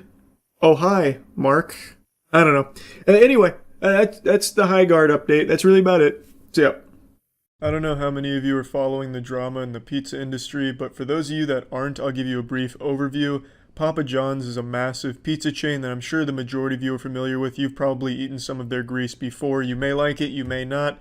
Better ingredients, better pizza, Papa John's, that whole deal. Well, it has a founder named John Schnatter, and last year he made a multitude of mistakes. The biggest was saying the N-word on a conference call, which was then brought to the public's attention. Well, as a result of the racism, the Shat Master was taken off the board and annihilated online. In response, Schnatter says that he was pressured into using the N-word by the people on the call, which just sounds ridiculous because I can't imagine on a conference call for business they were poking John Schnatter in the ass saying, hey, be racist, be racist, be racist, until he was racist. Or like some type of hypnotist fucking puts him to sleep and makes him racist. It was a ridiculous defense that he came up with. But anyway, fast forward till today, he's been pretty quiet on most things that I was able to see. And then he comes and does a bizarre interview about where he is now and talking about the day of reckoning. Sooner or later, the tape's going to come out in public, and people are going to go, wow, that's what he said. And so that's what he said. And they're going, they made this out of that. They know what they did. They know it was a setup. John Schnatter looks like a Borderlands character. His fucking hair looks cel-shaded. He is the wettest human being I have ever seen. In every commercial, every interview, every picture, he just looks like he's sweating profusely. It's as if he's eaten so much pizza, his skin is starting to become the consistency of pizza, all greasy and shit. But anyway, his side of the story is he was set up by the people closest to him so that way they could take more of the company and take it away from him, which makes a lot more sense than his original defense of the aliens forced him to be racist. But even still, he has no proof behind this claims of setup, and he even says there that once the tape comes to light, you'll hear what he actually said. But he also confirmed that he said the N-word, so you're still going to hear the N-word. I don't know. He doesn't really have a solid defense. When it finally gets out what they did and what was said, I think my phone's going to ring off the hook going, wow, we made a huge mistake here. John, you naive boomer. It's 2019. No one says sorry for anything, and they for damn sure will not be admitting a mistake. I've probably had over 40 pizzas, 40, in the last 30 days. They don't make the pizza the way that I used to make it, the way we used to make it. It just doesn't taste the same. I want you to stop for a moment and just take in how absurd that statement is. That's like one of those SAT math problems that you know could never possibly exist. That's shit like, Sally has 10,000 apples and Julie wants half of those in her fridge. What do? Use the algorithmic Pythagorean theorem. It's absurd. 40 pizzas in 30 days. Let's assume he's going on the traditional American diet of 3 meals a day. That means that he was consuming roughly 3.5 pieces of pizza per meal every day for a full month. John, you either can't do math, you're lying, or you have the strongest fucking metabolism of all time. Because this man's heart should have just stopped halfway through this diet. This shit makes the Super Size Me documentary movie look like child's play. That is an absurd number, John. No fucking way you had 40 pizzas in 30 days. It's not possible. The human body wasn't built to handle that kind of magnitude. And especially not Papa John's pizzas. And if the recipe truly does taste different, it's probably because John isn't there. The secret ingredient is probably the moisture from his fucking hair just dripping into the fucking cauldron that they make the pizza in. It's crazy. I don't think he actually had that much pizza, but I could be totally wrong. I would just say, stay tuned. The day of reckoning will come. The record will be straight. Why not set the record straight now? I mean, what is it about the record that's not straight? Stay tuned. How soon will that happen? Stay tuned. Sooner than later. It's like a badly done Joker monologue. It comes across very weird. It sounds like he's calling himself the Antichrist even, you know, the Day of Reckoning, and then this weird giggling stuff. I don't know. It's a very weird interview. Now, growing up, Papa John's was like the only pizza that I actually liked, and even to this day, it's still my favorite pizza. I'm not a huge fan of most pizzas. I can already hear the comment section going off. You never tried New York pizza, have you, Charlie? What the fuck? Yeah, you like Papa John's? That's ridiculous. Oh my God. I just don't like it. I've had a lot of New York pizza when I was in New York. I'm not a huge fan. You know, we have to accept people are going to like different things. I liked Papa John's. I still like Papa John's. It doesn't taste very different to me today. I don't know what John's tasting. Maybe when he eats it now, he tastes a little bit of hate in there. And that's totally understandable, because if I got fired from my massive multi-million-dollar pizza chain, I would never want to eat that pizza again. Anytime I take a bite of that pizza, it tastes like asshole. So I get why he thinks it tastes different, but it really doesn't. It's probably exactly the same. But anyway, growing up, my dad used to tell me stories about John, because John used to do business in the area my dad was in, and he was so confident in his pizza and really wanted it to succeed, he used to drive around in his car and pass out free boxes of pizza to everyone in my dad's area. So I always had a very positive impression of John, just from the stories my dad used to tell about him. He was apparently a great guy around the area. And even in this interview, he talks about some of the community outreach shit he does. I don't know what the fuck has happened. His reputation has certainly been tainted. Maybe he is truly innocent, which seems unlikely in this case, but I guess you never really know. But man, he's made some big old fuck-ups, and that's for goddamn sure. But anyway, I just wanted to talk about this bizarre interview that he came out of nowhere to do. I'm excited to see the next developments in this pizza soap opera. That's it. See ya. Boy howdy, do I have a wacky update for you. If you're standing up, you're gonna want to take a seat. This is big. This'll wake your grandma up. I posted a video earlier today giving you the aftermath of the r/art Reddit mod meltdown and how apparently the entire mod team had resigned, basically turning in their badge and gun saying, you know what? We're done here, bucko. All because one greasy ghoul on the moderation team let his ego spiral out of control because of that small crumb of power he was given as a moderator on the subreddit. And he just went ballistic. He lost his mind, lost his marbles, but could never lose his virginity, and it was just pure pandemonium. He got called out, couldn't handle the criticism, and then it seems like the entire mod team disbanded because of it. But I just learned, because I was reading the comments on the video, that Dolan Darkest had posted an update to the story that actually paints a very different, even more pathetic picture than what we thought happened. Because their post just says, we out, you win, we all resign. But what if I told you that's not the whole story? What if I told you that was a big fat lie? The call's coming from inside the house. It turns out that the real scoop here is even more degenerate than you could possibly imagine. Like, I don't even think fanfic writers would have come up with something this embarrassingly pathetic. So, big thanks to Dolan Darkest for uncovering this, because it is unbelievably comical. This is a truly special crash out that undoes 15 years of professional Redditing. It's incredible. And I use the word professional Redditing in jest. That's not really a thing. If anyone calls himself a professional Redditor, that is someone that needs to be locked inside Arkham Asylum ASAP. It turns out the moderator who power tripped and caused all of this in the first place, known as Neo Diogenes, actually had one last power trip. According to one moderator, they had no idea what had happened, as no communication was given when the subreddit was locked down. He undid this lockdown, and then he got kicked as a mod. So this is one of the mods on the team that was unaware they were fighting in a war right now. They didn't know Judgment Day had happened. So they're saying, I woke up to a bunch of people DMing me about a situation I knew nothing about and responding to my comments in completely unrelated subreddits. I contacted admins, tried to contact the mod who had locked the subreddit through various channels, attempted to undo the lock, got my actions undone, then got booted as a mod. Now I see posts from meme subreddits I frequent and give my side. I haven't chosen anything lol. He then went on to explain that there can be unlimited mods, so he wasn't like taking somebody's space by being there and only did what he could to help out with some of the tools and things like that. And it was not like, you know, constant updates what was happening there, which is why he was out of the loop. So Scooby-Doo and the crew pulled up here, and Dolan unmasked the mustache-twirling evil villain, and it turns out it was someone named Neo Diogenes, which, according to a lot of people on Reddit, is someone that has somewhat of a toxic history. I'm not overly familiar with Neo Diogenes and his reign of tyranny and terror. I have no clue. But according to Dolan, that was the mod that was going on this wacky power trip.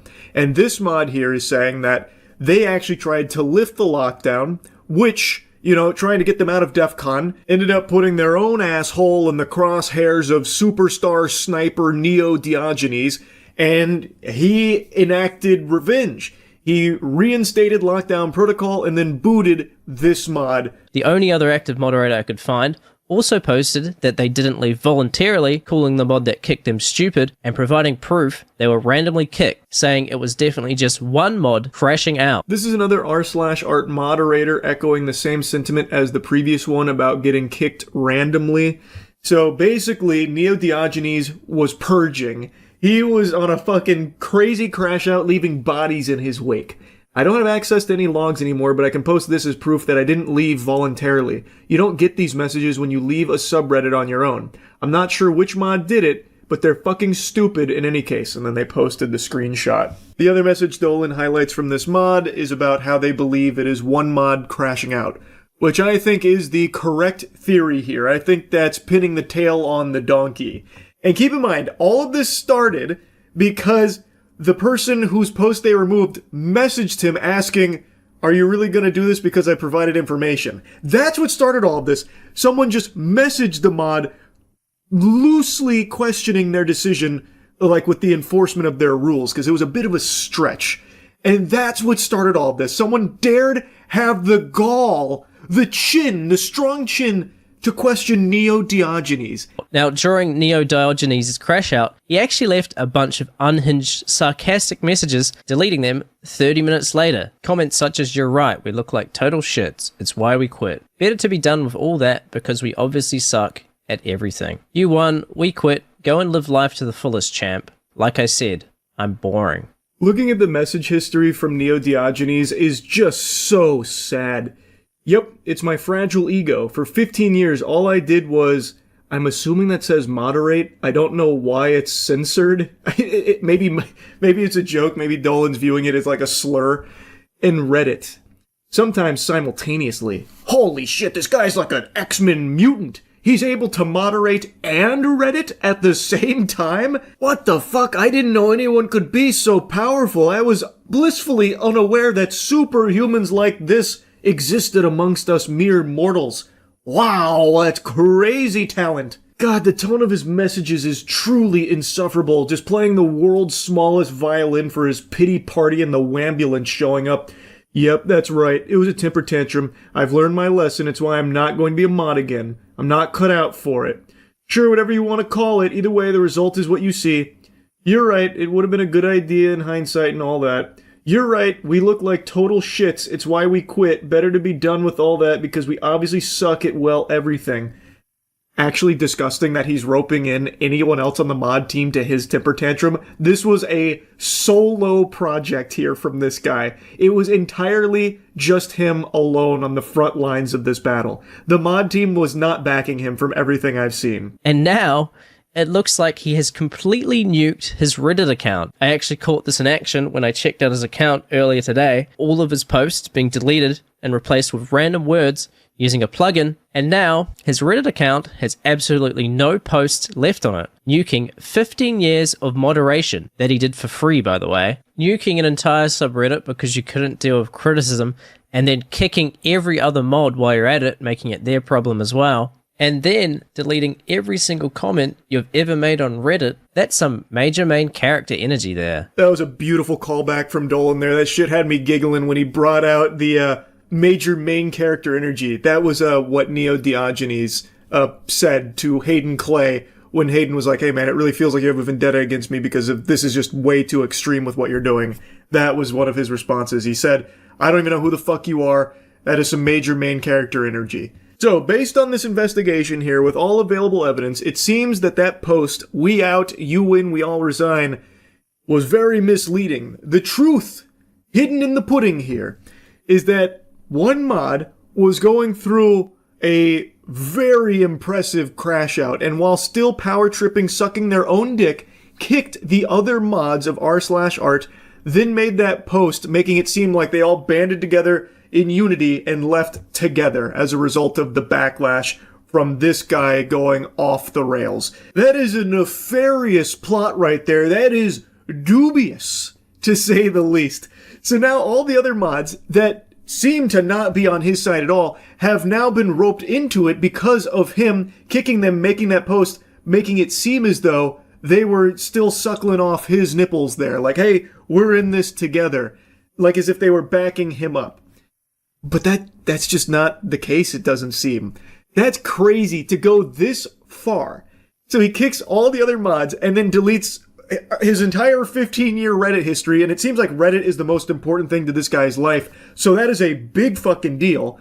All because the guy whose post you removed dared ask for more clarification and if there was any wiggle room to maybe, like, instead of delete everything, just remove that comment that he believed was violative. Because someone dared ask him a question and try and, like, expand and question him, it started this crash out. That's unhinged. And I'm not exaggerating either. It was one message that set this guy off. They hadn't talked previously, from what I can see. When that poster was moved, he just asked, hey, are you really going to remove it because I gave a little extra information? And immediately he goes into, like, combat stance. He's like, all right, it's time to get pugilistic. You ready for fisticuffs? I'm gonna maybe delete your entire post history. Would you like that? I could do that if you want. And the guy's like, okay, bud, calm down here. And he's like, okay, it's gone. Like, that's it. He took the smallest, most trivial nothing burger and blew it up into this. I just kid. Like, it is a very special crash out.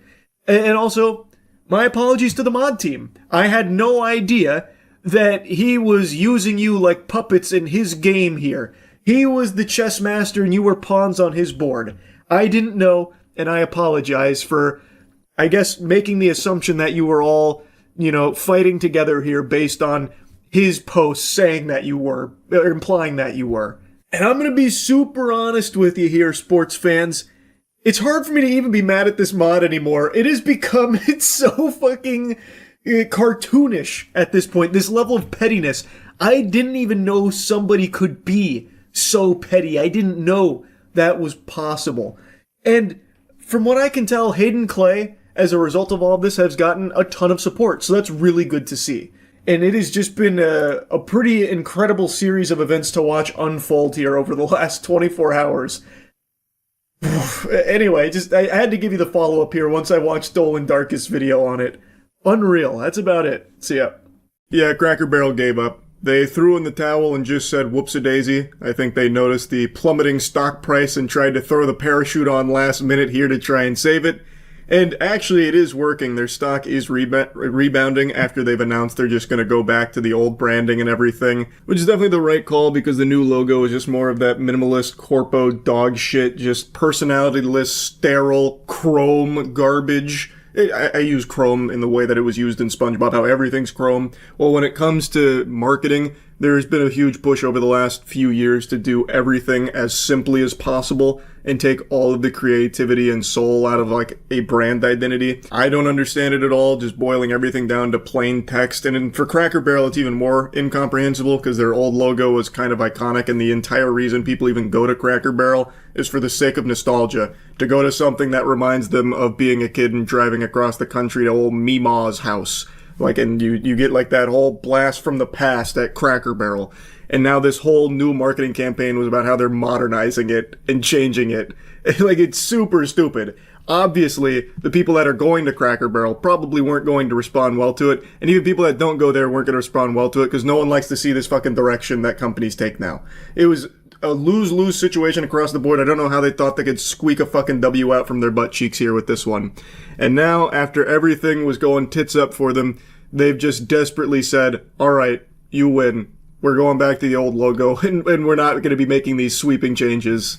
Their original statement after the backlash was that it was a vocal minority that didn't like it, so they tried the denial approach and drank a delusion smoothie. It wasn't saving them, so now they're trying to snap back to reality and trying to paint this as, like, a good thing. Like, we listen to you guys. We thank our guests for sharing your voices and love for Cracker Barrel. We said we would listen, and we have. Our new logo is going away. Our old timer will remain. It's like the end of a fucking MCU movie. Old timer will return. So now they're like, okay, I guess it wasn't a vocal minority. So we're going to listen to you guys, because if we don't, I think we're going to be ending up with our ass in the air getting fucked in the stock market. This now puts Cracker Barrel in an exclusive club of companies whose marketing was so bad they had to just pull the plug, get it off life support ASAP, and go backwards. This includes Coke, like with their new Coke push, an infamous marketing blunder. Also, HBO Max, where they changed to Max, but then eventually back to HBO Max. Again, I'm going to go off on a little tangent here. I really don't know what kind of scam is being run from marketing agencies on these big companies, but all power to them. They must be making so much money through coming up with the most simple, stupid ideas ever that any sensible person with half a brain would hear and be like, yeah, it's a bad idea. But somehow these marketing drones are able to convince these like fucking billionaires and like these super high upper echelon people on the food chain of massive corporations that they should completely redo everything and ruin their brand image because somehow that will make it fresh. I don't know how it's working for them. Well, I mean, it's not working for the companies, but it's working for the marketing agencies of convincing them that they need to be giving them hand over fist amount of money to do these awful changes. Again, these are changes anybody, like even someone at like a fucking elementary school would probably hear this and be like, why would Cracker Barrel do that? I don't like that. Actually, any human being would hear these changes and just, they'd naturally ask the question, why? But somehow these companies don't. Like, let's talk HBO Max. You have your marketing firm that's doing all the levers and pulleys on the doodads and whatever to try and help your company grow there with the streaming platform. And then one of them says, let's change the name from HBO Max, a name everyone knows and recognizes, to just Max. Does no one ask why? Like, why would you not just follow that up with a simple question, like a simple inquiry saying, but why? Because there's nothing to gain from that. You actually gain nothing. All you do is lose people that don't know what Max is now on their fucking TVs. Like, oh, what is this program here, Max? What'd you download here? Is this some kind of porn platform? What is this garbage? Get this out of here. Like, you just lose the entire identity of it. Like, it doesn't make sense. It really doesn't. Especially in Cracker Barrel's case. They lost like $100 million overnight, and I have to wonder how much they paid for this huge rebrand and this huge push. The whole idea of Cracker Barrel is nostalgia. And this new push was about getting rid of the nostalgia. You've done it. The marketing execs, they really do get it. That, like, these guys, they've got their finger on the pulse of what the people actually want. It's like every single marketing push from these companies is about, like, how they can completely change things and then try and, like, hypnotize people into thinking that this is a good thing. Like, yeah, you're gonna hate this, but you gotta take your medicine. You gotta swallow the pill. We know you better than you know you, and this is what you want. So it's what we're giving you. Yep. And it didn't go over well. I'm actually very surprised that they shifted course so quickly. I thought for sure they were going to ride this for a little while here and just try and brute force it. But it must have been so bad for them internally that they're like, okay, just fucking abandon it. Please, God, we have to save this now. I thought for sure they were going to stick to it for a little while to, you know, test the waters, dip their tootsies in there before, like, fully cannonballing back into the pool of regret and, you know, reverting everything. I thought they were going to stick the course. Because most companies do. When they spend this amount of money on this kind of push, it's very hard for them to admit fault and go backwards. So I thought they were just going to go for, you know, brute forcing it through, like, okay, just hunker down, you know, plant our feet, lat spread, and yeah, we might lose a little bit in the short term, but what about the potential long-term gains, which are always non-existent in a change like this? It's not like there was like a huge flood of people that were like, okay, now I can't wait to try Cracker Barrel. Now that it's gone fully minimalist and is now just another generic sterile restaurant, I can't wait to get my teeth in there and chomp on those meals.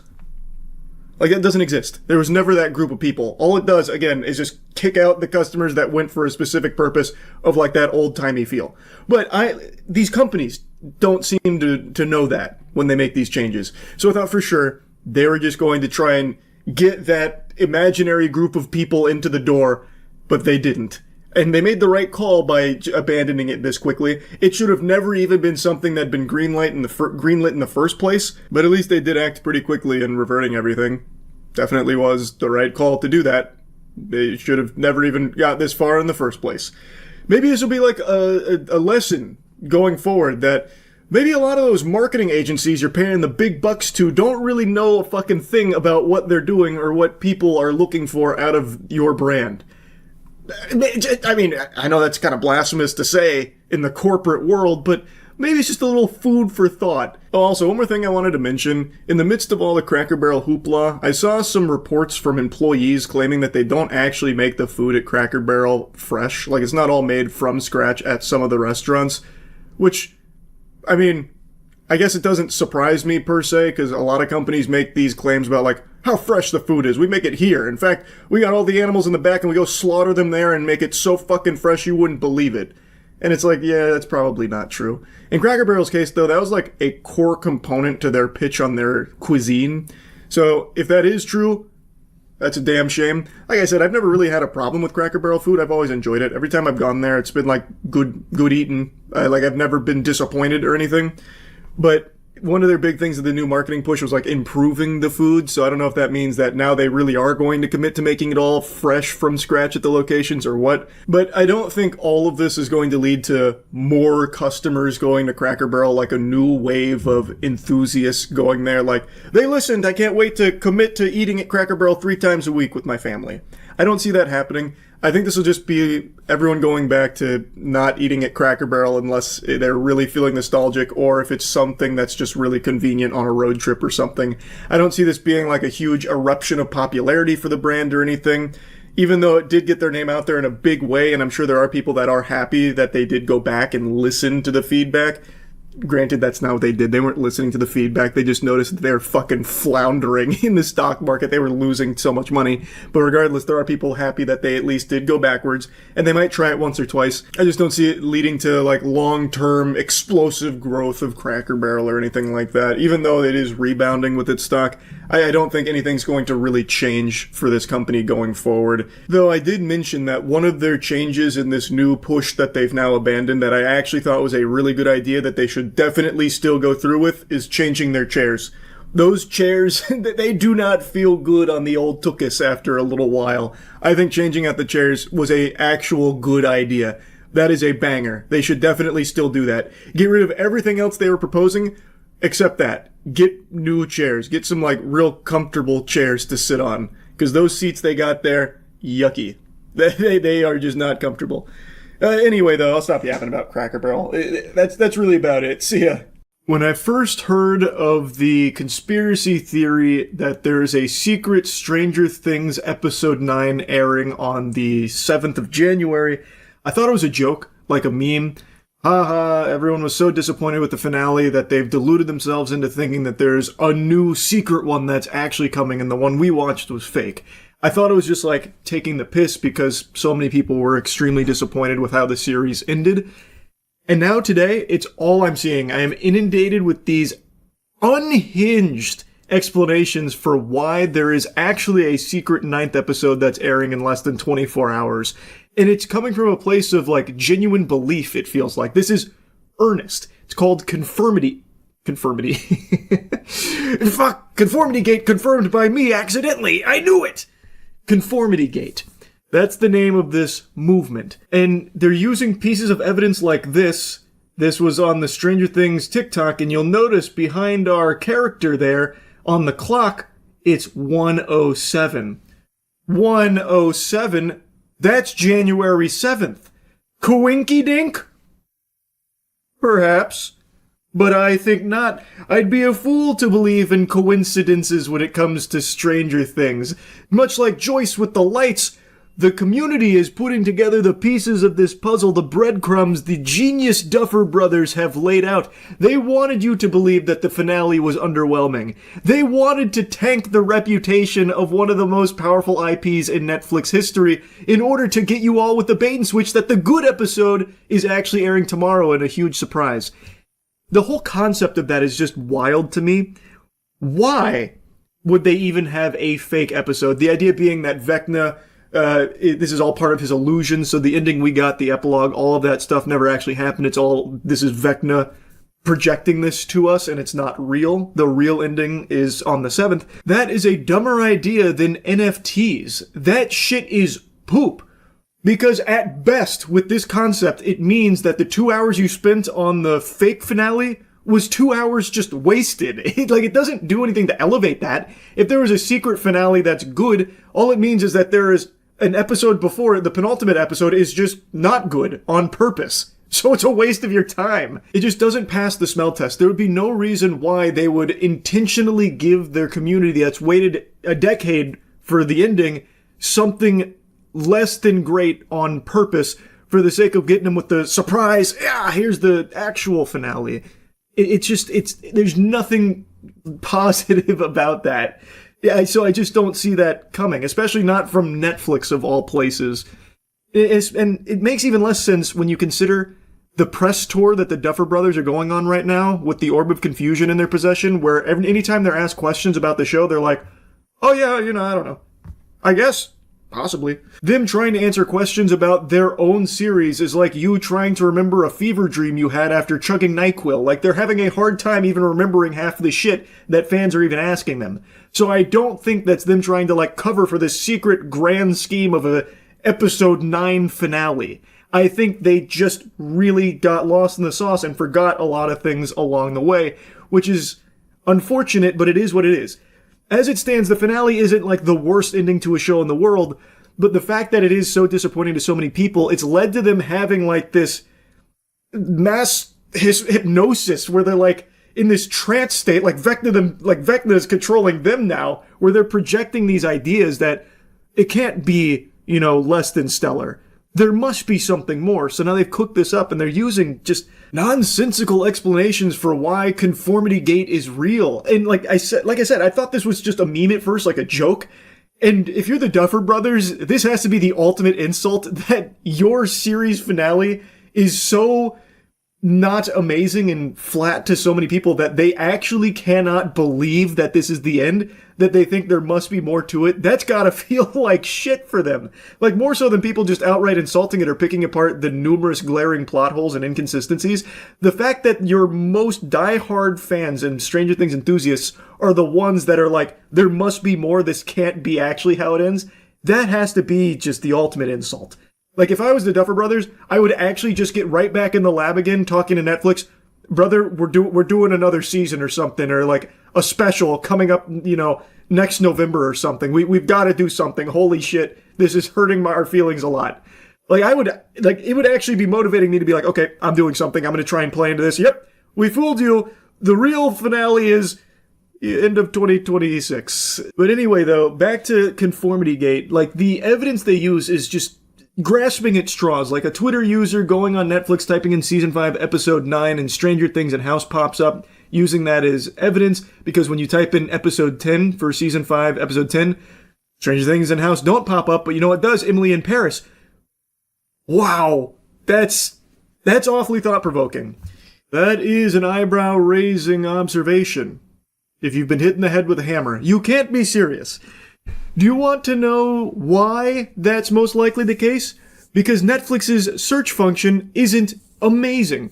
In this example here, Emily in Paris didn't show up for season 5, episode 9, but it did for episode 10. There is an episode 9 of Emily in Paris for season 5. Why wasn't it present?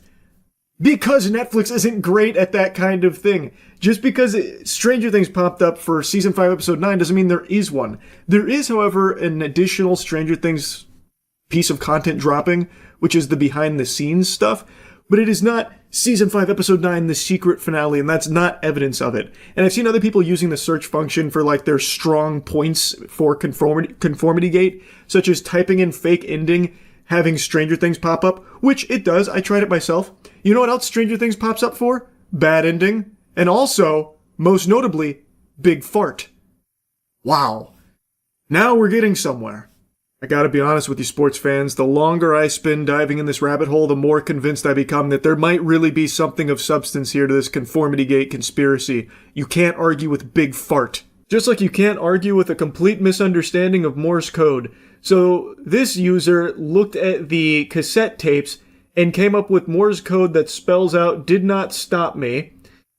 But that only works if you have no fucking clue about Morse code, which, admittedly, I'm in that camp, but you can look it up. The unlimited information is at your fingertips, should you choose to look into it.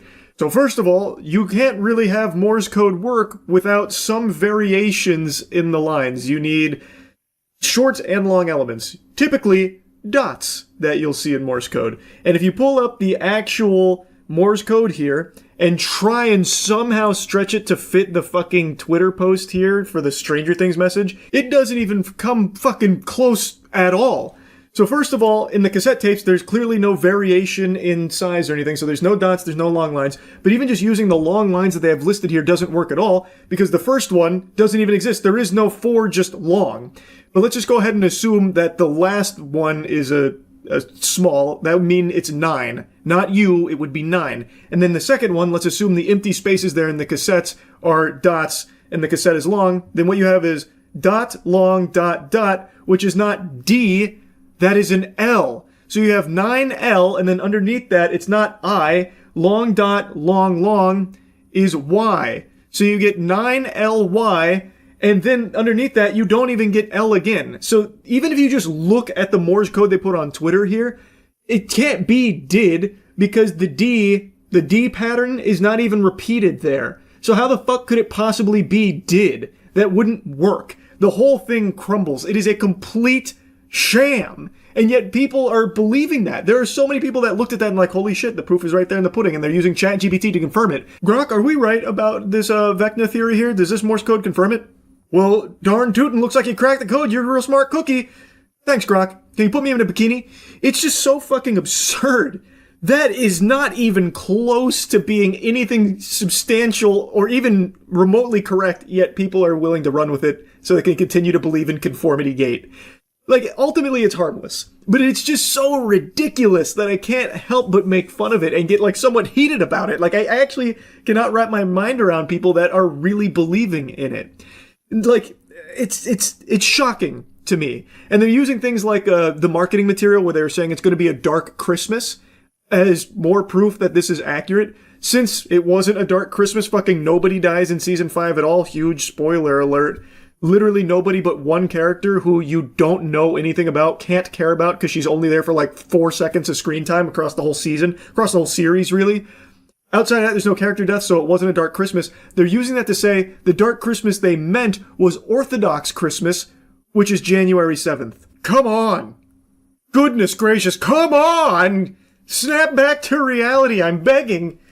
Again, it's ultimately harmless, but holy shit, it is crazy. It is actually unbelievable that there are people out there that truly are, like, believing in this. Like to a degree where I saw people trying to book tickets to the secret the secret finale at their movie theater, because another big conformity gate evidence piece is that some people's movie theaters on the 8th aren't doing a ton of showings for other movies. So they believe the reason for that is because the theaters are occupied showing Stranger Things finale. So they're trying to book tickets to those imaginary make-believe showings for the secret 9th episode. It's so weird. Now, at the end of the day, if I'm wrong and this is all by design, that'd be something special. I think it'd be extremely fucking stupid. That'd be a terrible, terrible, terrible decision. Like, it'd be something I'd never seen before, and there's merit in that. This would definitely be creative to intentionally fumble your finale, but it actually was you faking it the whole time. You didn't fumble it. You have a secret episode in the tank. That would be interesting, but still extremely stupid. I'd love to be, like, wrong about, conformity gate. I'd love if it's real. That would be, like, entertainingly disastrous as a concept, but I am just 100% certain that's not the case here. I do know that there will be the behind the scenes for Stranger Things that comes out. That is on its way, but it's not the secret 9th episode finale, I don't think, I'm sorry to say. Anyway, let me show you some clips from last night when I was learning more about conformity gate. There's actually a decent amount of evidence, but I think it's mostly writing mistakes. I can't imagine there's a decent amount of evidence to suggest a secret 9th episode. I think what they're probably looking at is fucking plot holes that this whole season was filled to the brim with. That doesn't mean that the Duffer Bros have secretly cooked up a plan that erases those, and it was actually all part of their master scheme to make everyone think that they fumbled. That would be the stupidest idea ever. What is this? X a lie. Wow. Now that's compelling evidence. Oh god. While both Susie and Vicky were absent from the epilogue, some theorists believe Vecna left them out entirely because he didn't know who they were and therefore couldn't include them in the ending he allegedly constructed. Oh, that's so sad. It wasn't Vecna who forgot who they were, I'm sorry to tell you. According to conformity gate theorists, the final episode of Stranger Things could be released January 7th. Why that date? Netflix previously shared a cryptic post reading, "Your future is on the way," accompanied by a January 7th tag, leading some members of the fandom to speculate it could be connected to the theory. It also is significant in general because it marks Orthodox Christmas, which aligns with Season 5's release pattern of dropping episodes on major holidays, including Thanksgiving, Christmas, and New Year's Eve. Every Insta account of Netflix in different regions changed their bio to relating of Stranger Things. No shit, it's their flagship series that just ended. Of course everything's going to be relating to Stranger Things. They want as many people as possible to watch it. Let bro believe in the whimsical. I don't care, ultimately, it's fine. It's a harmless cope. Hey, it'd be great to eat my own words. Maybe January 7th rolls around and they're like, gotcha, it's actually, here's the real ending. I had a bit of a superpower for a while, but I feel like the compound V that I was born with has finally started to peter out. I had a complete immunity to jump scares in horror games and horror movies by extension. It was something I was quite proud of, but it seems like in my old age now, it's running out of gas. About a week and a half ago, I played a game called Who's at the Door, and I got startled by something in there. And it shocked me to my core. Not the actual jump scare, but the ability for it to penetrate me and get my defenses down, where I actually did one of these at a jump scare, like I sat on a fucking whoopee cushion. And you could write that first one off as a fluke, perhaps. I mean, that game was a banger. Maybe it was just a really well done, well executed jump scare, but I'm ashamed to report it's happened again. For my gaming channel, I just played another horror game called Dreadflats. This game's got a lot of hype, a lot of glaze. It was a good game, and it has now joined the extremely small list of games that has successfully jump scared me. I just wanted to show you some highlights from it. Also, go check out my gaming channel, Moist Critical Gaming Official. I'm playing every game ever made, basically. It's been so much fun. 10,000 USD to spend 3 nights in a haunted building. Would you dare? Yeah. I 100% would do that. That's very easy, actually. In fact, I've done it like 5 times. Not even for money, for free. For the love of discovery of science, to try and prove the paranormal is real despite me not believing in it even slightly. I'm the host of a paranormal channel. I've stayed and filmed in countless haunted places. Ghost stories, urban legends, just tales to scare the weak-minded. Sounds like I'm playing as myself. This time a fan paid me to film at an apartment building. Place where people vanished without a trace. Let me see. The fan's key is for room 204. Go there first. It'll be my base for the next few days. Sounds good. Room 204. Luggage deployed. The fan said he was too young when he moved to remember much about it, only that many people vanished here. This torn newspaper clipping is the only clue online.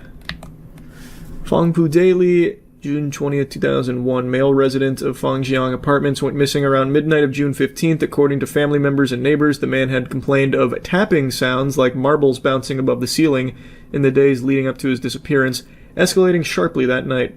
Police confirmed no signs of break-in or struggle. His room was locked from the inside. The case remains unsolved until today. I'm gonna solve it. He fell into the back rooms. Case closed. As is known to happen.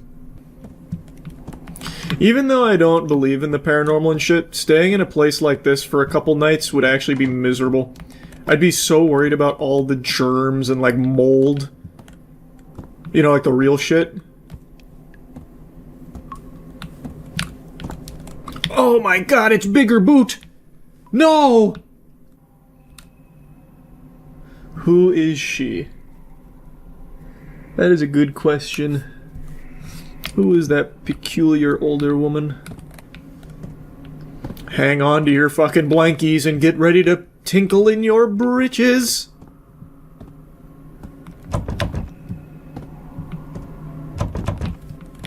Everything's locked. Oh.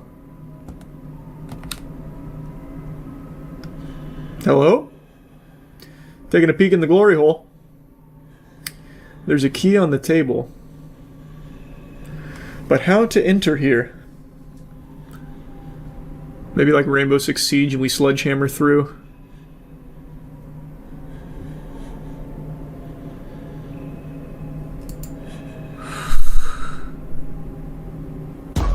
Whoa! Did something just touch me? I don't think so. More so is covering the hole. But it's very polite. It let us in. There she is off to the side. YouTube red circle. Yeah, YouTube thumbnail red circle is what I meant to say. I think we're good. Enough footage for now. Time to return. Whoa! That one startled me. That was loud. Hello. Turn that shit off. That's my least favorite program.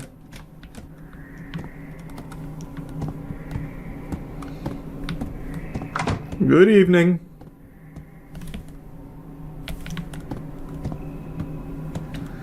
I gotta tell you, I think that old lady finally went back to the retirement home. This place is clean. I feel like I got smaller. Did I get shorter? Wait, she actually did hit me with a shrink ray. It sent me back to Wumbo. No! What are you doing here? Sorry, got something on my lips. What was that? Not a what, a who. And why is she here? Playing a horror game with the lights on. It's Weenie Hut Jr. shit. Hold on.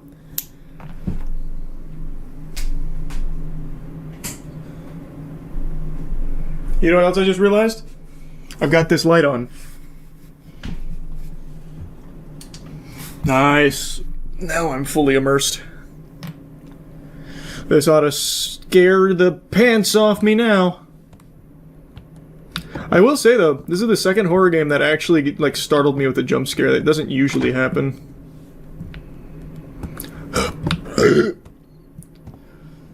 I also think it's because I've made the game significantly louder than I usually have them for the sake of these videos. So now it's like blasting my eardrums. I see it, I'm coming. Show yourself for the paranormal channel. We need a good thumbnail. Marbles. I hear the pitter-patter.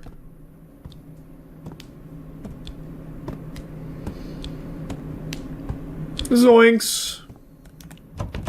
Still locked. There's been a sound behind me this whole time. Yeah, no, I checked. There's nothing there. The sound's behind me again. Is she here this time? Yeah! I'm gonna flick onto her. Yeah!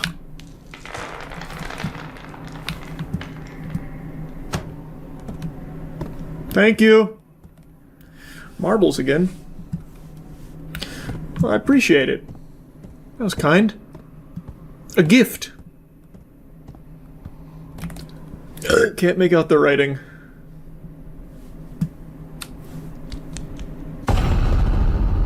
Okay. Why would he do that? I'm a resident of this apartment, same as him. Oh, jeez. What was that noise? There's a burglar! Quick! Give me this. I'll gather the evidence. He's in the kitchen making food for me. It's a generous burglar. It's a chef. Oh. Time to sleep. I'm probably gonna have another dream.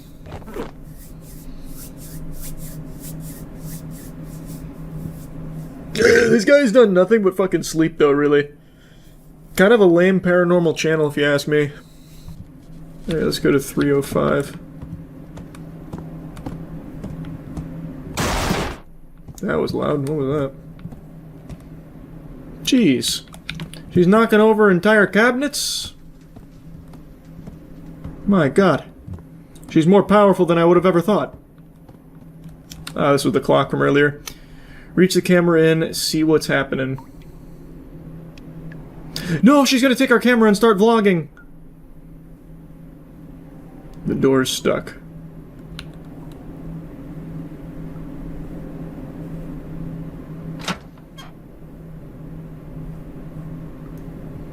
That door just opened on its own. Oh, that was nice. She knocked over the wood. This bitch is knocking over everything, my god. Why is the light on? Whoa! Because she has strong aura. Brace for impact. Toilet hasn't seen this level of action in years, I'll tell you that much. This exhaustion's back. The stomach pain and fatigue. Could I be coming down with something? Yeah, serious case of the heebie-jeebies.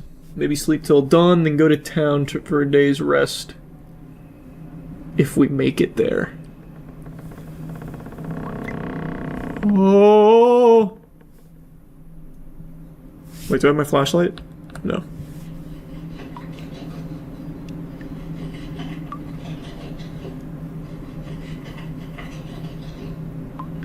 Jeez, this sound. Don't come in. I'm pooping. It doesn't sound like rats. It sounds like perverts. There we are, sleeping peacefully like a princess. Very nice. Oh! She was in the closet there? But I checked.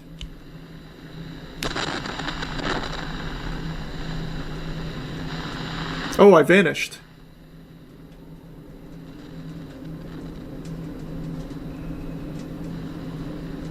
Oh no, never mind. She was just blocking me. Why did she do that? She really likes to just be under the bed. Hello. Maybe she just wants to feel closer to us. That's why she wants to play like marbles and like hide under our bed. I still hear her breathing heavy. I need to get out of here now. Why? Let's say hi to her. I can't crouch. Oh, she's not there. I'm gonna tell you something, man. You're not gonna want to hear it, but she seems friendly.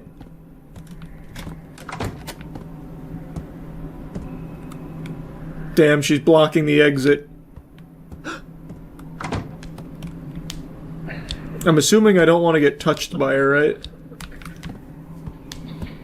That'll probably be game over. Hide in the bathroom. She respects privacy. She's also very slow. I feel confident I could run by her. It's blood. That's why they're giggling. The blood is making them laugh. Oh no. Why? Ah. Am I being dragged away? No, she's vanishing me.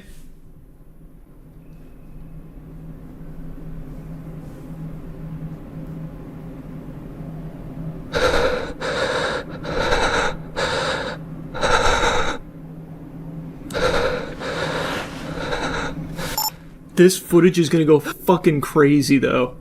Our paranormal channel's about to go ballistic. He should have been live streaming this, so that way even if he does get killed here, he'll have like an incredible legacy with this footage. I saw it with my own eyes. The monster devoured a guy who then reappeared somewhere else. Jesus, why am I like struggling to read? Who then reappeared elsewhere. When I found him, his body was already twisting. From what I've observed, the monster is blind. Hiding behind cover and holding breath seems to work temporarily.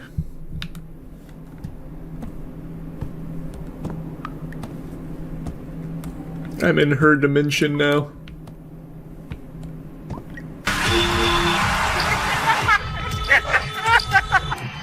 Okay, looks like I blew it.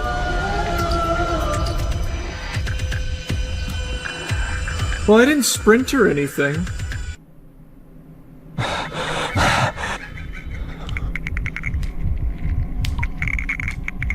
Don't make a peep.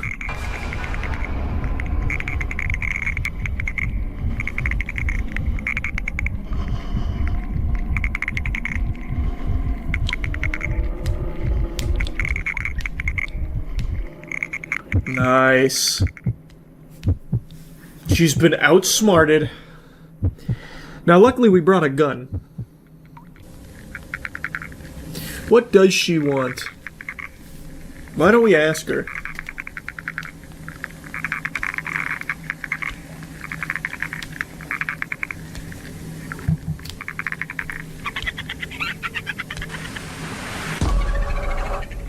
She knows about cameras. She's familiar with technology. All is lost.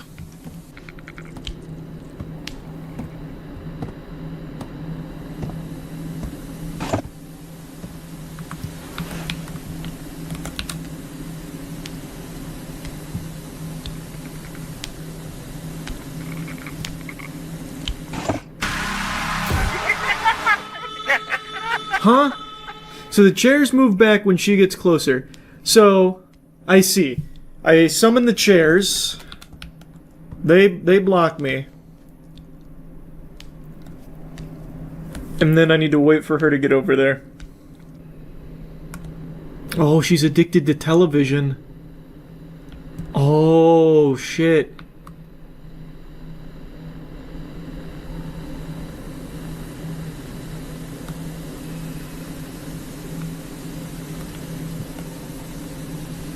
To be fair, that is a good program.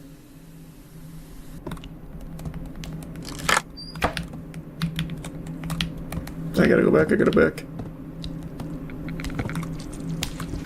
No! Oh, what? Okay.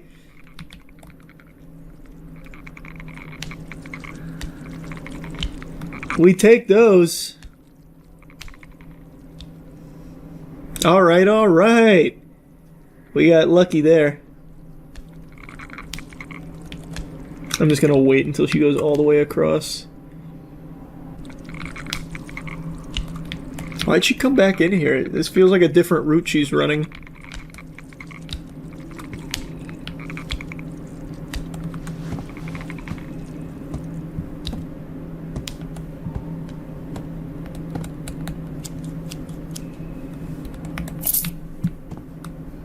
Got the key. Close. Nice. Got the key. Oh, fuck. Slendermen. Run! They've all got scoliosis.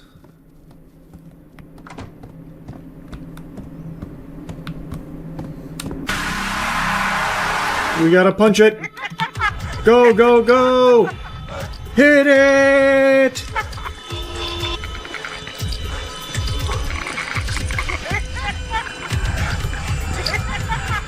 Nice, quick reflexes. I see the exit. She's gonna be there though. I knew it. She's gonna be here though, I know it. I knew it. She's pushing me into a trap. She's flushing me out.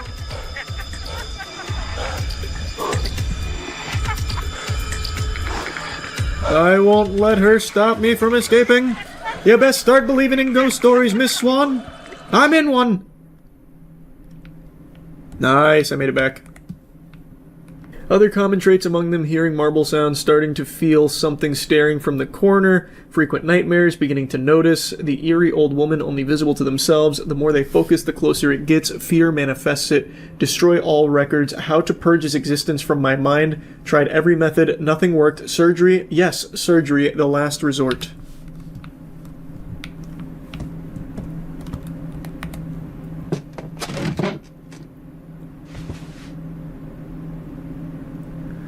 Gonna give ourselves a lobotomy.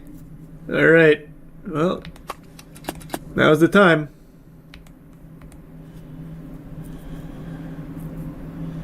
It's the only way. Luckily, the old lady gave us all the tools we required.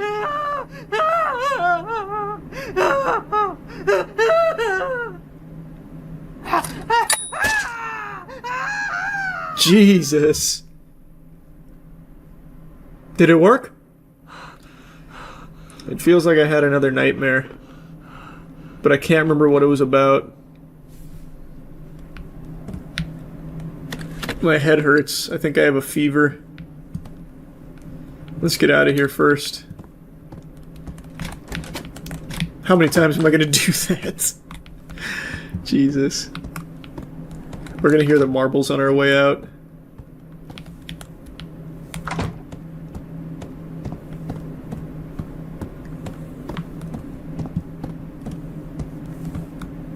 Alright. Yeah, the paranormal's a bunch of fucking baloney. Nothing happened. As expected. Just another boring overnight paranormal experience. Oh, the old lady's gonna be jogging next to us.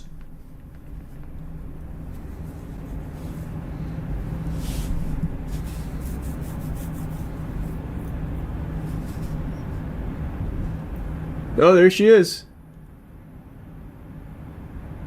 Bye-bye. After a hospital examination, the doctor confirmed it's just a common cold, but I feel there's more to this. I keep feeling like I've experienced something, but whenever I try to recall, I get a headache, accompanied by an inexplicable sense of dread. It seems my subconscious is blocking me from remembering something. I've decided to destroy the camera's memory card. The deposit will also be refunded to the fans. I'm never going back to that apartment again. Yeah, so that fan was the one leaving those letters about like the surgery and shit. That's why they can't remember. And we did it to ourselves as well, the only way to save us from it. Unless...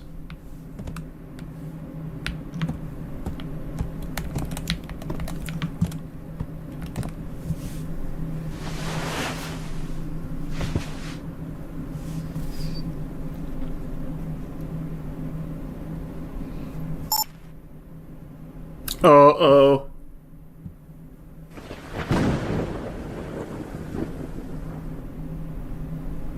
She's still under the bed. That was fun. That was good. I've been really into these horror games. That was a nice one. Are you tired of putting your lunchbox in the refrigerator, only to find out the refrigerator ate your shit? Anthony Sullivan here, and this is the pinnacle of human ingenuity.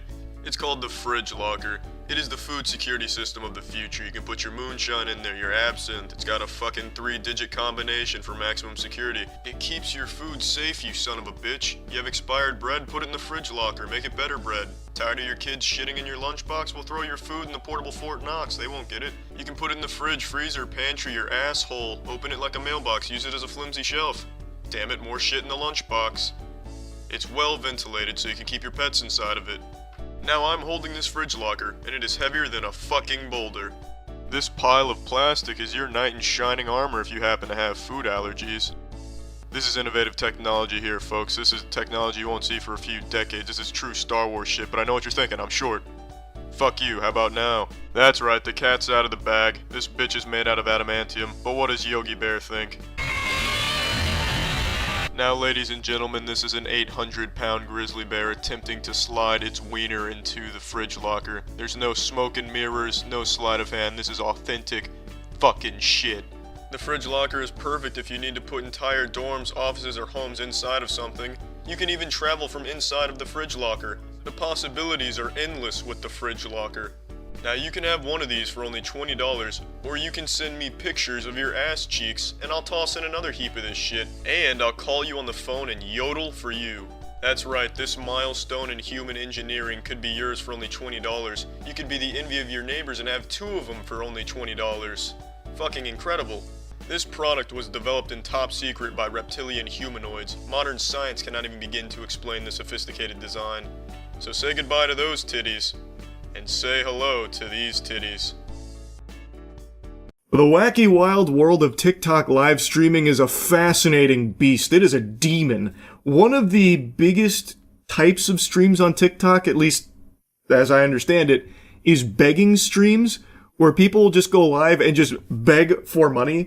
Like, please donate a galaxy right now. If you don't donate a galaxy right now, I'm gonna put my corgi in a headlock until it passes out to save my corgi's life with galaxies. Not quite to that level. I'm exaggerating, but it's just basically things of people saying, I need this money, please give me this money, I want this money, give me this money. And then, of course, the old-fashioned NPC streams that were the trend for a while. Like, ooh, popcorn so yummy, roses, that kind of thing.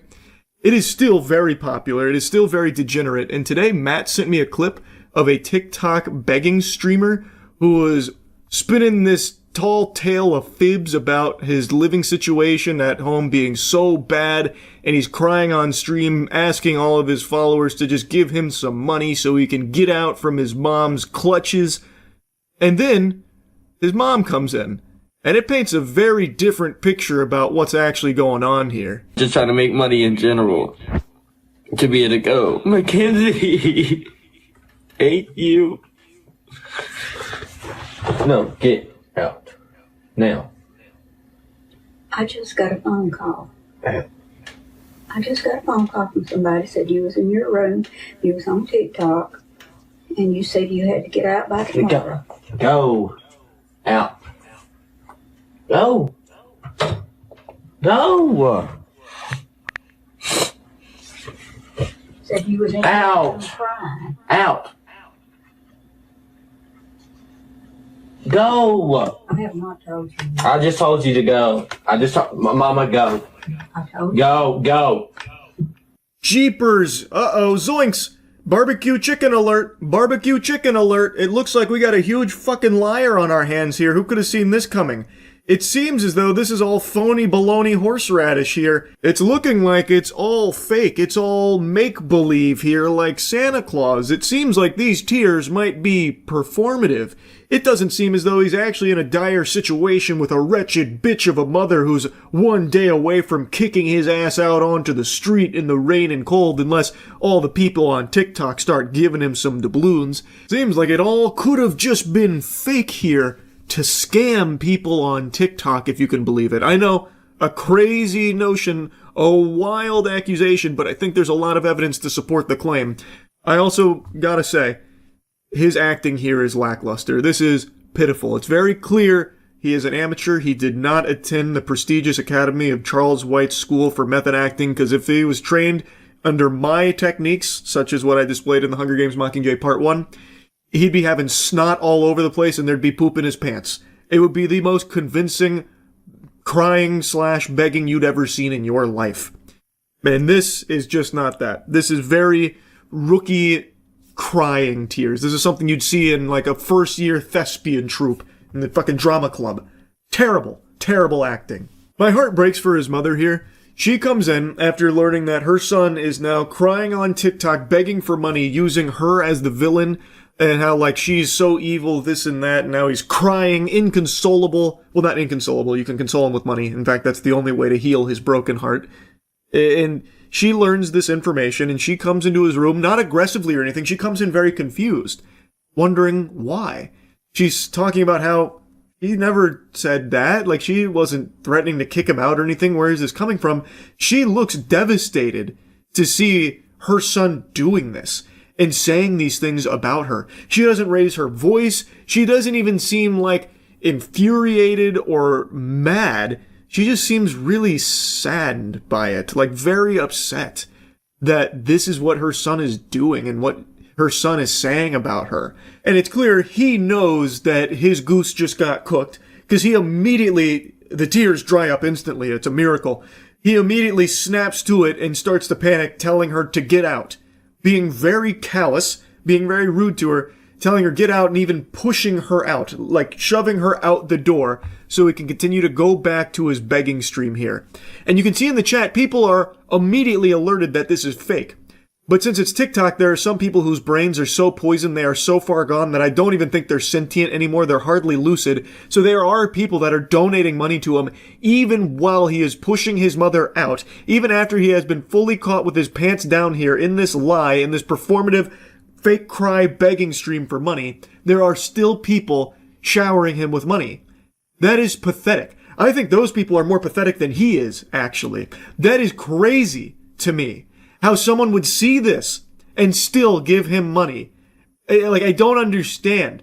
What must be wrong in your life? What must have disconnected? Like, how many neurons must you have wasted away with fucking whippets or something to somehow watch this live under your nose in front of your own peepers and still be like, oh my God, I need to give this guy some money. He deserves some money. Look at his mother. His mother came into his room without even knocking. She didn't even knock. Oh my God, it's even worse than I thought. Here, quick, take a Galaxy. Take 20 roses and a fucking dumbbell and some bubblegum. It's just preposterous. Now, I tried to look more into this guy to see, well, what happened next. Apparently, this is a pretty old clip. I can't actually find the genesis of it. It's only just now, like, blowing up, but apparently this happened a while ago. And it was not, like, blown up or anything, so, like, that stream may have, tanked, went straight into the shithole there for him.